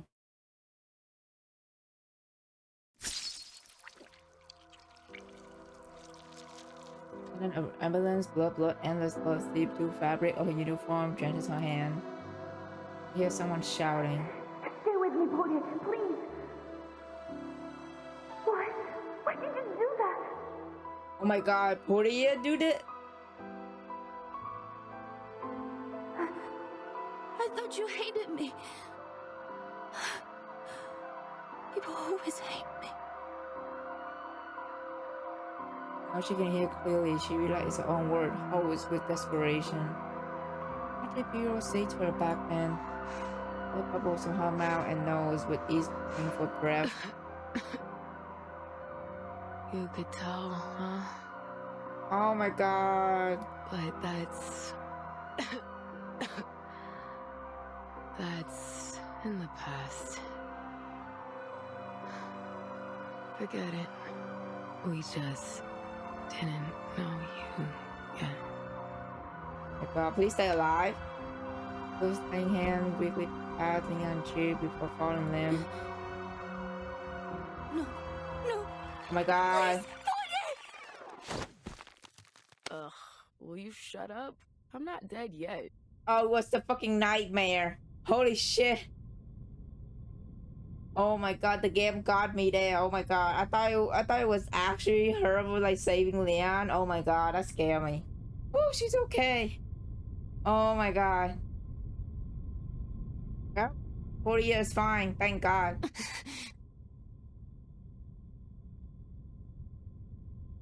Got me a fucking almost panic right there. This smack unbelievable from someone confined to a hospital bed. Jerks Leon away from her nightmare. Leon had dropped day. She looked around, taking in a star white of the hospital room and irritated face of her instructor. The hell you doing sleeping on my thigh, huh? My leg's gone numb. And clean up the drool on your chin. What? I'm sorry. Just kidding, boo. You're not drooling. No, she really is in hospital. Oh, so Prettier, she really got injured, but she's not dead. Okay. Okay, she's alive, so thank God. Turn on the TV for me. I was bored out of my mind waiting for you to wake up. I think she's fine though. We got part 15 right now. So let me readjust my monitor brightness for a second.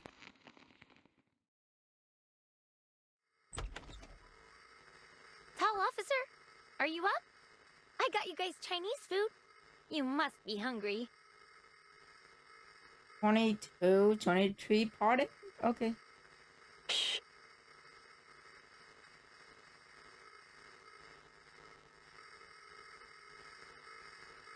Officer are both staring intently at the television screen.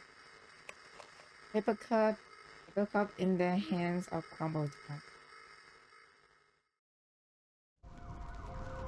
Almost 20 suspects in the holding cell were injured. Most were found unconscious at the scene and are now in critical condition at the hospital. The victims include arcane black market dealer Castor and Chicago gang leader Jason the Coyote, both of whom have since been acquitted of their crimes.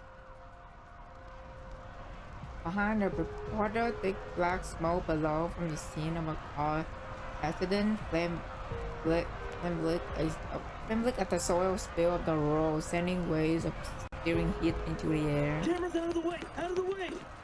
The ambulance needs to come through! We need banana bags stat! These people could go into shock! Ah, my skin! It burns! Help! Help! Whoever you are who did this, just wait and see! I'll tear you apart, you asshole! Medical personnel shove past the journalists as they hurry over to the stretcher. Cursing and wailing of the deranged man behind the reporter echo in the background to send chill down their spine.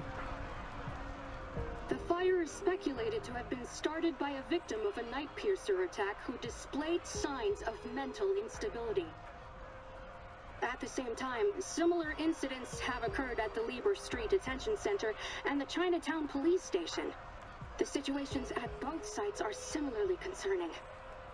It has been reported that the Division of Arcane Affairs is considering the potential connections between these incidents. The mysterious figure behind the unresolved night piercer attacks remains their top suspect. As with the previous attacks attributed to the night piercer, the victims of these incidents are once again notorious criminals with extensive records. However, in light of the night piercer's escalating criminal activities, support for the figure is dwindling as concerns for safety rise. In response to ongoing skepticism regarding the lack of resolution of the night piercer case, Deputy Chief Eldon of the Division of Arcane Affairs stated during the press conference that Damn, everything like escalated quickly. VODs slammed the power button on the remote before flicking aside. She yanked the IV needle from her hand and grabbed her uniform from the bedside. Girl, you need rest. Fuck, I pass out for half a day and Qi Xing's already turned the city into her personal playground? Grab your stuff, rookie. We're hitting the road. Gotta find this bitch before she kills someone. What? Your feet stuck to the floor or something? VODs stopped only when she noticed Liang still sitting emotionless. Liang pulses her lips, struggled to speak under Portia's skeptical gaze. Deputy Chief Eldon took us off the case. It was an official order. Oh, damn. 2 hours earlier, the LA office from the DAA fell into eerie silence. Early this morning, Constance Scott, a staff member of the Foundation's Arcanum Containment Department, was assaulted during an illegal arcane object trade. She's still in critical condition. Forensic Services has confirmed that the arcane skill traces found at the scene of the attack matched those left by the suspect in the ongoing Nightpiercer case. Thanks to Noir and our Vigils cadet Liang Yue, who are both at the scene of the attack, we've been able to confirm the identity of the Nightpiercer. Hi, Sika. Hello. Welcome. We're playing Reverse 1989 right now. Welcome. Name's Qi Xing, a 29-year-old former movie actress from Hong Kong. She played the lead role in the Detective CO7 series, where she gained a reasonable amount of fame. She was in a few more movies after that, but no big hits. She officially retired from acting a few years ago. What makes her do this, though? I want to know.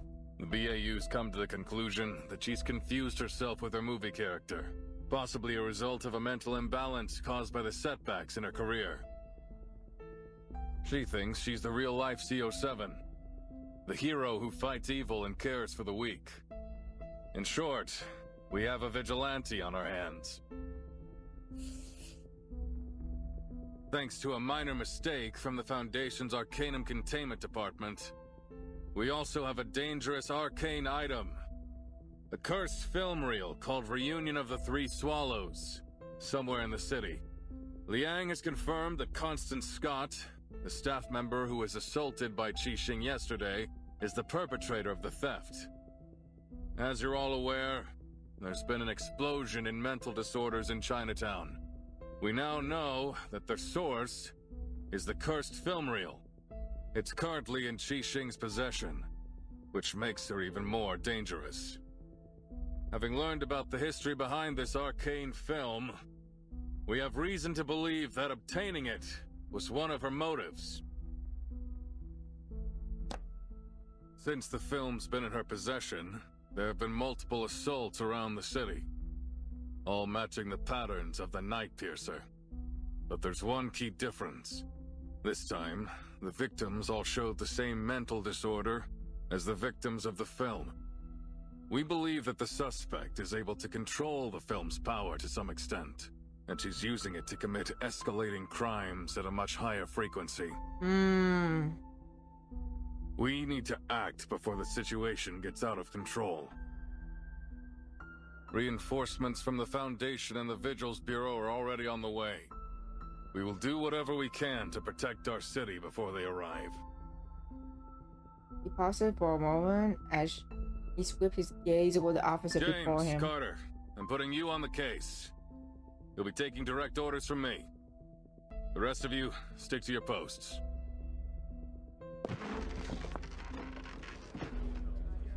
Excuse me, Deputy Chief Eldon.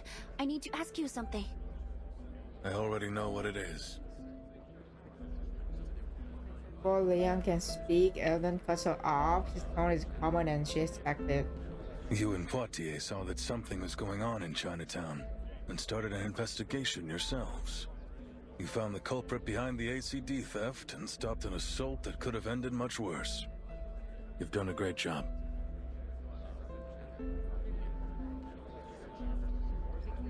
His own ship. But there's one key thing you failed to do. You had a chance to apprehend the Nightpiercer right then and there, but somehow she slipped through your fingers. According to your report and the witnesses' statements, you failed to summon your legendary beast when you confronted the suspect. As a result, not only did the suspect get away, but your partner sustained an avoidable injury. I need my best, most reliable officers on this case. Damn. Hi, Zalgo. Hello. After a brief pause, he delivered his final verdict. Sorry, Liang, but you don't make the cut. The two of you will be excluded from the operation. Damn, you're no longer part of the investigation. This is bullshit! He can't cut us out! This is our case! No, we are doing this! Calm down, Miss Putty. Even if you feel fine, the doctor said you had to stay in bed for at least a few days. The name's Poitier, and I'm fine, okay? Stop trying to...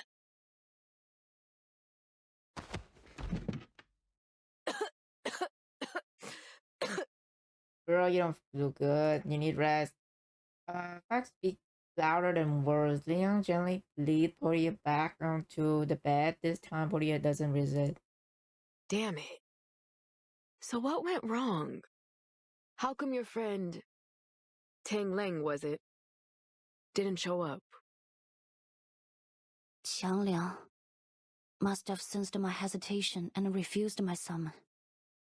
You see, if its master can overcome their selfish desires with an unwavering heart, it can turn on them. Father used to warn me about it. But that won't happen again. I promise.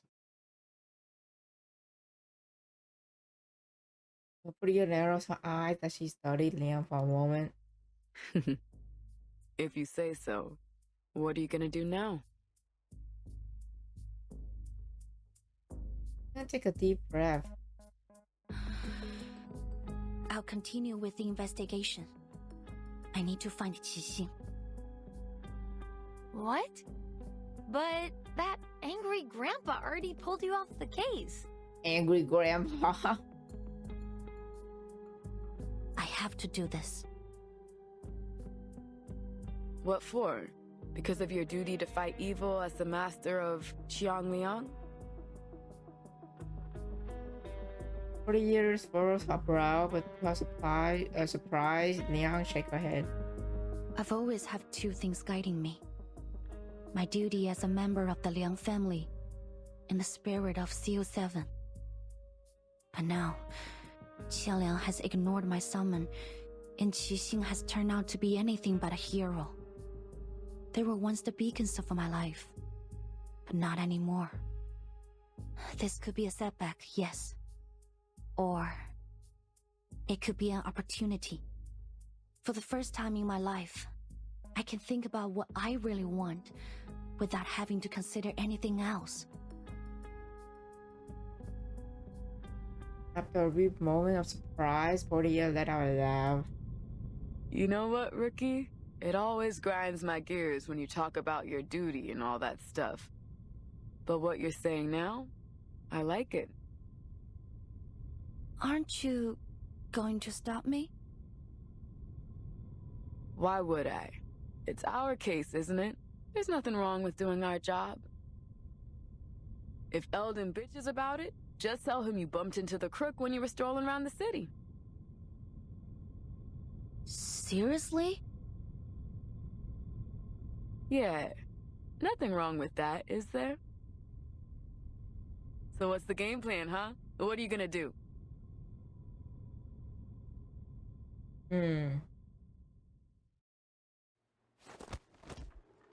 This scene again? I must have done a dozen takes already, right? Yeah, I'm no movie expert, but even I can tell the actor's nervous as hell. Of course he is. Anyone would be nervous if they knew a wanted criminal could show up at any time and mess you up with Arcanum. Eldon tried to keep the details of the case a secret, but that director from Hong Kong told her crew about it as soon as she came back. The two uniformed figures stand in a narrow alley in Chinatown. He came to protect the potential target of the attack, Noir, but politely turn away on the grounds of disrupting filming. Now they can only confront the situation inside the set by peering through the slightly ajar door. I guess they have the right to know. And to run. Half of the extras got the hell out as fast as they could. And look at the other half. They're too nervous to work. I know. Hey, that's the Vigil's cadet, isn't it? What's she doing here?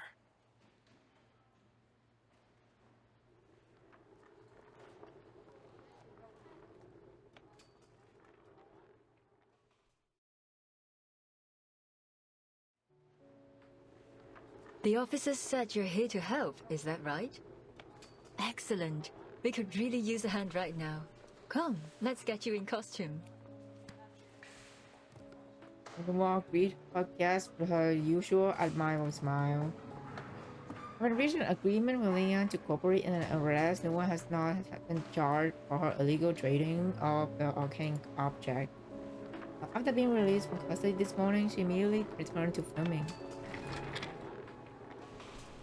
I'm more than happy to help. But first, I have something important to ask you. Noir pauses. Right to the point this time. I see. I don't think there's any need to tiptoe around each other anymore. Could you answer me directly this time? What happened between you, Qixing, and He Rijun, the creator of Reunion of the Three Swallows? How did she die? Why do you and Miss Qixing both want that film?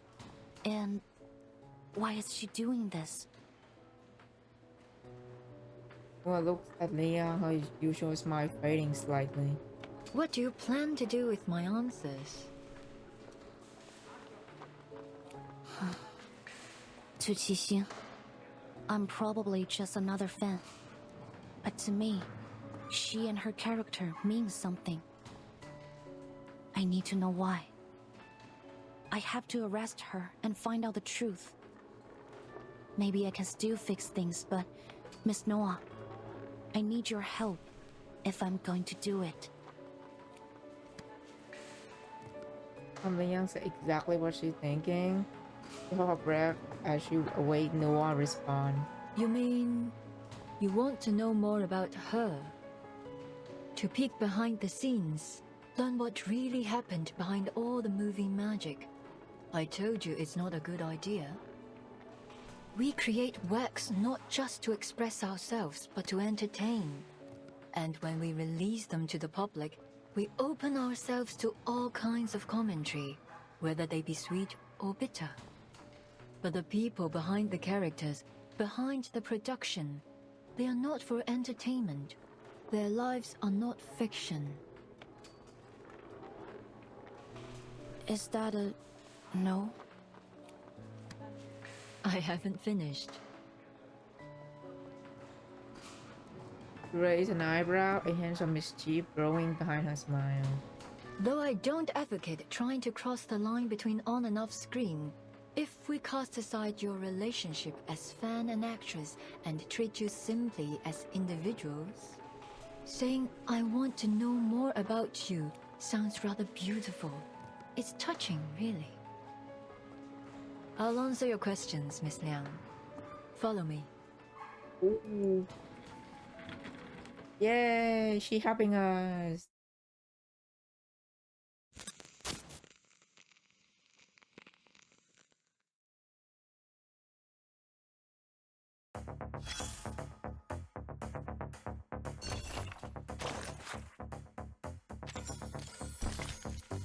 For the spotlight.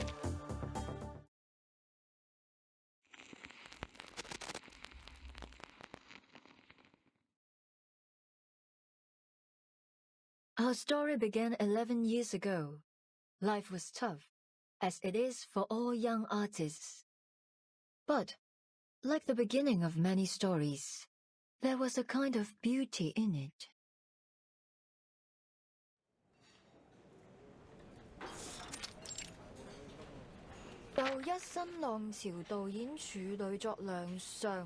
胡圖雖然底子極佳，但由於大膽創新過度，導致內容詭異顛覆。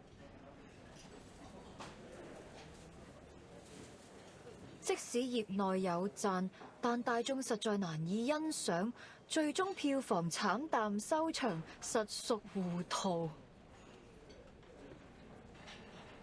Is this Reverse 1989? Yes.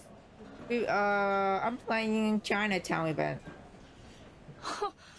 咁我仲有咩好講啊 ？Oh my god, Young Noir, hello, man.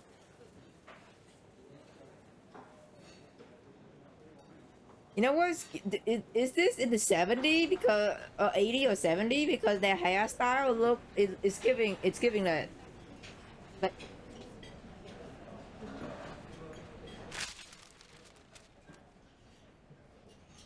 oh my god, Pancho! Thank you for the rose. Thank you so much.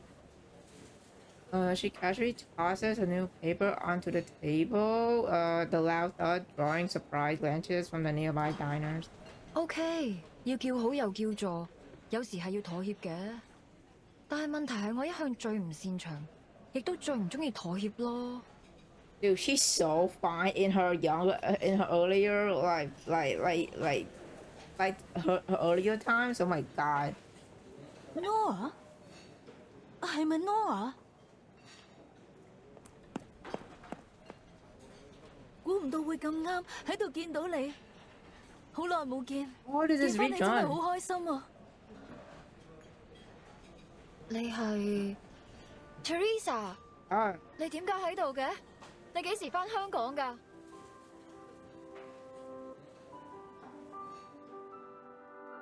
Teresa, or as you know her by 何日君, was a dear friend of mine, the scriptwriter of Detective CO7 and the creator of the cursed film Reunion of the Three Swallows.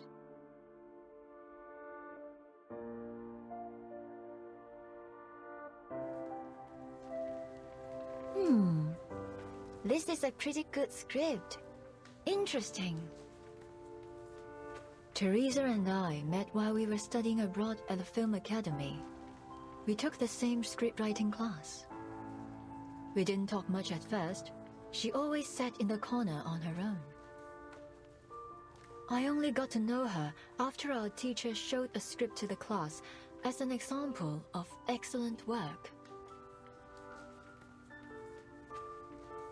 The writer's name, Teresa.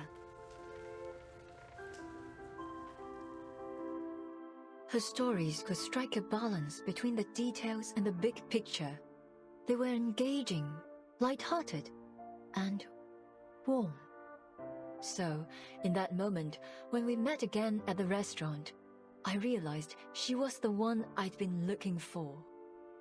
At that time, she was an editor at a small press. I invited her to join my studio, and 3 months later, she put the first edition of Detective CO7 on my table.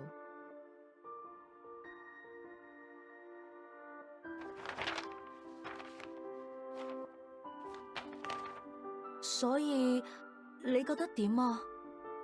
你覺得邊度唔夠好嘅話，我都可以改啊。我諗緊主角要揀邊個？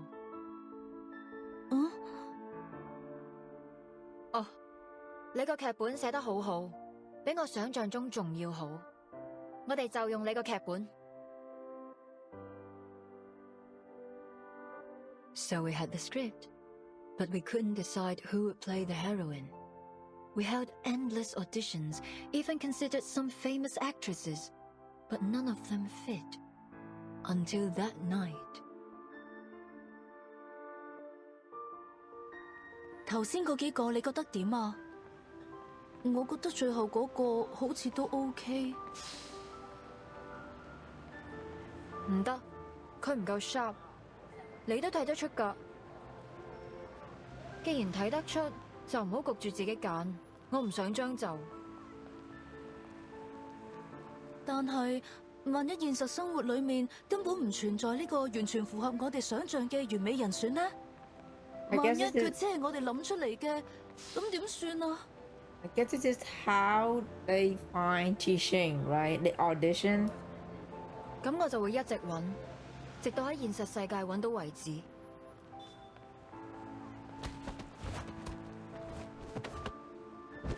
哎呀！你喐手腳做咩啊？我就係喐手喐腳啊！點啊？死鹹豬手！呢度唔歡迎你哋啊！仲唔快啲躝？你睇住嚟啊！我唔會放過你噶。So throwing out a few uninspired threat, the hooligans flee in disgrace behind the door. Worry face speaks out. 哎呀，大鑊啦！今次嗰兩個古惑仔附近出晒名，佢哋肯定會翻嚟報仇噶。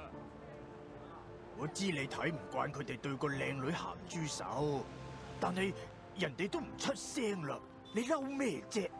你咁搞法之後，我點做生意啊？唉，今鋪真係俾你累死啊，阿星！得啦，事頭。Oh my god, Jisung with short hair? 佢哋再嚟就叫佢哋嚟揾我。Damn. Dude, she looking good with both long hair and short hair. Too. Damn, girl. 嗱，鋪頭鎖匙啊！你記得早啲嚟開門啊，唔係啲熟客等到戇居居。阿星，你哎呀！ Store owner resigned to taking the key in silence without a backward glance. The girl stepped down from the door, only to be quickly stopped. 睇嚟你啱啱失業喎。邊位啊？關你咩事啊？我有份工介紹俾你，你對做戲有冇興趣啊？ So that's how they met. Ah Sing was surprised when I made the offer. She said she needed to think about it, so Teresa gave her a copy of the script. The next day, she knocked on our door and took the offer. Later, we learned that Ah Sing was born into a poor family. Her father was in prison, and her mother had mental issues. She'd been the breadwinner for the family since she was a kid.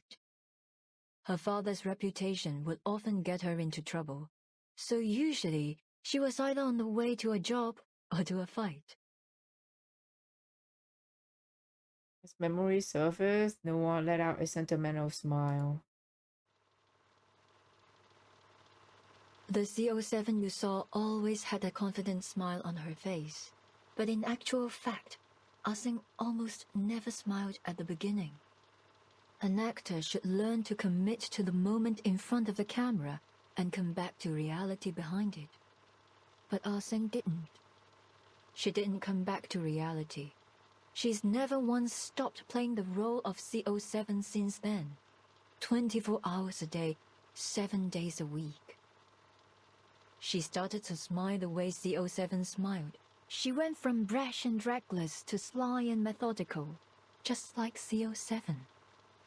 The deputy chief and the BAU made a mistake. Ah Sing has not confused herself with her character. After all these years in the movie industry, I've seen a lot of actors get carried away by the glitz and glamour of their characters. But Ah Sing is different. She values CO7 even more than herself. So much so that, ultimately, it eclipsed her own consciousness. Damn. Miss Liang, you asked me which rumors about CO7 and the three of us were true. Now I can give you an answer.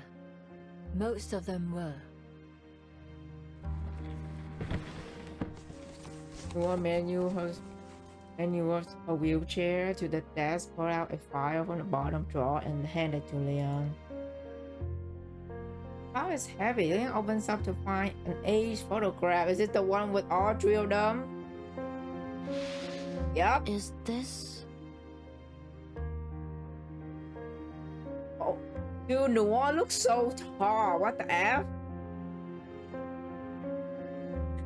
She looks so tall in this one. Is this the angle, or is she actually that fucking tall?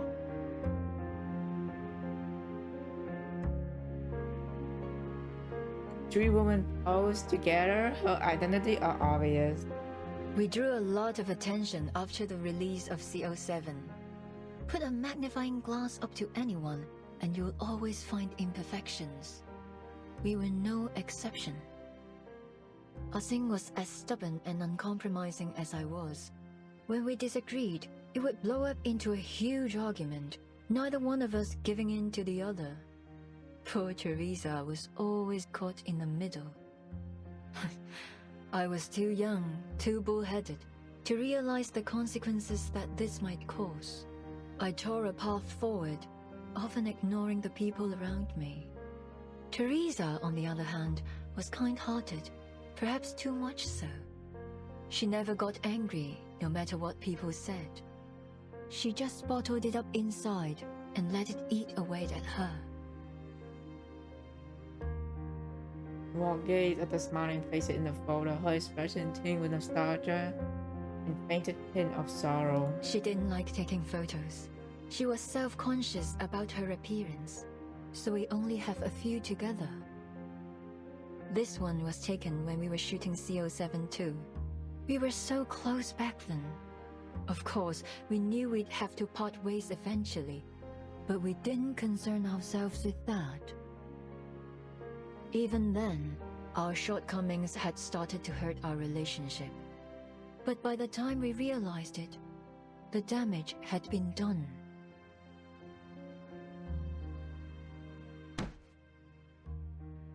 唔得，呢個結局太離譜啦！司靈真唔會咁做㗎。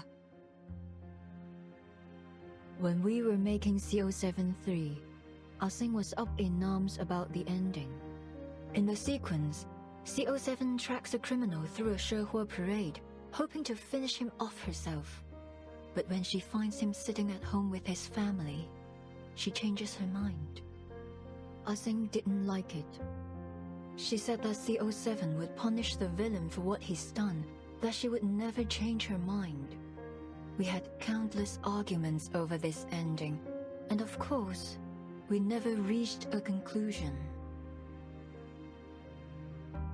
得啦得啦，到此為止。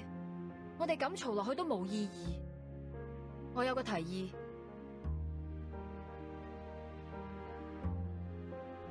So I cheated. You did? Were I in the same position now, I'd solve the problem more delicately. But I was a jerk back then. The only thing that mattered was the movie. I couldn't care less about what people thought, including my heroine. I asked Teresa to write an alternative ending, and told Ah-Sing that we'd shoot both endings and pick the better one together. She agreed. But you didn't keep your word. You released the movie with the original ending.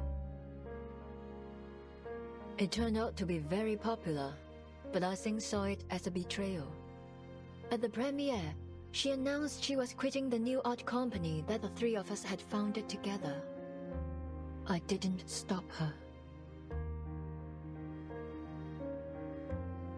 Teresa tried to mend our relationship, like she always did.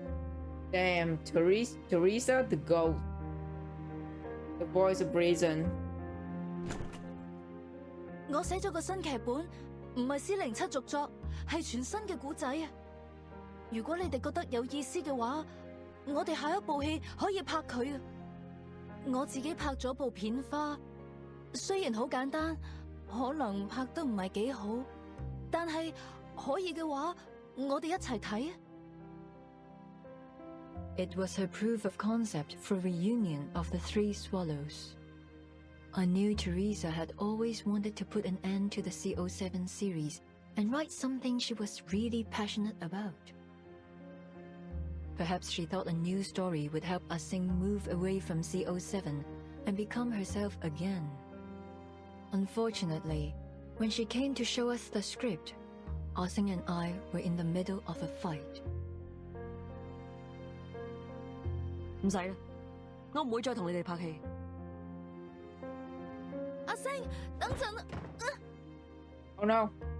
Ah-Sing had always been kind to Teresa, But on that day, she pushed her out of the doorway and stormed off. While well, as I said, I was a jerk.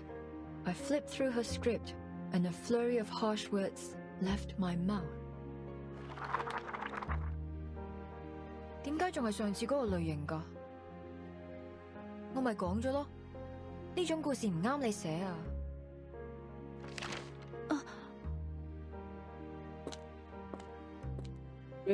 Along with the real shot back into original hands without second glance.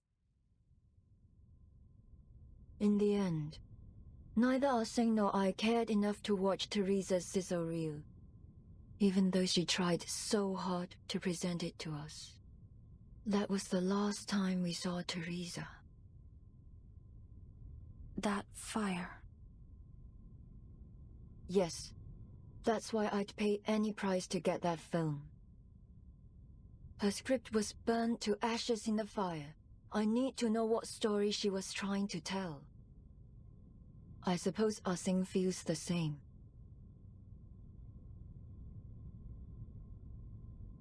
Noah gestured towards the file. This is what you wanted to see last time you and your officer friend visited me. You mean the threatening letter? It's not a letter, actually. You set down the photo and post out the remaining content on the file. It's an A script. It's covered yellow by time. She flipped through a familiar line of dialogue, meet her eyes. In an instant, she understands the significance of what she's holding. It's the script of Detective 071. The original. The one Teresa handed to Ah-Seng all those years ago.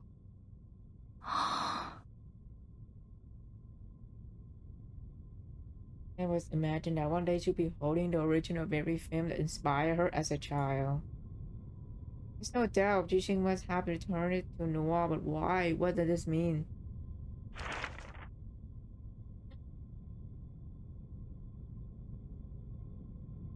Continue to flip through until her fingers meet and an object tucks between the pages. Is this a poster of the Shehuo parade? Oh, right. It's almost time for the Dushuo festival. With everything going on these days, I almost forgot. Yeah, expression suddenly shift. Wait, is Miss Qixing going to... Your guess is as good as mine. Exchange a glance, then both turned their gaze to the image of Central Parade painted on a poster in front of them. Oh, she's going to be there.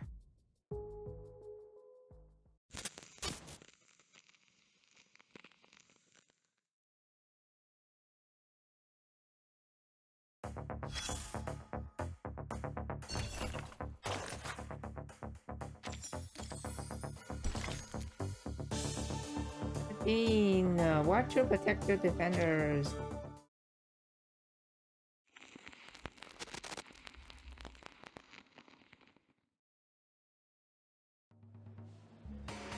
Wow!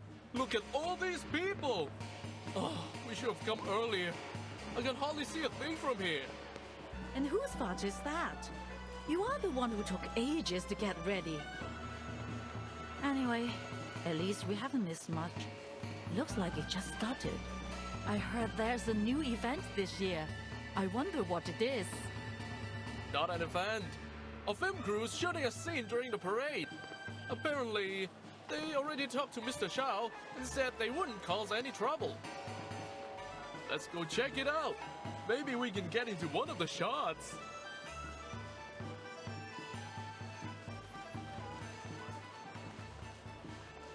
This easiest time of year in Chinatown, the streets are filled to the brim. For those with keen eyes, some outliers can be spotted among the crowd. This is C2. All clear. Copy. Group C, all clear. No sign of target. All units, stay in position.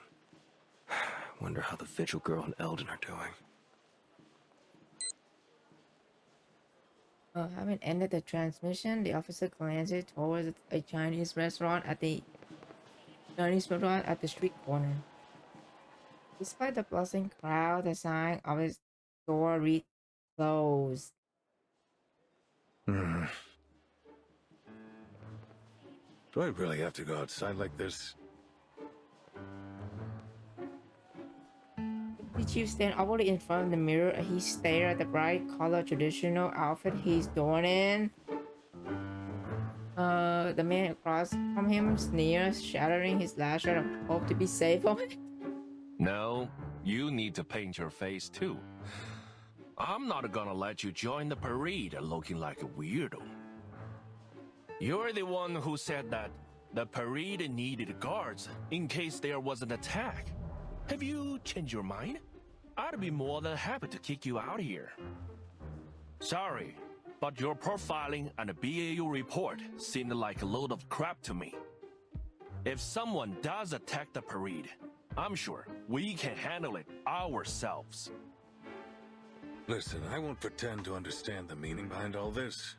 But what I do understand is that this is one of the most important events of the year for the people of Chinatown. The target could strike at any time, so we need to be prepared.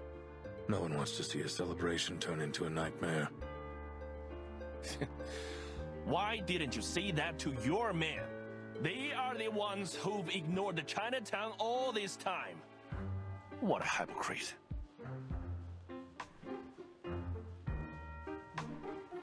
He glared at the officer with clear distrust in his eye, but before the tension can rise more, the girl behind him cuts in with a smile. Uncle Annalie! Today's our big day. That sour face of yours is gonna scare this guy straight off. Oh my gosh, he's here. Leave the past in the past lah. They are doing this for the right reasons. What we've got to lose?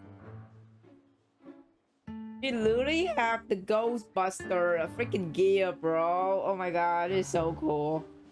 Besides, we could really use a hand right now. They can make up for our manpower shortage.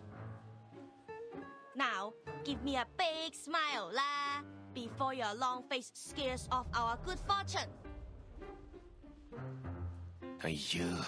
Always a sweet talker, aren't you, eh? Off and glares, but eventually weighs it off. Fine. But you've got to look the part if you're gonna be in the parade. I don't care what your mission is. Oh, you, Blondie! Tighten your belt, or your pants will fall down when you dance. And the big guy over there, the lining should be under your coat.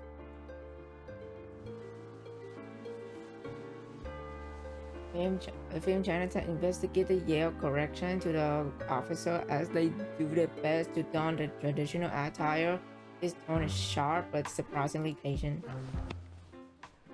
Seeing his old friend Marshmallow from before, Eldon removes his garish headpiece and turns to Anand. Thanks for all your help, Miss Lee. We never would have been able to join the parade unnoticed if you hadn't persuaded the residents to cooperate with us. You are welcome lah, sir. Even though I only came here a few months ago, I've already gotten pretty close to the residents. So, it was pretty easy to convince everyone. Don't worry about it lah. Besides, the Sehua parade is for everyone, whether they're here to watch or dance. We are always happy to have more people join the celebration. Uncle Zhou might be a little stubborn, but you know gala, that's just what he's like. Don't take it personally. Well, she turns her head, gesturing towards a few unfamiliar faces at the other end of the restaurant. These guys are arcane detectives and influential people around Chinatown. I told them to all keep an eye out too. There's a saying in Hong Kong, as stupid as the god of longevity who hangs himself. That will be Night Piercer if she comes anywhere near Chinatown.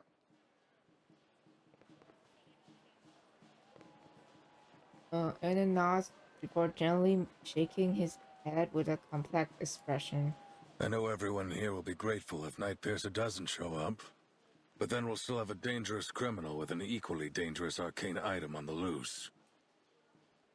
Nothing's more dangerous than an unexploded bomb. I want to eliminate the threat once and for all. The question is, Buzz Lightyear in reverse? Was the little vigil right? Oh my god, bro. I can't. Buzz Lightyear in reverse 1989. Bro, that fucking comment got me off guard.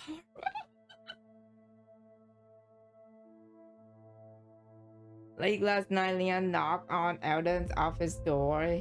He has returned from her morning rejection with renewed determination. The 社火 parade, sir.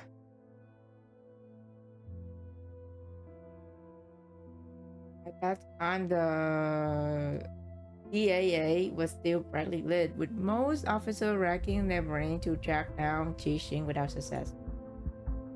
That was when Liang had stormed in with her important collaborator, ignoring the puzzled glances from her colleague, slammed a thick stack of report onto his desk.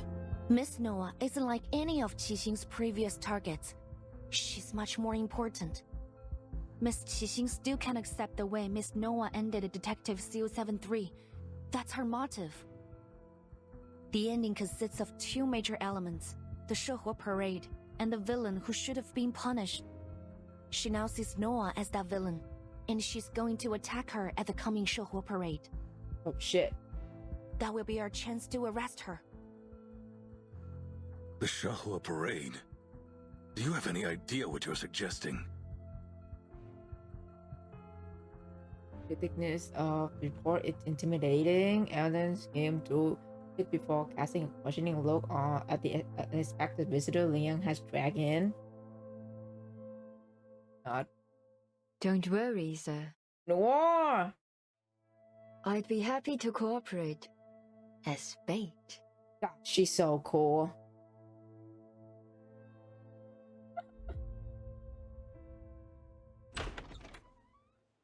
Our thing will come. I promise.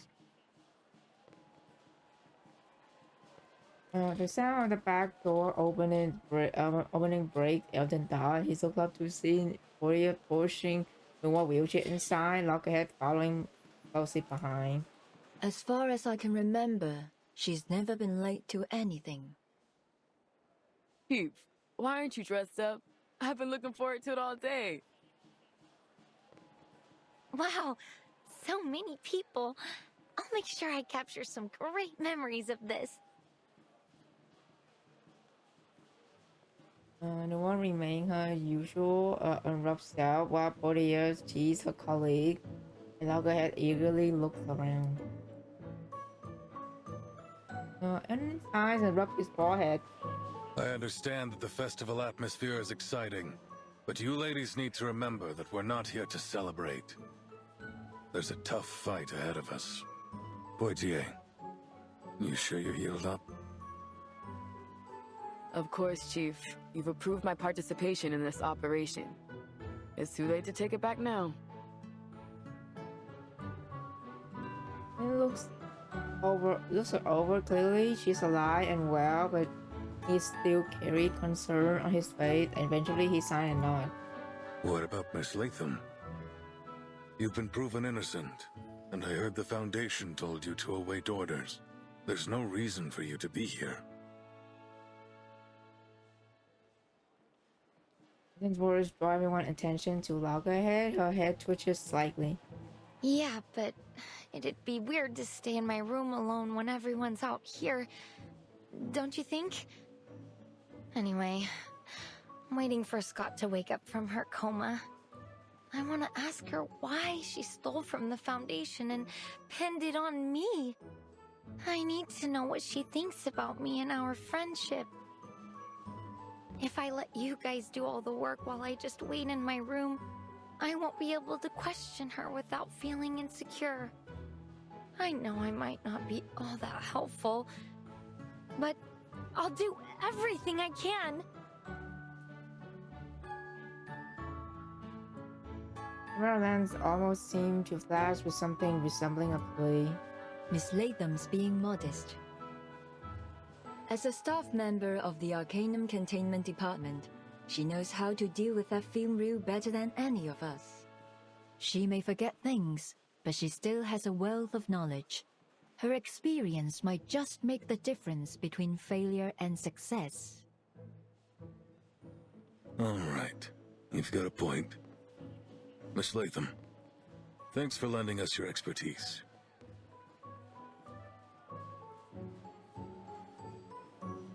Well, Adam finally not in loggerheads like that. Great! Just leave it to me. I can deal with the film.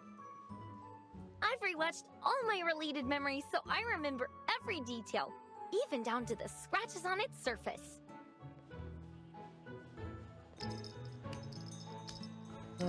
With Loggerhead officially permitted to join, the final member of the operation team is the last to arrive. There you are. Oh my god! This is her Insight 2 outfit. Oh my gosh, she's so pretty. This is literally, oh my god. Ah. Everyone was gone when I left the changing room. I thought something was...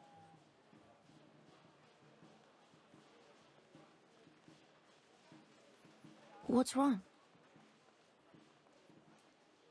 Wow, the costume fits you so well. Literally. Fancy, whoa. It doesn't even look like a costume. Much fancier than that. Oh my god. Anali is speaking my mind right now. You are like the best parade dancer I've ever seen. There's no way the Night Piercer will spot you. Look at her, Uncle Zhao. So cool, huh?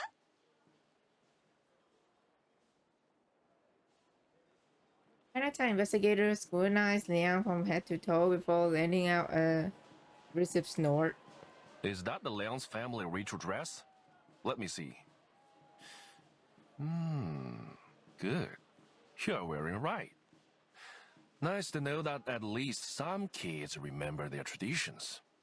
You better not dishonor your family wearing this, kid. Oh my gosh, shut up, man. Nobody likes you. My thoughts exactly. Everything's in place.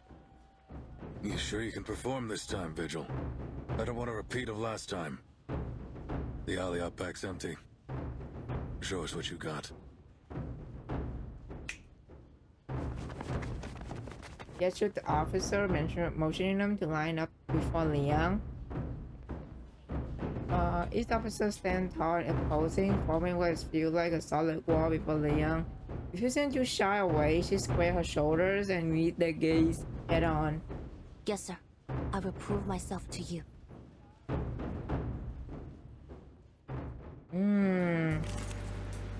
Shit, we fighting? Who we fight?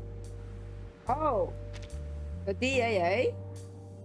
We fighting Chief too? I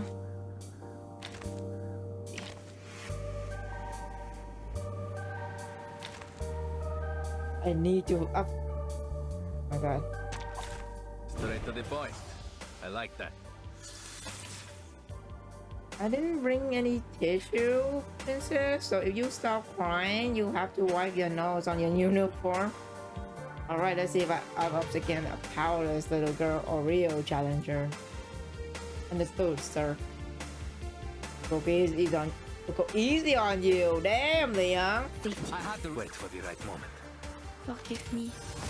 Flying feathers. Liberato dalla paura. The enemies of peace shall be He's fighting. Oh, damn. Well, they in 5 seconds. Alright, stop. At least I acknowledge you now. Not bad. Good, looks like she wasn't just all talk. Sorry, I did my best to restrain myself. This table we've been exhausted before the real suspect even showed up. Return to a position.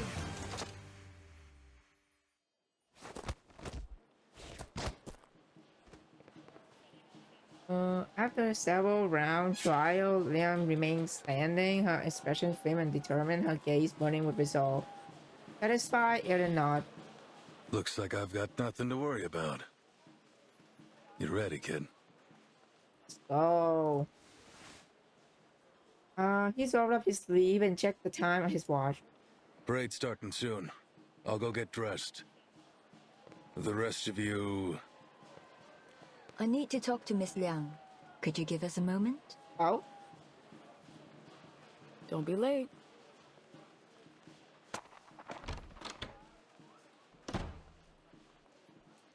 Claudia glances at them before following the order back inside. Nostalgia? Dude, I have not played this event. They're on reruns. So I was like, why not? Because I love Noir and everybody else in this one, so I just want to know the story. And I'm glad I play it. It's so good so far. The alley suddenly feels empty. Leon waits quietly for Noah to speak, but she never does. She simply stares at the distant light, and as if the revelries noise belong to another world. Eventually, Leon can wait no longer. Why me, Miss Noah? Dude, her Insight 2 outfit is so fitting. So, after more than a year's playing, I love this update. Dude, so far it's so good. I love everyone in this. I love everyone in this event.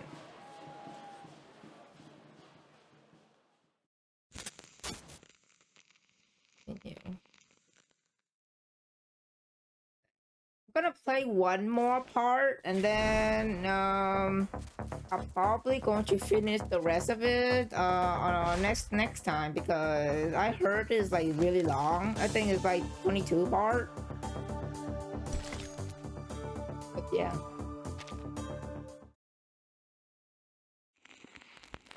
Past 18, a lot of conversation.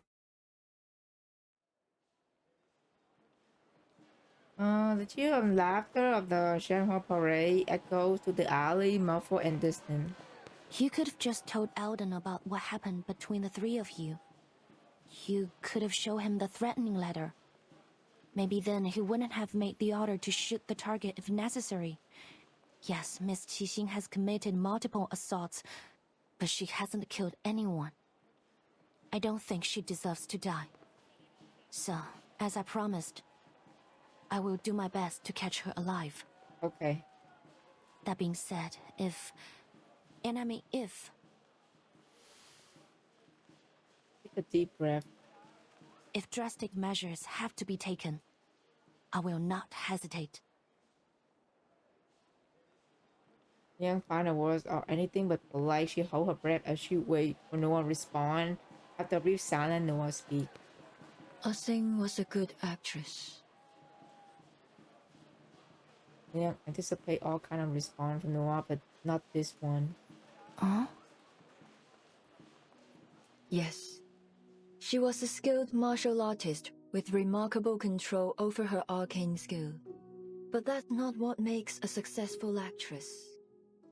Before we'd even start shooting, she'd have everything memorized. Her lines, her movements, even the details of her expression. She'd take as many shots as were necessary to get the scene right. As you know, I was a perfectionist, always taking it too far. Many of my crew quit halfway through my projects. Even Teresa struggled sometimes. She told me more than once that she couldn't do it anymore. Only Ah-Seng could keep up with my pace. In fact, she'd often be a few steps ahead. Because she shared my vision, that drive for something better, no matter the cost. She was a good actress indeed. She's so pretty. Every single fucking angle on the CG, the water fucking slaying. I know that we'll probably never be partners again, but I still don't want her to be treated like this. Yeah, memories, Noah was always smiling. Sometimes friendly, sometimes distant. With the mischievousness of a child or the cunning and unyielding pride of a woman totally in control. But at this moment, when she turns her head, there's no smile. What burns quietly in her eye is something akin to rage. You said you were going to figure out the truth. Well, it seems you and I agree that things aren't as simple as they appear. The Arcanum Containment Department's security system should be almost unbreakable. So how is it that Miss Scott, a regular staff member with no special skills, managed to break through it? And why was she selected to go after Miss Latham? What was she about to say before that needle pierced her neck? Ah Sing's actions don't make sense either. After all these years, why has she decided to take revenge now? Is it because she found the film? There are simply far too many coincidences. If one of my writers wrote a script like this, they'd be fired on the spot. You mean there's something else going on behind all this?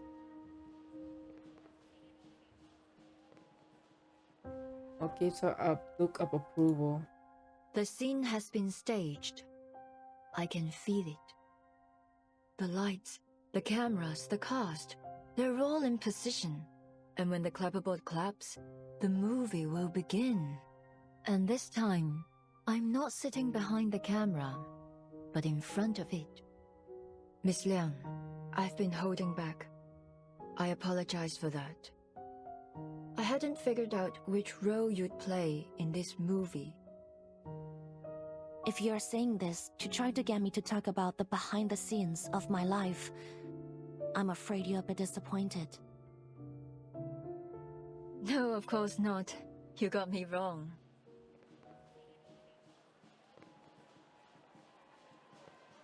She waves her hand up dismissively. Her expression light, but her eyes still blazing. I'm a director. I don't act in movies made by others. Ah Sing, Miss Latham, Miss Scott. The camera's focused on them too. But none of us know where the story will go. Things start in Liang's chest. You mean Miss Qixing's being manipulated? By who? Let me guess, the fucking menace. I've considered that possibility, but who's the one behind the camera? What do they want? All I know is that if Ah Sing continues down this path, there will be no happy ending for her. I understand that she's trying to reach something she's always strived for, but whoever's orchestrating this won't let her get it. I've done that to her before, and it was a huge mistake. I won't let that happen again. What are you going to do? Noah smile. Since coming to Hollywood, there's one thing I found difficult to accept. The producers always stick to the script. They're obsessed with it. Changes are incredibly rare. But that's not how we do it in Hong Kong. The script's finished, and so what? Things will always come up during shooting. You have to be flexible if you want to make truly great art. If a moment of inspiration were to strike me and I weren't allowed to add it to the movie, then you may as well just kill me there. It takes a moment to understand all of this. You want to change the script? Precisely. But we have a small issue. Or gesture to her leg resting on the wheelchair. As you can see, I'm not exactly ready to jump to my feet and into the action. I'm better at working behind the camera than I am in front of it. So, I need a protagonist. One who's as eager as I am to change the script and find that perfect ending. Are you interested? Oh, Liang as the new hero? Reach a hand out to Liang. It would be an honor. Or she say yes. Liang takes it in her own. Attention, attention please. Noir will be shooting a movie during the Showdown parade as planned. Let's go over the plan one more time. Group A will hide among the cast. Group B, cameramen. And Group C, you're in the crowd. Once Xixing appears, close in and arrest her as soon as possible. Got it. They're all set too. Good. Everyone, take your positions.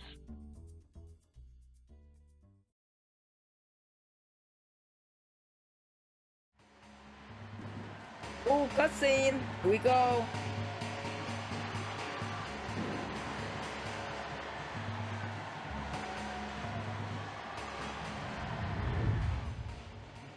Oh, that's Xixing. All right, Noir. The time has come. This will be our final scene.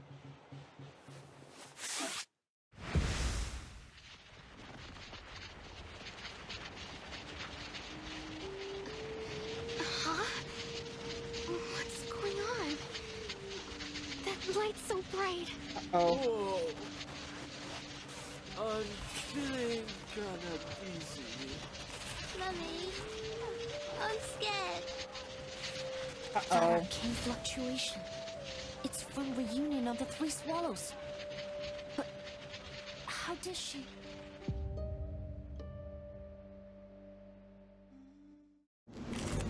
That's not good. That's not good. Oh god, they are humanoid protection. Shit. Well, I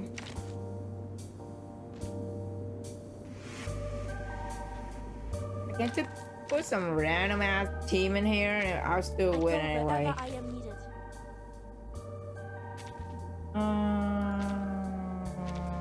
Battlefield documentary. These acts of violence are for peace, not victory. What else? Where's the shadow? Oh, they're swarming over. Oh, brave child, here, stand behind me. Hey, come everyone, this is just new parade performance. Victory shoot. This ends now. Do not mistake me. The audience will love this.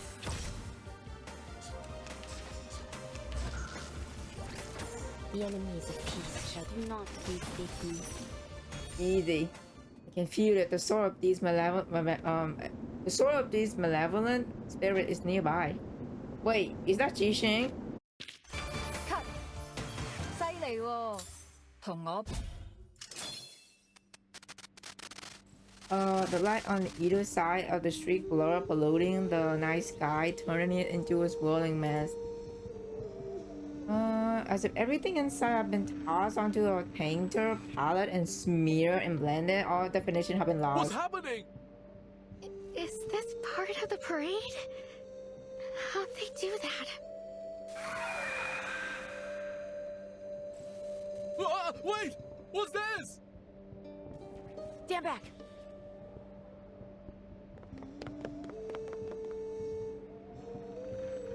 A young officer rushed forward, positioning herself between the unknown monster in the Chinatown resident. Head down!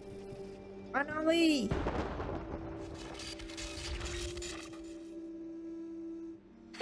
Easy. Thank you. They teach you that in Hong Kong? That thing's nothing like the critter you're used to dealing with. What were you thinking rushing like that? You're totally out of your league. Sir, please be quiet. I was about to attack. What else was I supposed to do?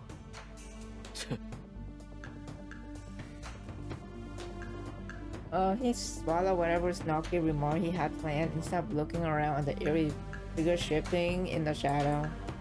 They look like ghosts, but there's something different about them. So, little ghost hunter, can that machine of yours tell us what they are?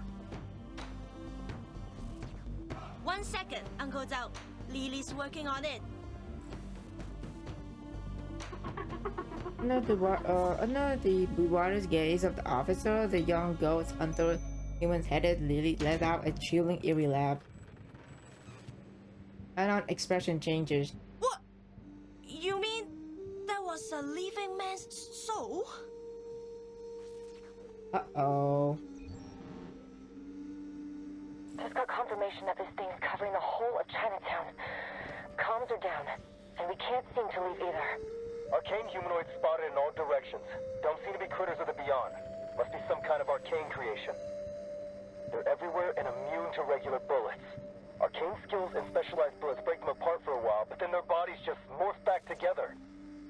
No casualties so far, but people are panicking. What do we do, Chief?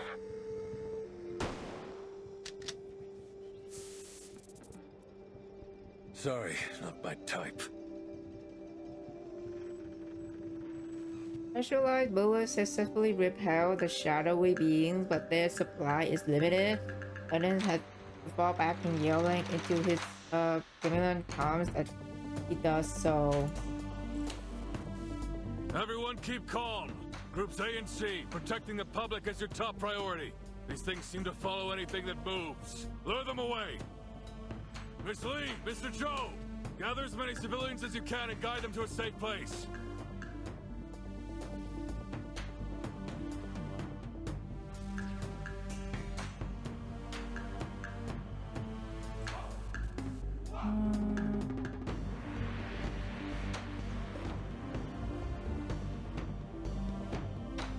He expected the private investigator to fire back with his usual sarcasm, but to his surprise, his response is immediate and to the point. No problem. They know us. I'm sure we'll be able to calm them down. I'll tell them they are special effects. They all know that a movie was being shot here. That should help. At least long enough to get them to safety. That means you guys are gonna have to figure this out yourselves. Show me what you've got, Arcane Affairs. We won't let you down.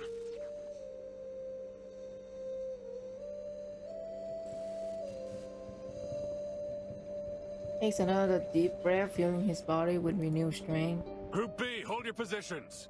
Target's probably trying to distract us with these monsters. What's your status? Report immediately. This is Poitier. Same thing's happening at the rear of the parade. Noir is fine, though. Keep it that way. The rest of you keep your eyes peeled. The target could appear at any time. Camerahead, any idea what's going on?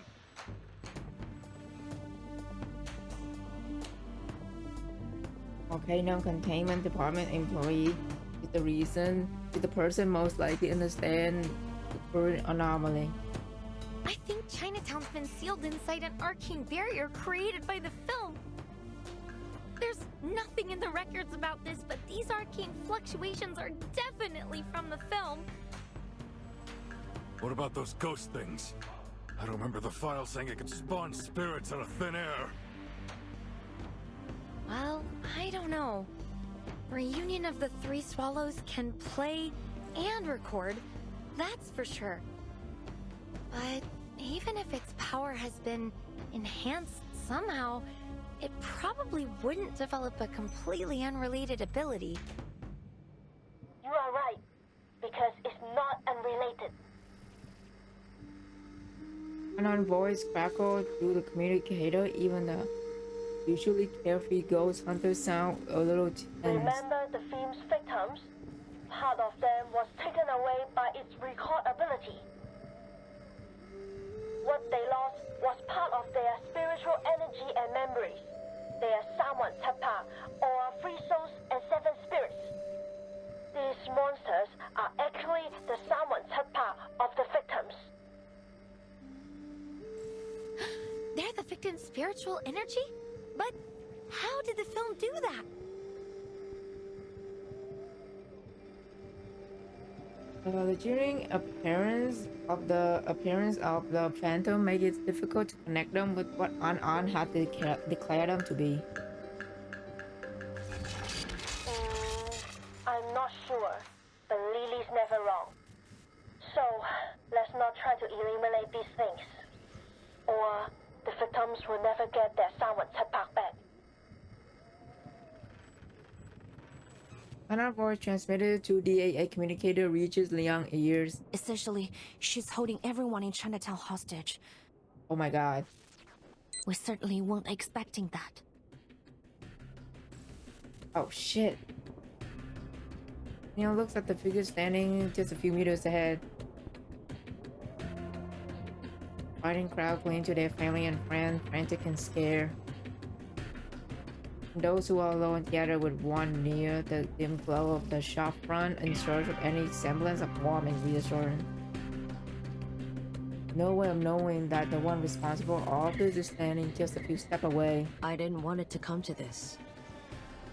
This was between me and Noor, but you just couldn't leave it alone, could you? So here we are. Sounds like you already know what this film reel is capable of. Good.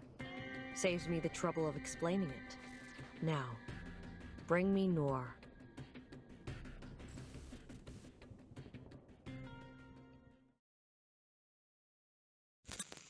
Damn, man. It's... God damn it. It's literally giving Doom Fury. Damn it. Can you know I've shared so many of my story with you? Why don't you tell me some of yours? Director is always on lookout for good material. I'm curious about your past. They say you're once in generational talent, the one who summoned Jiang Yang. The Shangzhou beast that hasn't answered the Liang family in 300 years. Most accent I like in this game is An Li. Her Cantonese accent. That was all just a misunderstanding. Oh. The day I summoned Jiang Yang, I learned its name and glimpsed its memories. Century ago, Jiang Yang was gravely injured during its last summoning and has been recovered ever since. That's why it haven't answered the Yang family's call. I just happened to summon it when it's finally healed. My family thought Jiang Yang chose me, so they placed a high expectation on me. Damn. I know chosen one. I'm just lucky. Or just lucky. Your family know about this? No, I never told them. Did not want to disappoint them. Damn. Asian family drama for real. You have to hide things from your family because you don't want to disappoint them or make them upset. Dude, this is just so fucking real, and I'm just like really digging deep into my fucking drama. Oh my god. Liang Yue.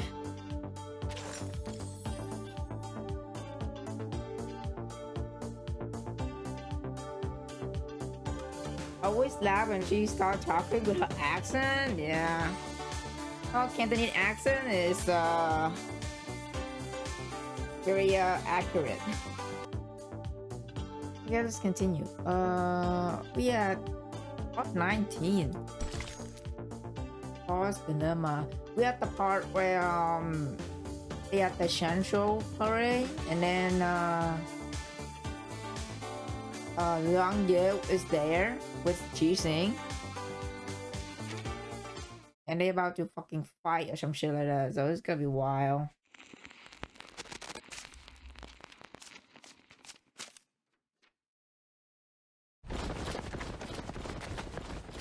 Target spotted. I repeat, target spotted.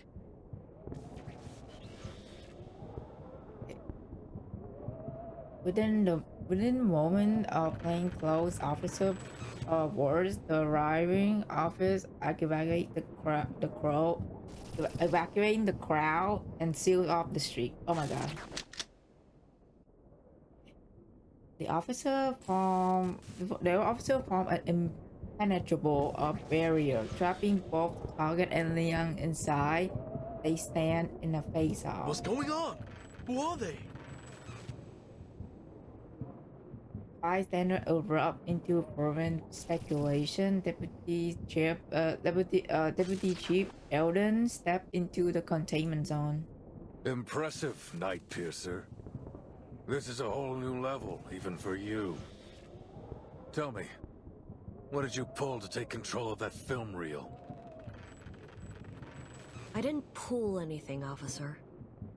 It chose to fulfill my wish. That's all.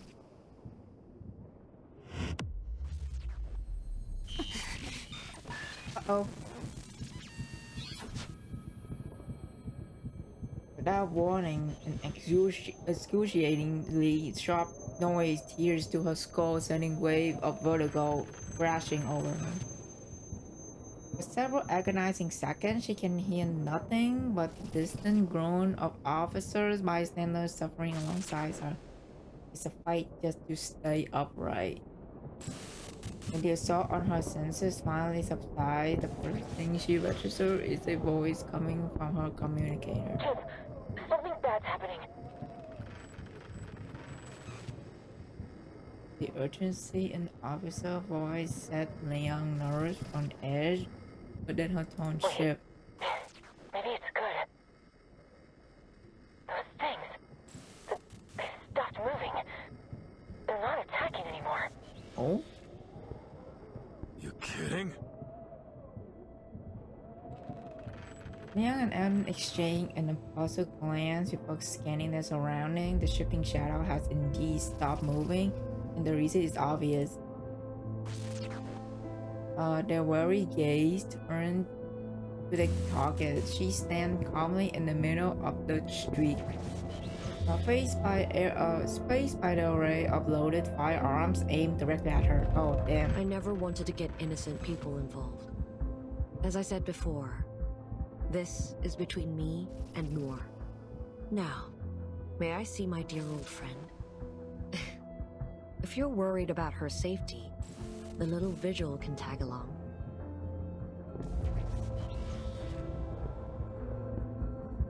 Leon and Eldon exchange a look. It's too dangerous. We've already put Noir at considerable risk, but pushing her right into the hands of a criminal, I don't think so. We can't put a civilian in danger like that. Besides, why would Xing let you go with her? You're walking right into a trap.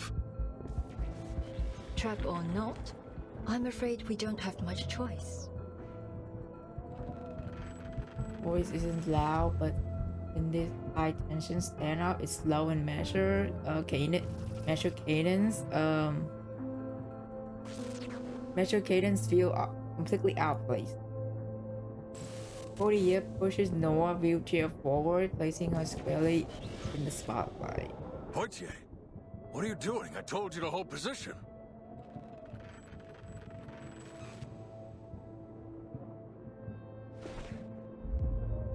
Noir raises a hand, smiling as she cut off Eldon's rising fury.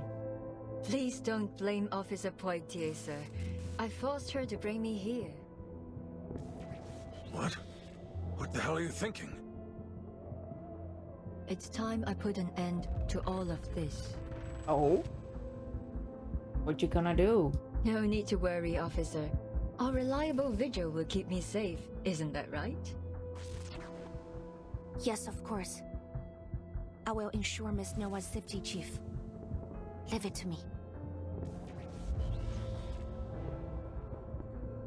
Aiden studied Liang's face for a moment before shifting his gaze to Xing. At last, he relents. Keep the target in check, Liang. Keeping his eyes on the target, he leans in close to Liang's ears and issues a low warning. James and the others are working on how to break this barrier we're in. Camerahead and that ghost hunter are helping them. Stay calm. We want to resolve this peacefully if possible. Haven't forgotten what you learned in negotiation class, have you? Of course not, sir. I got straight A's. Liang takes Liang out of size and hand on her shoulder. Guard up, rookie, and straighten your back. I get why you want to wear this outfit, but you can get things done with or without it. Isn't that right, partner? Right, ma'am. I won't fail.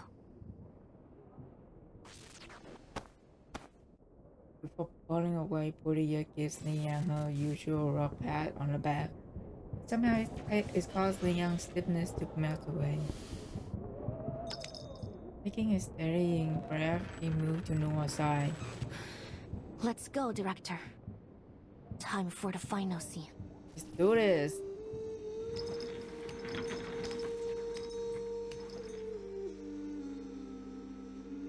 How many Malayan Noah wheels into the distorted world before them? It's as if a surreal nightmare is unfolding before their eyes. Look around you, Noor. Look at what we've done.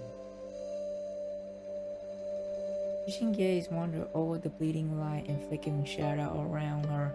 She scrutinized the crack and distortion in this twisted realm unleashed by the cursed film reel. Expression holds no trace of admiration. This is what her film, the very last work of our dearest friend, looks like now. Tainted, twisted, and wicked. All this is proof of our guilt. The blood on our hands.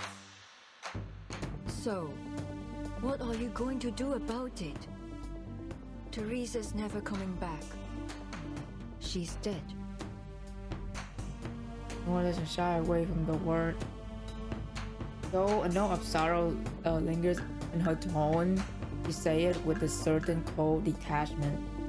And you, playing hero, punishing those you deem evil. Does that make you feel better? You kill me and then what? Kill yourself? Oh. That's how you'll atone for your failures? Forgive my bluntness, but how laughably naive you are. Damn. So confrontational. Holy shit, Noir. Which remind me of 11 event? Oh. God damn, the nostalgia. 11 event is so good. I hope one day you get your hand on that event, girl. I know you're afraid to play it, but one day, I hope one day you try it. Noah voice has an uncharacteristic sharpness to it, but Jixing showed no sign of wavering under her scrutiny. Instead, she smiled. Atone for my failures? You're way off. You're right about one thing, though. She is gone. The person who cared for me more than anyone in the world. Dead. When she gave me a shoulder to lean on, I pushed her away. I left her to die alone and in pain. How could I ever atone for that? How could I ever expect her to forgive me? How selfish of me to even ask for that. Leon furrows her brows in suspicion. Then why can't you let it go? CO7 is the hero who brings the happy ending, no matter what she's faced with. What you are doing now is anything but that.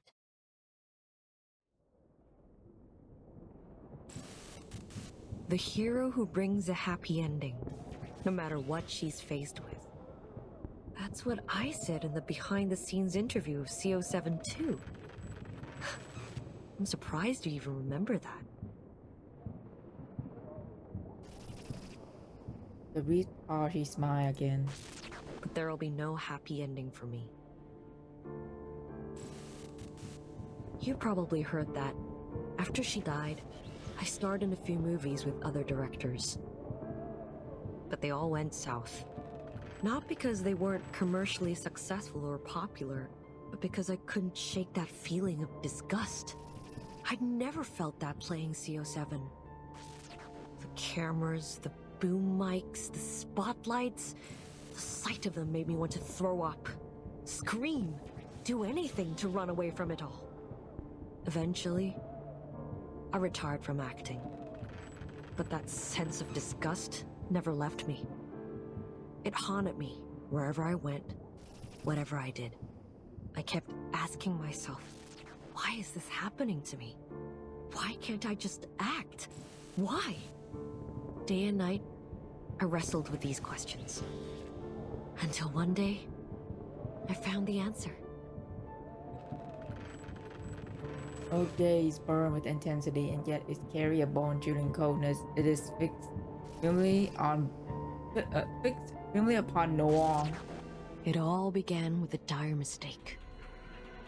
One that needs to be corrected. Shit. The attack of Noah. Silver needles streak through the air in the sudden downpour. Miss Noah, get back! Oh, we're gonna have boss fight, are we? Boss fight! Okay. Recommend none, so she don't have any weakness. Like, okay, well.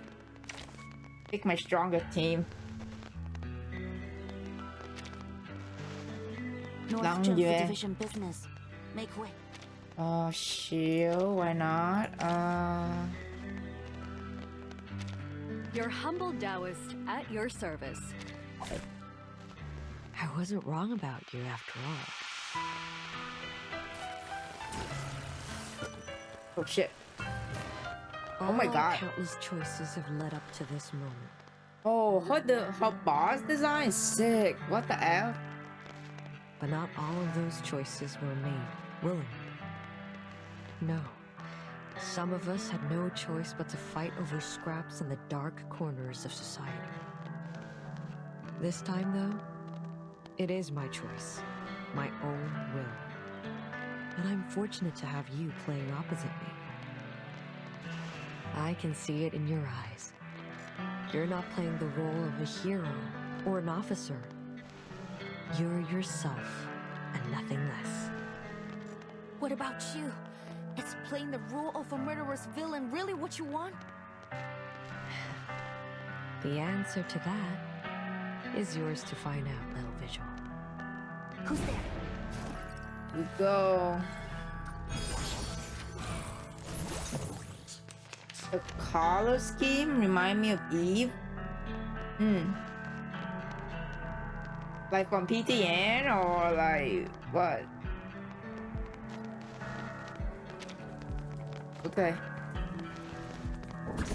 Oh wait. You know what? Yeah. Please stay behind me. Ebo. Part of the training.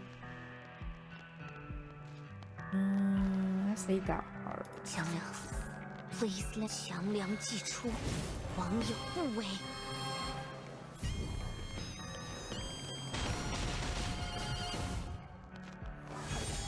Be careful. From Eve? Oh yeah. My responsibility. You won't get away. There's strength in restraint. Oh. Peace and quiet.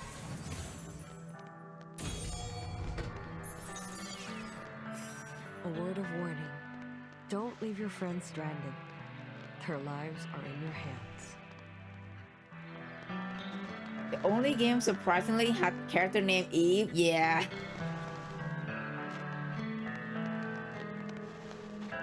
Let me handle the pain.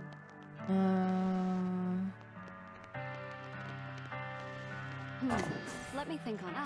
And listen to this. A sacred charge. 朋友的威，莫运虚无。Ah, what a bloom!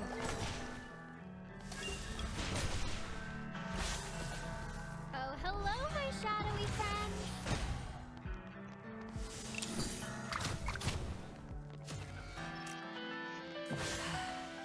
I've been waiting for this. Dude, the music is so good. What the F? Just don't get the ending I always wanted. Looks like there's no stopping you. This is legit Doom Yuri. Holy shit. In that case, I'll make you stop.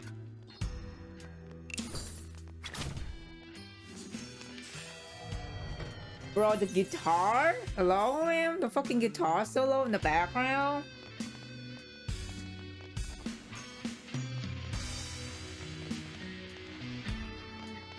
Feel like making squash. Shouldn't. Let me think on it. Ah, an interesting one. Now, give us a big smile.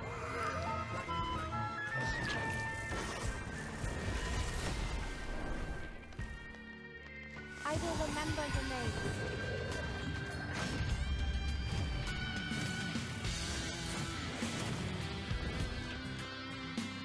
Concentrate and visualize.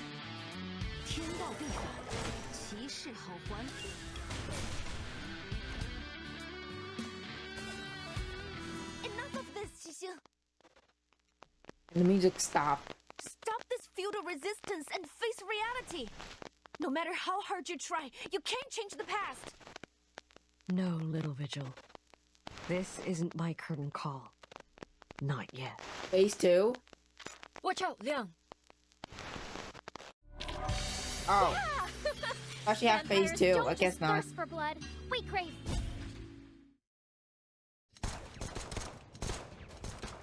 Ammo's running low, sir. They must be gaining power from this area we're in. No. No, there's no way. Okay, I thought she's gonna get herself shot. That's crazy. I hate you, Nor. You were born with a silver spoon and exceptional talent. You took everything for granted. You looked down on everyone else. Bro. I've always hated you. Miss Noah, hold on! That was close. Girl, what happened to your wheelchair? Oh, right. Miss Xixi, is this really what You you say- want to do? Are you really going to kill Miss Noah? You have to stop. This is completely meaningless. I was gonna ask what happened to her wheelchair, and then I realized meaningless. Liang pushed her away to get from the blast. This is exactly what needs to happen. Every story must have an ending after all. The Oh, past God. has held me prisoner for far too long. Why did it have to be like this? This part was so good. Do I just like devastated? I need an ending, a conclusion, so I can finally leave it behind me. Only then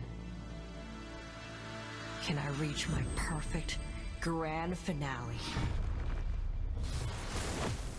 Oh shit. Yang, impossible. Yang. You didn't chant the incantation. This time, I won't hesitate. You're my inspiration. Let's go, Yang. Like the countless kids who were once lost. I found myself in CO7, and that's exactly why I have to stop you. Oh shit. 强梁既出，王有不为。 Go, Liang Yue. 小节不详。 Oh my god. Oh, she smiled. Oh my god. I guess she get what she wanted. She legit just smiled, so I guess she get what she wanted. She got what she wanted. Is that what she... Bro, what the hell? Oh, this is from region. The other girl, oh, the other one from the group, the trio. I must finish this film. This film must be finished. Only then I can be whole. Added scene, Owen drop a cane, crying of joy. I'm killed, my family. I won't need to spend money anymore. The classic technique blending social issue with sentimentality. Sentimentality, yeah. Added scene, man Neil crying out, I'll kill that con artist. I'll avenge my mom. Perfect emotional outburst from film midpoint. Added scene, woman pacing in her room watching film teaser. She muttered, "This isn't your usual word. The view has absorbed your hatred." Is weak malice? I'm not like the others. I believe sinners. Oh, sinners! I believe sinners must be punished. This time, I will show your film has a perfect ending, purging sin with death. That's perfect. Just like for the finale. Damn, part 20. To the light thing. She got what she wanted in the end. Brilliant flash split the darkening sky into a thunderous roar, scattered the shadow of fear and unease are forgotten in an instant. Every head turned to the place where the lightning struck to see a colossal beast standing in solemn majesty. The crowd fall silent, and a single young voice cries out, It's Qiangliang! The child raised the lantern excitedly. Just like the painting paper-crafted beast bear a little resemblance to the mighty guardian towering in the distance. There's something in its stern round eyes face carries something of its righteous spirit. As the crowd shift the gaze between the small paper lantern and the guardian, their voice finally returns. You're right! It's the legendary Showdown beast! Look! It has the tail of a snake and the head of a tiger! Just like the illustrations! Has the legendary Qiangliang come to save us? Does that mean that girl is his Zhengzi? What are you two yapping about? Showdown beast? Zhengzi? Those are just fairy tales. Didn't Mr. Zhou say this was all part of a film shoot?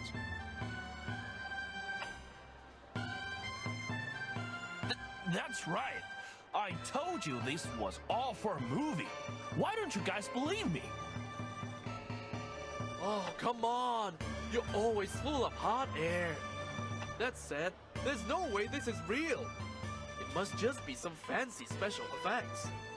So, I'll believe you this once. Wait, so all those things were fake? Oh, I almost freaked out when those ghosts came out. Costumes and makeup were so real looking. Man, am I glad I came to Chinatown. This parade's been insane. I gotta take more photos. Little did they know. VODs once feel their hearts gradually fade, those who understand the true exchange knowing sign. Wow, that's Qiangliang, huh? Looks totally awesome. Anna Lee, oh my god, I love her. I heard that a descendant of the 12th Zhengzi joined the Features Bureau, but this is the first time I've ever seen Qiangliang in action. Oh, looks like they got that actor lady under control. Now all we need to do is grab that cursed film reel and break the barrier, and the victims will be sane again. It'll be happily ever after for everyone. Oh, you just jinxed that, loggerhead. Before she can finish speaking, her optimistic prediction is ruthlessly overturned. She literally just jinxed that. What boy? This again? What's going on? Didn't they finish the job? Uh-oh. An anomaly even greater than the last crashed down upon them started cry rise from the crowd. Look!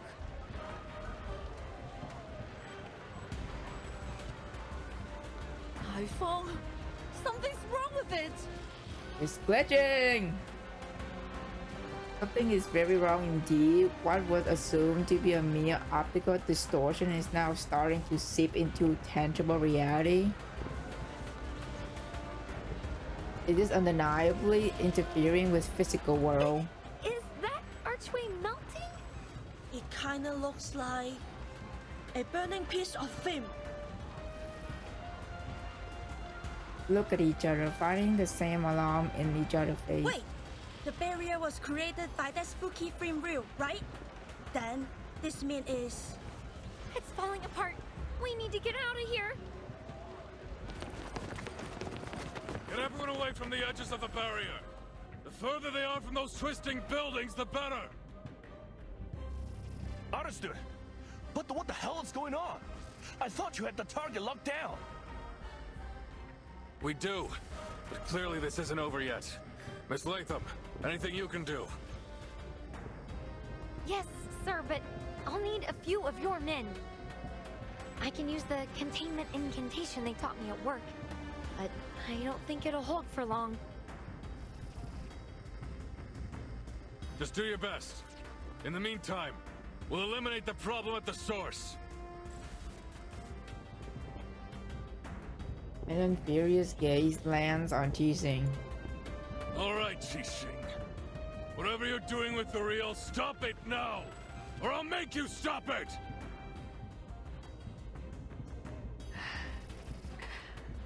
I'm not doing anything. Oh my god. This is going to be... This whole shit is just devastating. She stands her hat... her hat a few feet away, her body slumped against the wall behind her. she barely managed to stay upright. She forced a crooked grin. It's the film reel. It's reached its limit. Her coach pulls out the object responsible for all this chaos. Liang not once held the film herself, she might not have recognized it at all. The reunion of the three swallows. What's happening to it? Wait, there's something else here. No doubt about it. Evil spirits. An insane number of them. Anan shocked through the crowd, rushing to Qixing's side. With one glance at the film reel, her face go pale. On hearing her Anan's words, Leon's expression darkened. So you think so too? We had a similar encounter at the city hall not long ago. Mr. Wang must have lost some of his spiritual energy to the film reel, leaving his body open to wandering evil spirits. Since then, I've suspected that. An easy speculation lodged in her throat, but Anan voices for her. Of course! I should have realized earlier! She goes on to let out a long, frustrated sigh, then furrows her brow in thought, her expression growing increasingly grim. Obviously, evil spirits would be attracted to the film reel. It's like leaving a pot of honey in front of a wasp's nest. A living soul is a wandering spirit's favorite meal. So with the number of souls scattered in the film reel, it's like a total feast. All that evil spiritual energy must have the film reel bursting at the seams.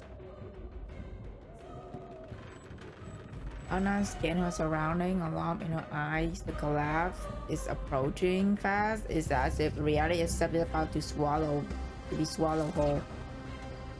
Yanina, Liang, or An can see a single wandering or evil spirit. A sudden realization strikes Liang. Her gaze snapped to Qixing. But upon seeing her, her eyes widened in shock. Miss Qixing, your hand! Shit! She's got the digitalized too because she's glitching.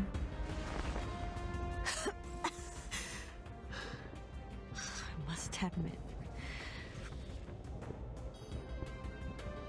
Deep jack crack has spread across the entire film reel and climbed up to Qixing's hand and arm like sinister wings. The film reel isn't the only thing at its limit. I can't hold on much longer. The vessel containing Yang strapped around Leon's waist started to shudder. To Yang, the violent energy emanating from Qixing must be eradicated. Abstraction, hello! Oh my god, first time chatter, welcome! We are trying to finish the Chinatown event in reverse 1989 today. We almost reached the end of this story. So yeah, it's going to be a short stream today.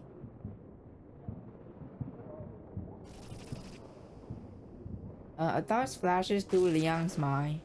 Could it be that the film reel has been out of control since the beginning? That depends on how you define the beginning. Even though Qixing avoids answering, Leon knows she's right.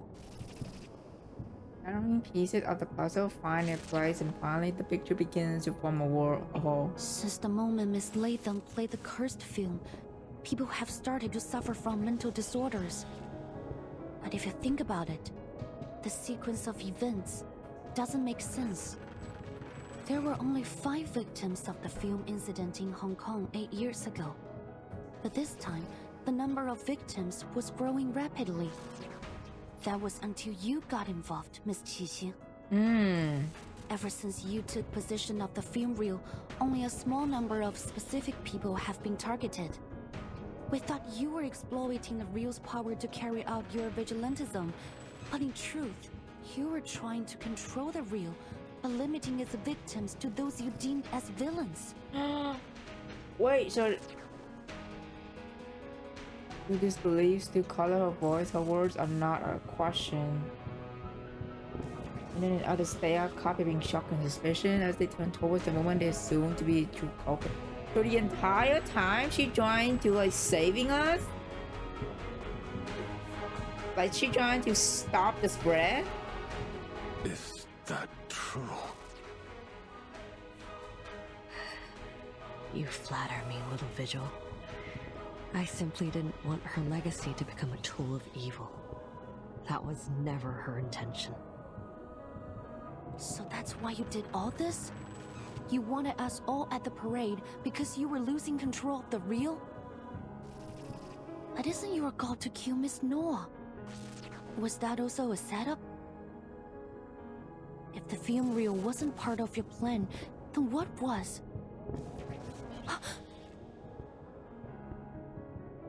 Conclusion, as she herself once stated, resurfaced in her mind, she realized she made a critical error. Miss Qixing still can't accept the way Miss Noah ended Detective CO73. That's her motive. The ending consists of two major elements, the Shehe parade and the villain who should have been punished. Oh my god. She now sees Noah as that villain. Noah isn't the villain, is she? Oh shit. In your perfect grand finale, the villain you intend to kill at the parade is none other than yourself.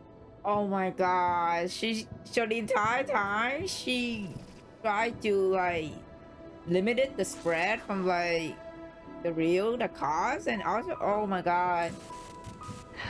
It's a good ending for everyone. The big bad finally gets her comeuppance. And who better fits the role than me? She's not wrong though, oh my god. This is the grand finale you want to have? But why does it have to end like this? Lily! Like, what? Why did it have to be like this, man? Oh my god. Because this is the way it has to be. Ew. When a drop of ink falls onto paper, no matter how hard you wipe, it can never be spotless again.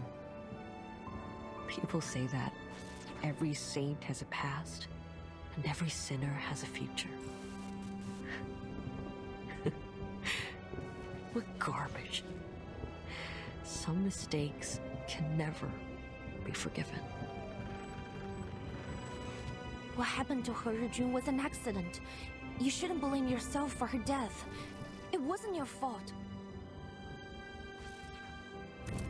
But it was my fault.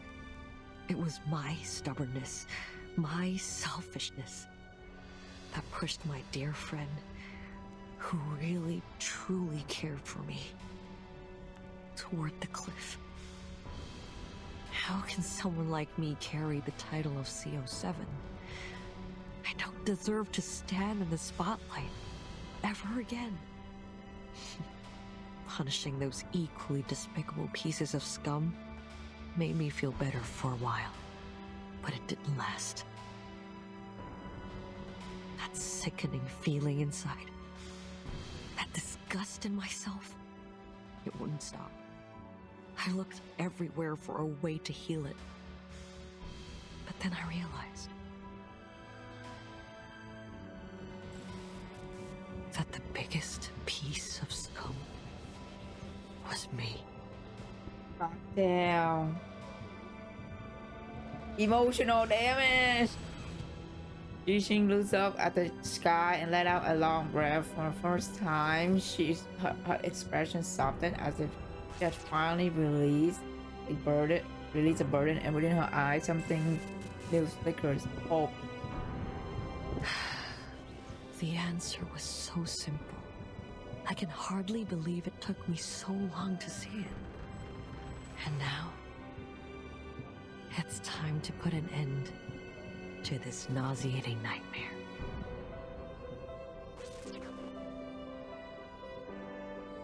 I cannot understand. No, you're being too harsh on yourself. Herjun doesn't blame you. I'm certain of it. Quit it, Vigil. Look around you. Can you still claim that I'm not to blame?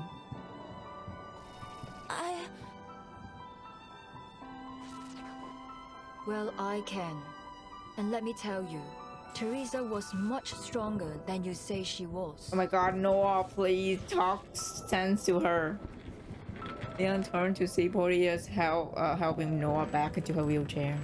Yes, Teresa would cry often, but that made her no less determined of an artist. And before long she'd be at my door saying, I made some edits. Take a look. You know that's what she was like. Do you seriously think she gave up dreams, her life, just because of a few harsh words? No, I could never have a coward like that as a partner.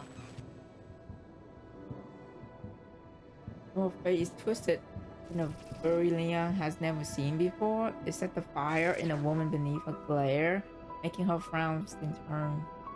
Whatever you say. Director or not, you can't tell me what to do anymore. I will have this ending. Come on, officers. Finish the job. I'd do it myself if I had the strength. Her voice is unwavering. I've learned a lot these past years. If you want to save this city, you'll have to kill me. Those spirits will disappear, and everything will be back to normal. A perfect grand finale, isn't it? So what are you waiting for? So it's come to this, has it? Dude, Eldon is so stressed out by this. Like, bro, this cannot be happening right now.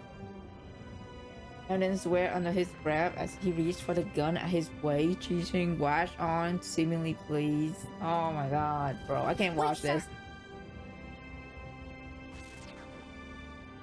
Lightning shoots through Leon's body. Her feet, once nailed to the ground, suddenly feel weightless.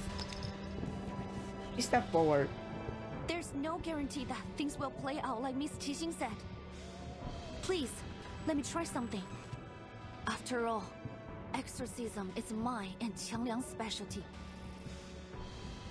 Wait, what are you? Oh. Or either I don't know, Jian can react. The film reel is already in Liang's grasp. Is she about to break it? Liang! You out of your mind or something? Yes, there are a huge number of evil entities bound within it. And this is probably the most formidable opponent Qiangliang and I have ever faced. But I must confront this challenge. Not to protect the honor of my family, or to mimic CO7 either. But because I want to. Because it's right. Oh my god, Every girl, story talk your has shit. an ending. And I must act to create the best one for everyone. Oh my god. Let's go, girl. Sorry. I don't have any flower words or clever arguments. But if you're willing to help me, please, Qiangliang, heed my call.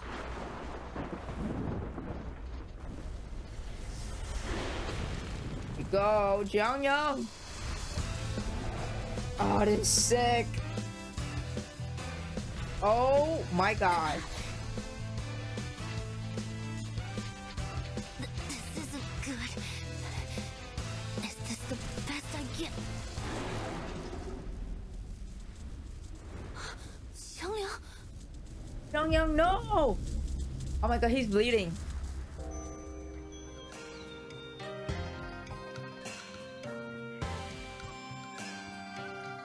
经有大贤方相使，受天子之托，向12摄提神请愿，得巫武之礼，降服恶兽，收为己用，更名为显道兽。然而，显道兽一时能庇护的范围终究有限，一时人间仍有诸多邪祟诡异肆虐，非人力所能敌。但那时的百姓们却从未放弃过抵抗，因为他们知道，只要心怀希望与斗志到最后一刻，仙道手必将现身，逐除恶鬼，还人间一片太平。香料 ，No！ My God, wait, where you going?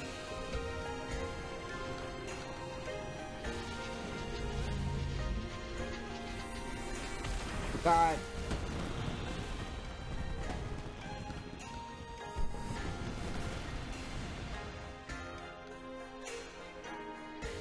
Did it sacrifice itself to destroy the film?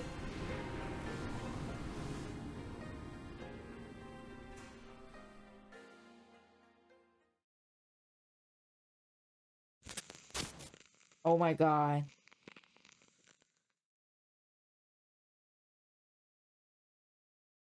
Bro.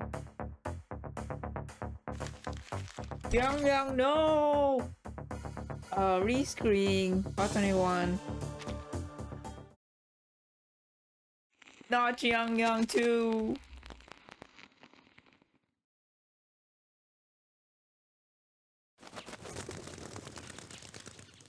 Crowd gradually like birth and sunlight stream into the wall in the corner, and television broadcasts a new report.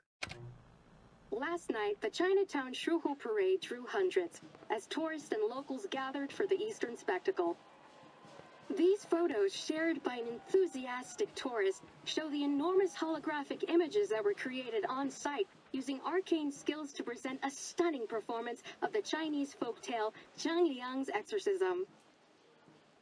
The event has been deemed a well-organized success, with many promising to attend again next year. Locals have expressed their thanks. One spokesperson said, "It's been wonderful to share our culture with people from all around the world. Chinatown is always ready to welcome new friends from both near and far." Well, at least they got positive response from this, I guess. In other news, the arcane vigilante Night Piercer, who has perpetrated dozens of attacks across the city, has been apprehended by the DAA. Okay, so Jixing got arrested. Night Piercer was revealed to be Qi Xing, a former Hong Kong movie star. Some members of the public have expressed continued support for the vigilante due to the questionable backgrounds of her victims. Deputy Chief Eldon of the Division of Arcane Affairs gave his response. Vigilante justice is incredibly dangerous to our society. No individual has the right to bypass the law and enact their judgment on others.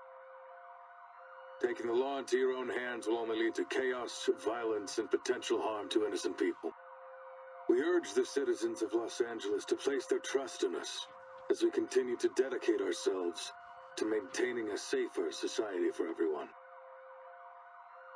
If you share our passion for justice, we encourage all citizens to direct their assistance and feedback to the Division of Arcane Affairs.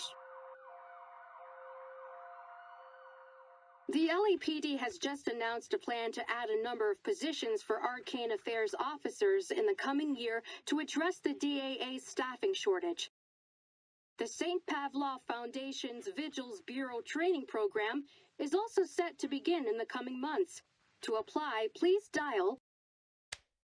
Nope. Hearing this news, the woman hopped up joyfully to turn to the man sitting up in bed. Hey! They're hiring Arcane Affairs officers! Hasn't it always been your dream to don the uniform? Looks like they accept all the applicants too. Why don't you give it a shot when you are better? Knock it off. I've been a green crosser for 20 years.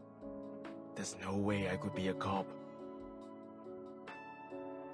Waves off his wife, but as he does so, he turns to the man beside him with a nervous look on his face, expecting the idea to get the shot down.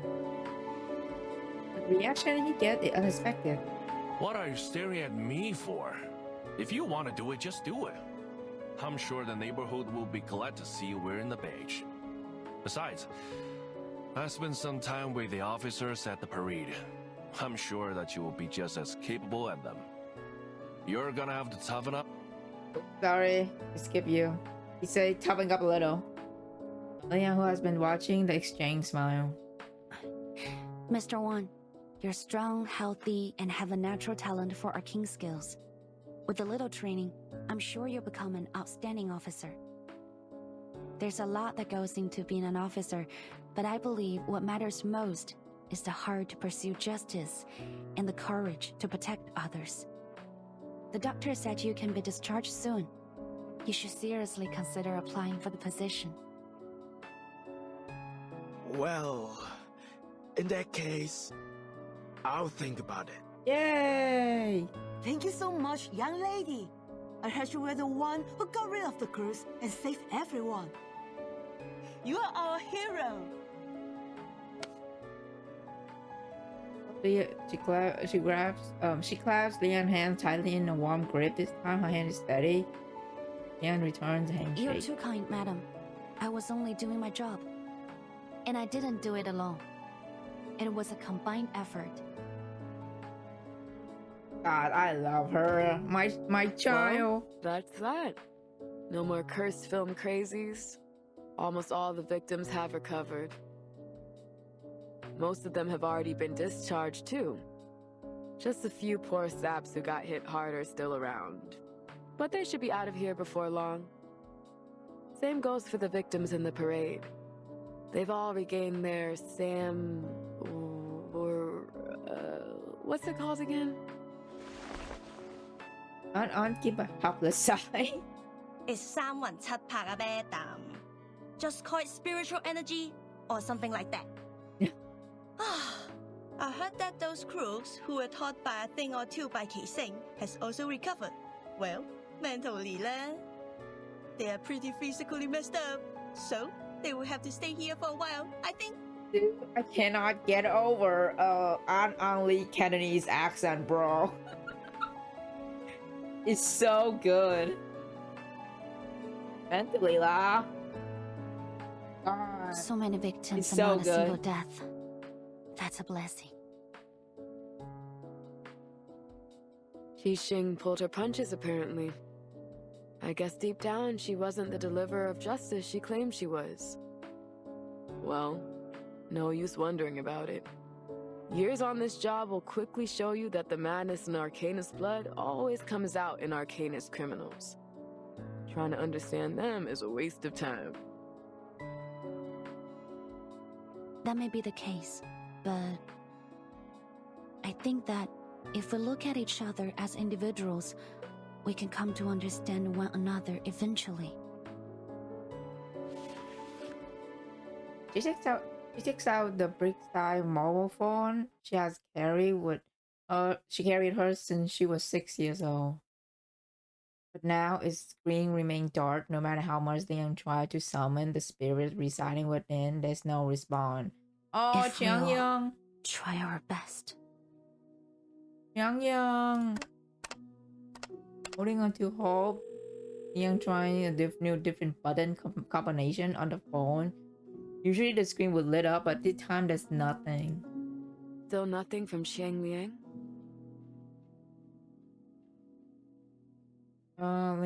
Liang lower her gaze and shake her head.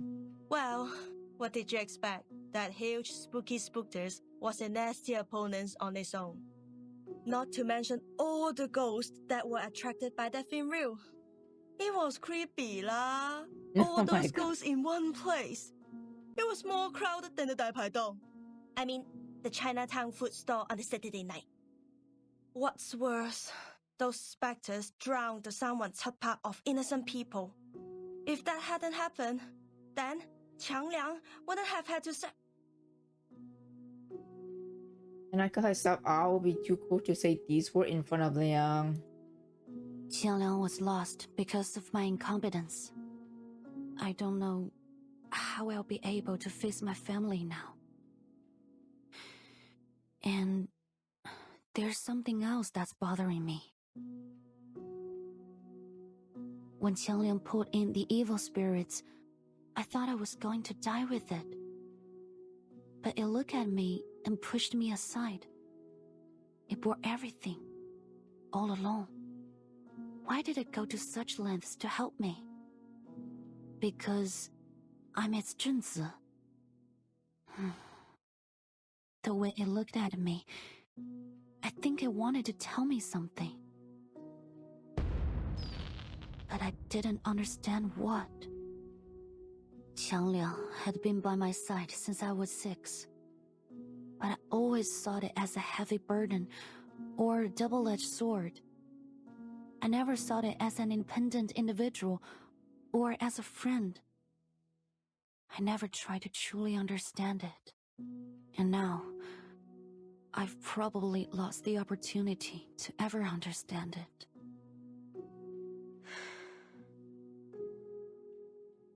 Inside and fall silent, the other two exchange a glance and simultaneously pat her on the shoulder. Come on, enough with the long face. Maybe Qiangliang will respond to you one day lah. You never know. And I'm here if you ever need my professional ghost-busting service. Exclusive discount just for you, Agreed. Isn't it a literal legendary beast that's existed for ages? No way it bit the dust just like that. I bet it's recharging in its lair or something. Then it'll come back when it's full of juice again.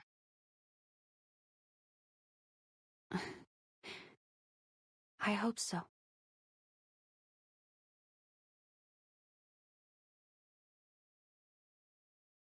These are just comforting words, but their concern for her gives her the strength to move forward nonetheless. Oh, Portier!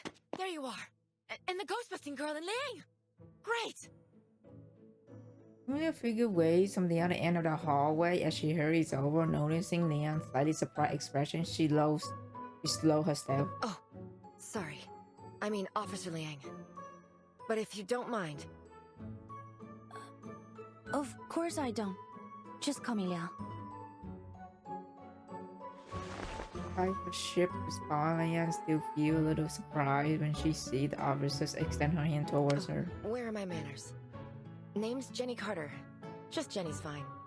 Unlike your instructor, I don't try to hide my appreciation of people. I gotta say, you've done an awesome job. Folks at the department have all been talking about it. We're proud of you. Please tell me there's some way to postpone the end of your field training. This is the second hand Liang has shaken today. Thank you. That's very kind. What brings you here? Deputy Chief Eldon, of course. Who else?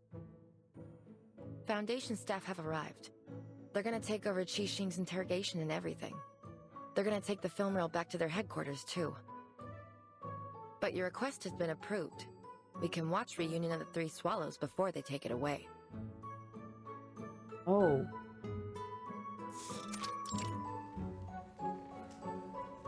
For crying out loud, the DAA is in a movie theater. Where'd all these people come from? I didn't scan the group before him. My apologies, sir. I invited them. Movie time! This may be the only chance for Teresa's last work to be shown to the public. I want as many people to see it as possible. Every filmmaker wants their work to be shown to the world. I appreciate your understanding. And can respond, Anna got in. Come on, sir. It's no big deal. Everyone here knows what really happened. We just want to know what the film's about. Yeah, didn't you see something on TV about assistance and feedback? You'd be going back on your word if you ignored us now. Hey, don't you go talking circles around me again. Even in this harmonious scene, the two men can't help but bicker. 40 rolls her eye. Luckily, the two are quickly interrupted by a woman in a Foundation uniform. Oh, the Foundation No here. need to worry, Deputy Chief Eldon. After thorough examination, we've determined that the film reel no longer possesses the ability to twist reality. Oh, let's go. It was our negligence that allowed the film to be taken in the first place. So, as Mr. Zhou said, the people deserve to know the truth. Besides, every viewer is required to sign this confidentiality agreement before entering the screening room. All right, everyone, please hurry. The movie starts in 15 minutes. Oh, I'm pumped! No way I'm missing this! Give me a pen! And I'm over to the desk, and the officer in Chinatown, private detective, follow suit. And Noah, on the other hand, hung back. They already signed a confidentiality agreement. After all, they were the one who drafted it. You have my thanks, Vigil. If it weren't for you, I doubt Ah-Sing and I would have had this chance to watch our good friend's swan song. I also have to thank you for helping me stop Ah-Sing and for helping me keep my promise. Your promise? Noah pat my hands on her thigh. Yes, I swore on these two legs. In the past, all I cared about was making the best film. I saw everyone, even my actors and writers, as tools to reach that goal. But I was wrong. There's no such thing as a best film, only a better film.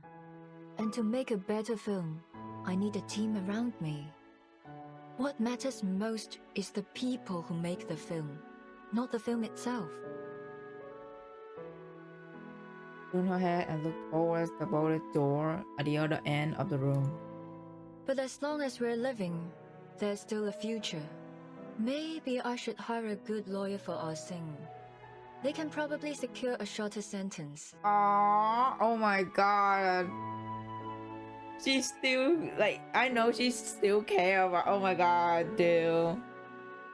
Goddamn Noah. I hope she get a good lawyer for Ji-Xing, man. What an MVP. When she's free again, both physically and mentally, perhaps we can make a movie together, just like old times. Yes, momentarily done. Are you sure? With all due respect, Miss Noah, that will probably be a very long time from now. So, even if we're old ladies by then, as long as we can still move, I'm certain we can make movies. Speaking of which, you'd make an excellent addition to my crew, Miss Liang. Don't hesitate to contact me if you reconsider your career choice.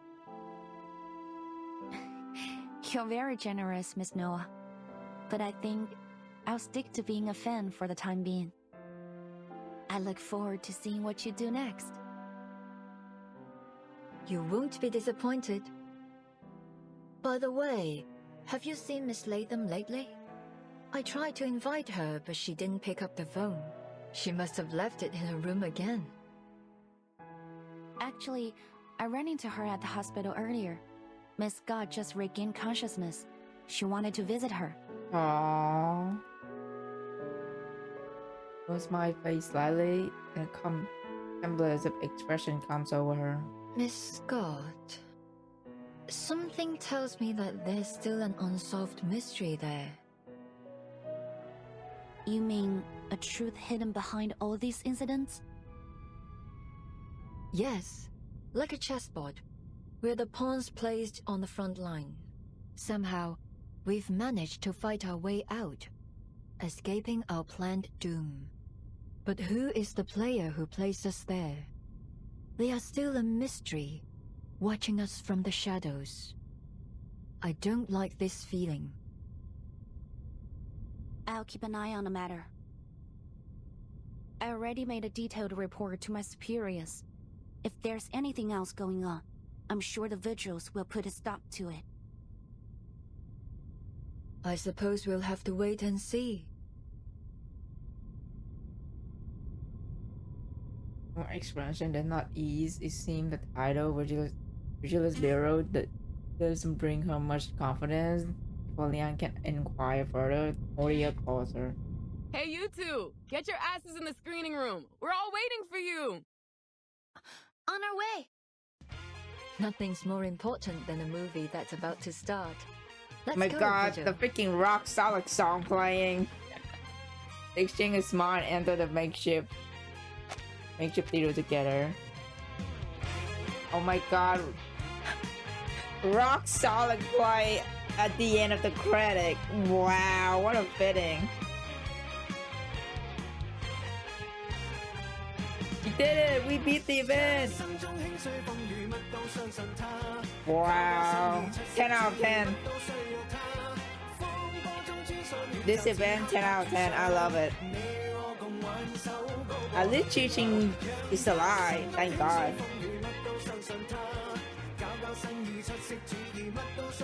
Nobody fucking died in this event. Thank God. Chi-Ching is alive. She's the thing. So yeah, everything we good.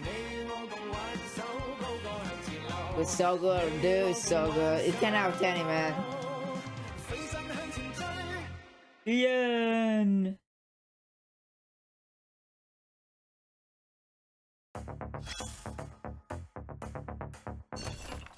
Exclusive interview. Shit, that morning we were in Mr. Rowan, sis handed me a bottle of beer. Suddenly I understood I already had the whole world. I just hadn't bothered to look. You're right, if we cut out the chaotic, corrupted footage, this would be a great film. That line is so Teresa. A house can be rebuilt and the gas between friends can be mended. She always loved life. It's hard to believe, especially after seeing this, that Teresa like this would never have taken her own life. Right. Virgil, thank you. Miss Virgil, thank you. Her creation have been restored to original form is something I'm truly grateful for. And all thanks to you and your team. About Jiang Yang, I'm more sorry. You can imagine this wasn't my intention, but ultimately my selfish behavior caused this to happen. Is there anything I can do to amend? There's no need to feel guilty, Michi-Shing. Broaching the ghost playing is part of Jiang Yang and my duties. I know that you really like those movies. I must have really let you down, huh, kid? Won't lie, I was a little disappointed. But it doesn't matter. C07 is still my favorite character, and that will never change. Thank you. Wait a moment, Chi-Ching. Before you and the officer leave, Miss Niang and I need to confirm one last thing. There's something in your testimony that has been eating at me. Don't get me wrong, I'm not saying that you're lying. The virtual interrogation expert confirmed that much. But even you probably noticed a sequence event that led you to become Night Piercer. You stole the real and caused the incident in Chinatown, but your motives seem inconsistent. I feel I'm missing a piece to this puzzle. It's almost like the memory gap affecting Loggerhead, but your expertise in arcane skills surpasses her. Perhaps you can recall something. I'm sorry, I don't remember. I don't recall how it all began. I got word that the reunion of the three swallows had found its way out of the Foundation storage and into the black market. Even gone to the secret auction for it to some intermediaries, but unfortunately I don't have the dough. I asked myself who else out there could be as fixated on that reel as me. The answer to that was obvious. It was me. It's me. That's right, your public figures follow you to Los Angeles wasn't difficult. I tracked down your intermediary pug dog and a bit of cash. I got time to locate your location of your deal. I see, so the friendly advice pug dog gave me back then, that was about you. What a guy, zero professional ethics. That's right, my only objective was to take the reel from you. The question of who stole it from the Foundation wasn't something I even bothered to think about, but the very last moment, the sliver of sense kicked in. It was the close call, but I managed to hold myself back. I think there was a moment I really intended to kill that poor staffer, Miss Scott. I don't understand why I felt that way. You know the rest. Player that plays us here. Wow. Okay, this last part, anonymous visitor. This is the epilogue, right?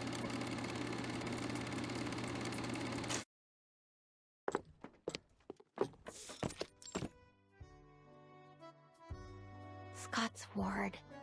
Scott's ward. Did I take a wrong turn? Oh, excuse me, Doctor. Could you tell me where Constance Scott's ward is? I'm kinda lost. You're in the wrong area. You need to go straight forward this way, take a left at a corner, and a right at the next. Forward, left, then right. Okay. I'll remember it now. Thanks for the help. Sure. Okay, makes her way down the hallway, muttering the direction herself as she goes. Then she stopped and turned back in confusion. That's odd. Why do I feel like I talked to that doctor a few days ago? Must just be my bad memory. The lady last time was more friendly. Shook her head before quickly deciding to let it go. Wait, which way did she say again? Girl, you forgot?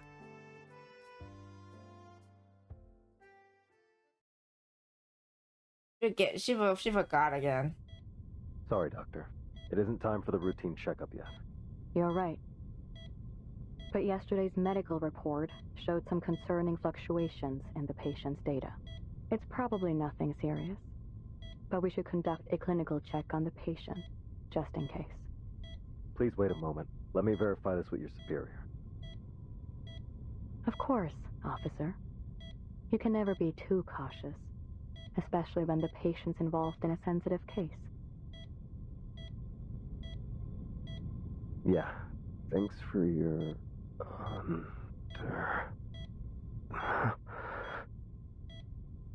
Uh-oh. Patient inside the ward hears the conversation outside the door come to an abrupt halt. She sits with her hand up to the railing, turning her hand away from the window towards the closed door behind her. What's wrong? There's no response from the other side.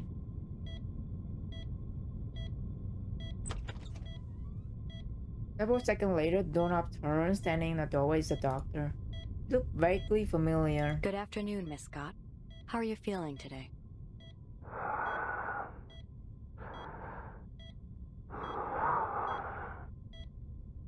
With the door closed again, Scott catches a glimpse of AA officer staring straight ahead. He doesn't so much as a glance in her direction. Something is wrong. Scott stood up straight. Who are you? Someone brought you these flowers. Flowers? Only then does she notice that the doctor is holding a glass vase filled with pure white flower, fresh and delicate. No. Something's not right. I heard what you said to the officer. How are you supposed to do a medical check with a flower? Uh-oh. Vase.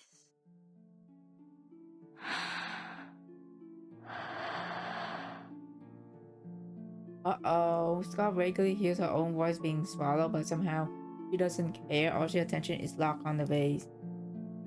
Not the flower, but the vase itself. At first glance, it looked like any other glass item, but now it's under the sunlight. This shimmering with crystal reflecting dreamlike color around the wall. What is happening? Is this crystal? Area blocking off her memory suddenly burst. It's you, madam. You said you wouldn't contact me unless something bad happened. Is there something wrong with the object you bought? No, it is perfect. You have been of superb Who is help. this? It was my honor to serve you, madam. And I must say, you have incredible foresight. The vigils caught me, but they couldn't get any useful information because I can't remember any. But you still seem to be in a rather precarious situation. Yes, but you needn't worry. I can handle this myself. That is good to hear. Who the fuck is this? The other end of the communication incantation falls silent. If it's not for the light still refracting off from the way, she might have thought the other party already hung up. By the way, I met Matilda not long ago. She was worried about you. Have you not contacted her? Oh my god, it's her mom? Oh my god, this is her mom. That is not necessary. Oh my god, this is Meryl. What the F? Were she more perceptive, she would have already discovered me herself. She will find me when she's ready. Yep, this is her mom. This is Meryl. Girl. What the shit? What the F? I thought it was the bad guy. No, this is her mom. Bro. Meryl. Girl, you got... Oh my god, you scared me there. Jesus Christ. It was so crazy too. I thought the bad guy is like infiltrating the fucking Laplace, but no, it was Matilda mom. What the hell? The voice on the other side showed little interest in the topic. Scott's moved to herself but struggled to find out a skill to prolong the conversation. The moment has already passed.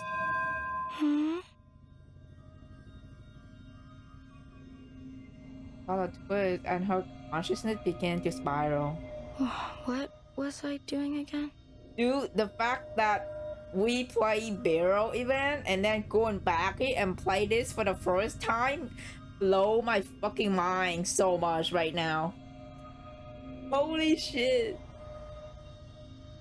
I am contacting you. This is crazy. My gratitude. Merci beaucoup, Miss Scott. And please believe me, you are far more gifted than you think.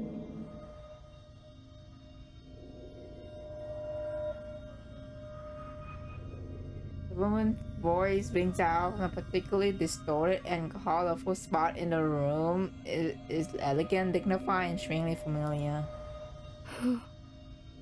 Who are you? Voice does not answer. However, those black dogs have a keener sense of smell than I thought. I am afraid our relationship has come to an end. Adieu, Miss Scott. Huh? Wait. Oh. Will the shadow the vase, shattering the dream and cashing her back to reality? Dude, that was crazy. That's the craziest like reveal. Like if you play barrel before you play in this event, right? And you go back and play it and you just, oh shit, that was her mom. That was Matilda's mom, bro. At some point, the door was silently open. A pair of black letters boosted over the shock of the broken vase and come to a stop at Scott's bedside. Huh, they run fast. Oh, that's for sure. Oh my god. Looks like this fish I forgot about her bigger than too. we thought. Hello, Black Ibis? Where have you been? Jesus Christ, where have you been too, girl? You've been gone for like how many fucking events now? Jesus. Have you figured out what happened to the two officers? What the heck are you doing here, by the way, girl? You woman turned to her cadet.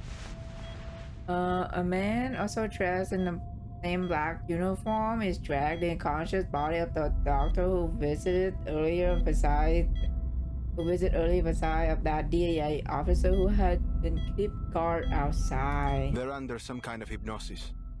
Caster's no amateur either. Arcane fluctuations are impossible to trace. Not bad. Not bad at all. Playable Black Ibis. When?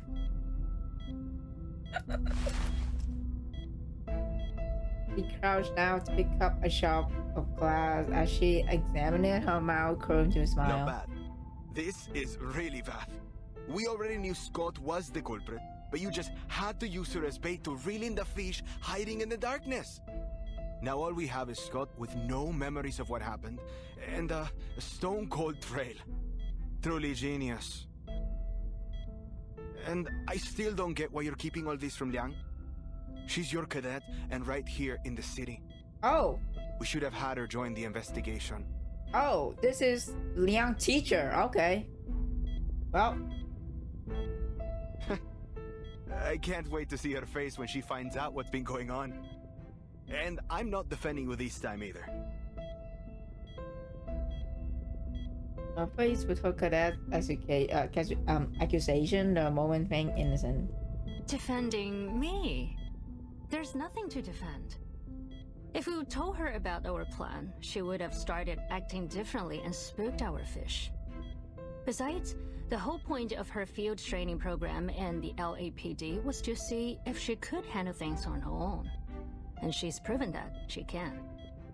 The Division of Arcane Affairs seems to adore her, so I'm sure the Deputy Chief will give her an excellent write-up. Everything's turned out great, hasn't it? See how considerate I am. How I always do things in my cadets' best interests. How could you make me out to be such a heartless, irresponsible monster? Exaggerated sorrowful expression would only make her cadet roll his eyes in exasperation. Oh, don't give me that look. Anyway, I think I've got an idea as to what's going on. Really? Woman drop her act and smile knowingly. Our big fish got away, yes, but just confirming that a fish this big exists has already made this worth our time. Now, back to the stolen arcane items. There are 5 in total, including the cursed film reel and the wind-up toy that the timekeeper shattered. Tell me, Bob, does our fish need all 5 arcane items? It's Alan, not Bob. How many times do I have to tell you? And to answer your question, no. I don't think so. The wind-up toy has already been destroyed, and the film reel's been recovered by a fellow cadet. These items did cause a few problems, but I don't see any common thread between the incidents they caused. Correct, Brian. Those 2 items were probably just decoys to divert our attention. Again, it's Alan. Ignoring her cadet correction, she goes on. 夫藏木于林，人皆视而不见. Of the 5 objects, they probably only need 1. Take a guess, Buck. Which one do they need? It's Alan. A-L-A-N. There isn't even a single B in it. He's still going on at it, bro. Cadet sign, half in reluctance, half in realization. Well, out of the 3, which one is... Wait, could it be? Bingo. From the way her cadet's face darkens, she can tell he has found the answer. Does that mean the legend's real? It can really be used in that ritual? It would seem so. So, it's Manus Vindicte again. Go straight back to Manus. He speak the name, his expression grim. They must have planted a mole somewhere among the Foundation's elites. Someone with clearance to the Arcanum Containment Department. It seems our fish doesn't wear the black robe. Tap the chin to respond. This is why my cadet eyes widen visibly. Huh? So you're saying there's someone behind all this who wants to perform that ritual, and somehow has the means to steal from the Foundation? There's just no way. Do we know this person yet? Are we still trying to find out who they are? The stolen items would probably go to the Manus eventually. But I have a hunch that our wily fish isn't totally on their side. Is the ritual they talking about? Is the one they trying to revive Arcana? Is that the same ritual they talking about? Let me know. But I'm trying to connect the dot, because this is the whole fucking timeline in this shit Manus Vindictae obviously considered the succubus a valuable asset before she got away, right? So if our fish was a die-hard loyalist, they would have delivered the wind-up toy to their master straightway, rather than letting it be passed around all over the place. While our fish is in collusion with Manus Vindictae, they are swimming in murky waters. They may be pursuing their own agenda. Who is this fish? Talking about? Who is this character? Like, 2000 smile, flick the sharp glass in her fingers. Things are starting to get interesting, aren't they? Like I said earlier, not bad at all. Dr. Doris? Oh, Vin Burton's mom. Okay. That the two figure in black vanished out the door.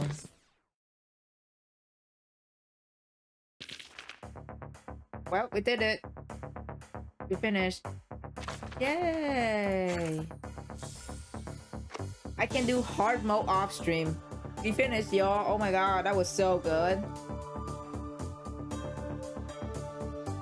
10 out of 10. 10 out of 10 event. This is probably like my top, like going on top, my favorite event so far in this game.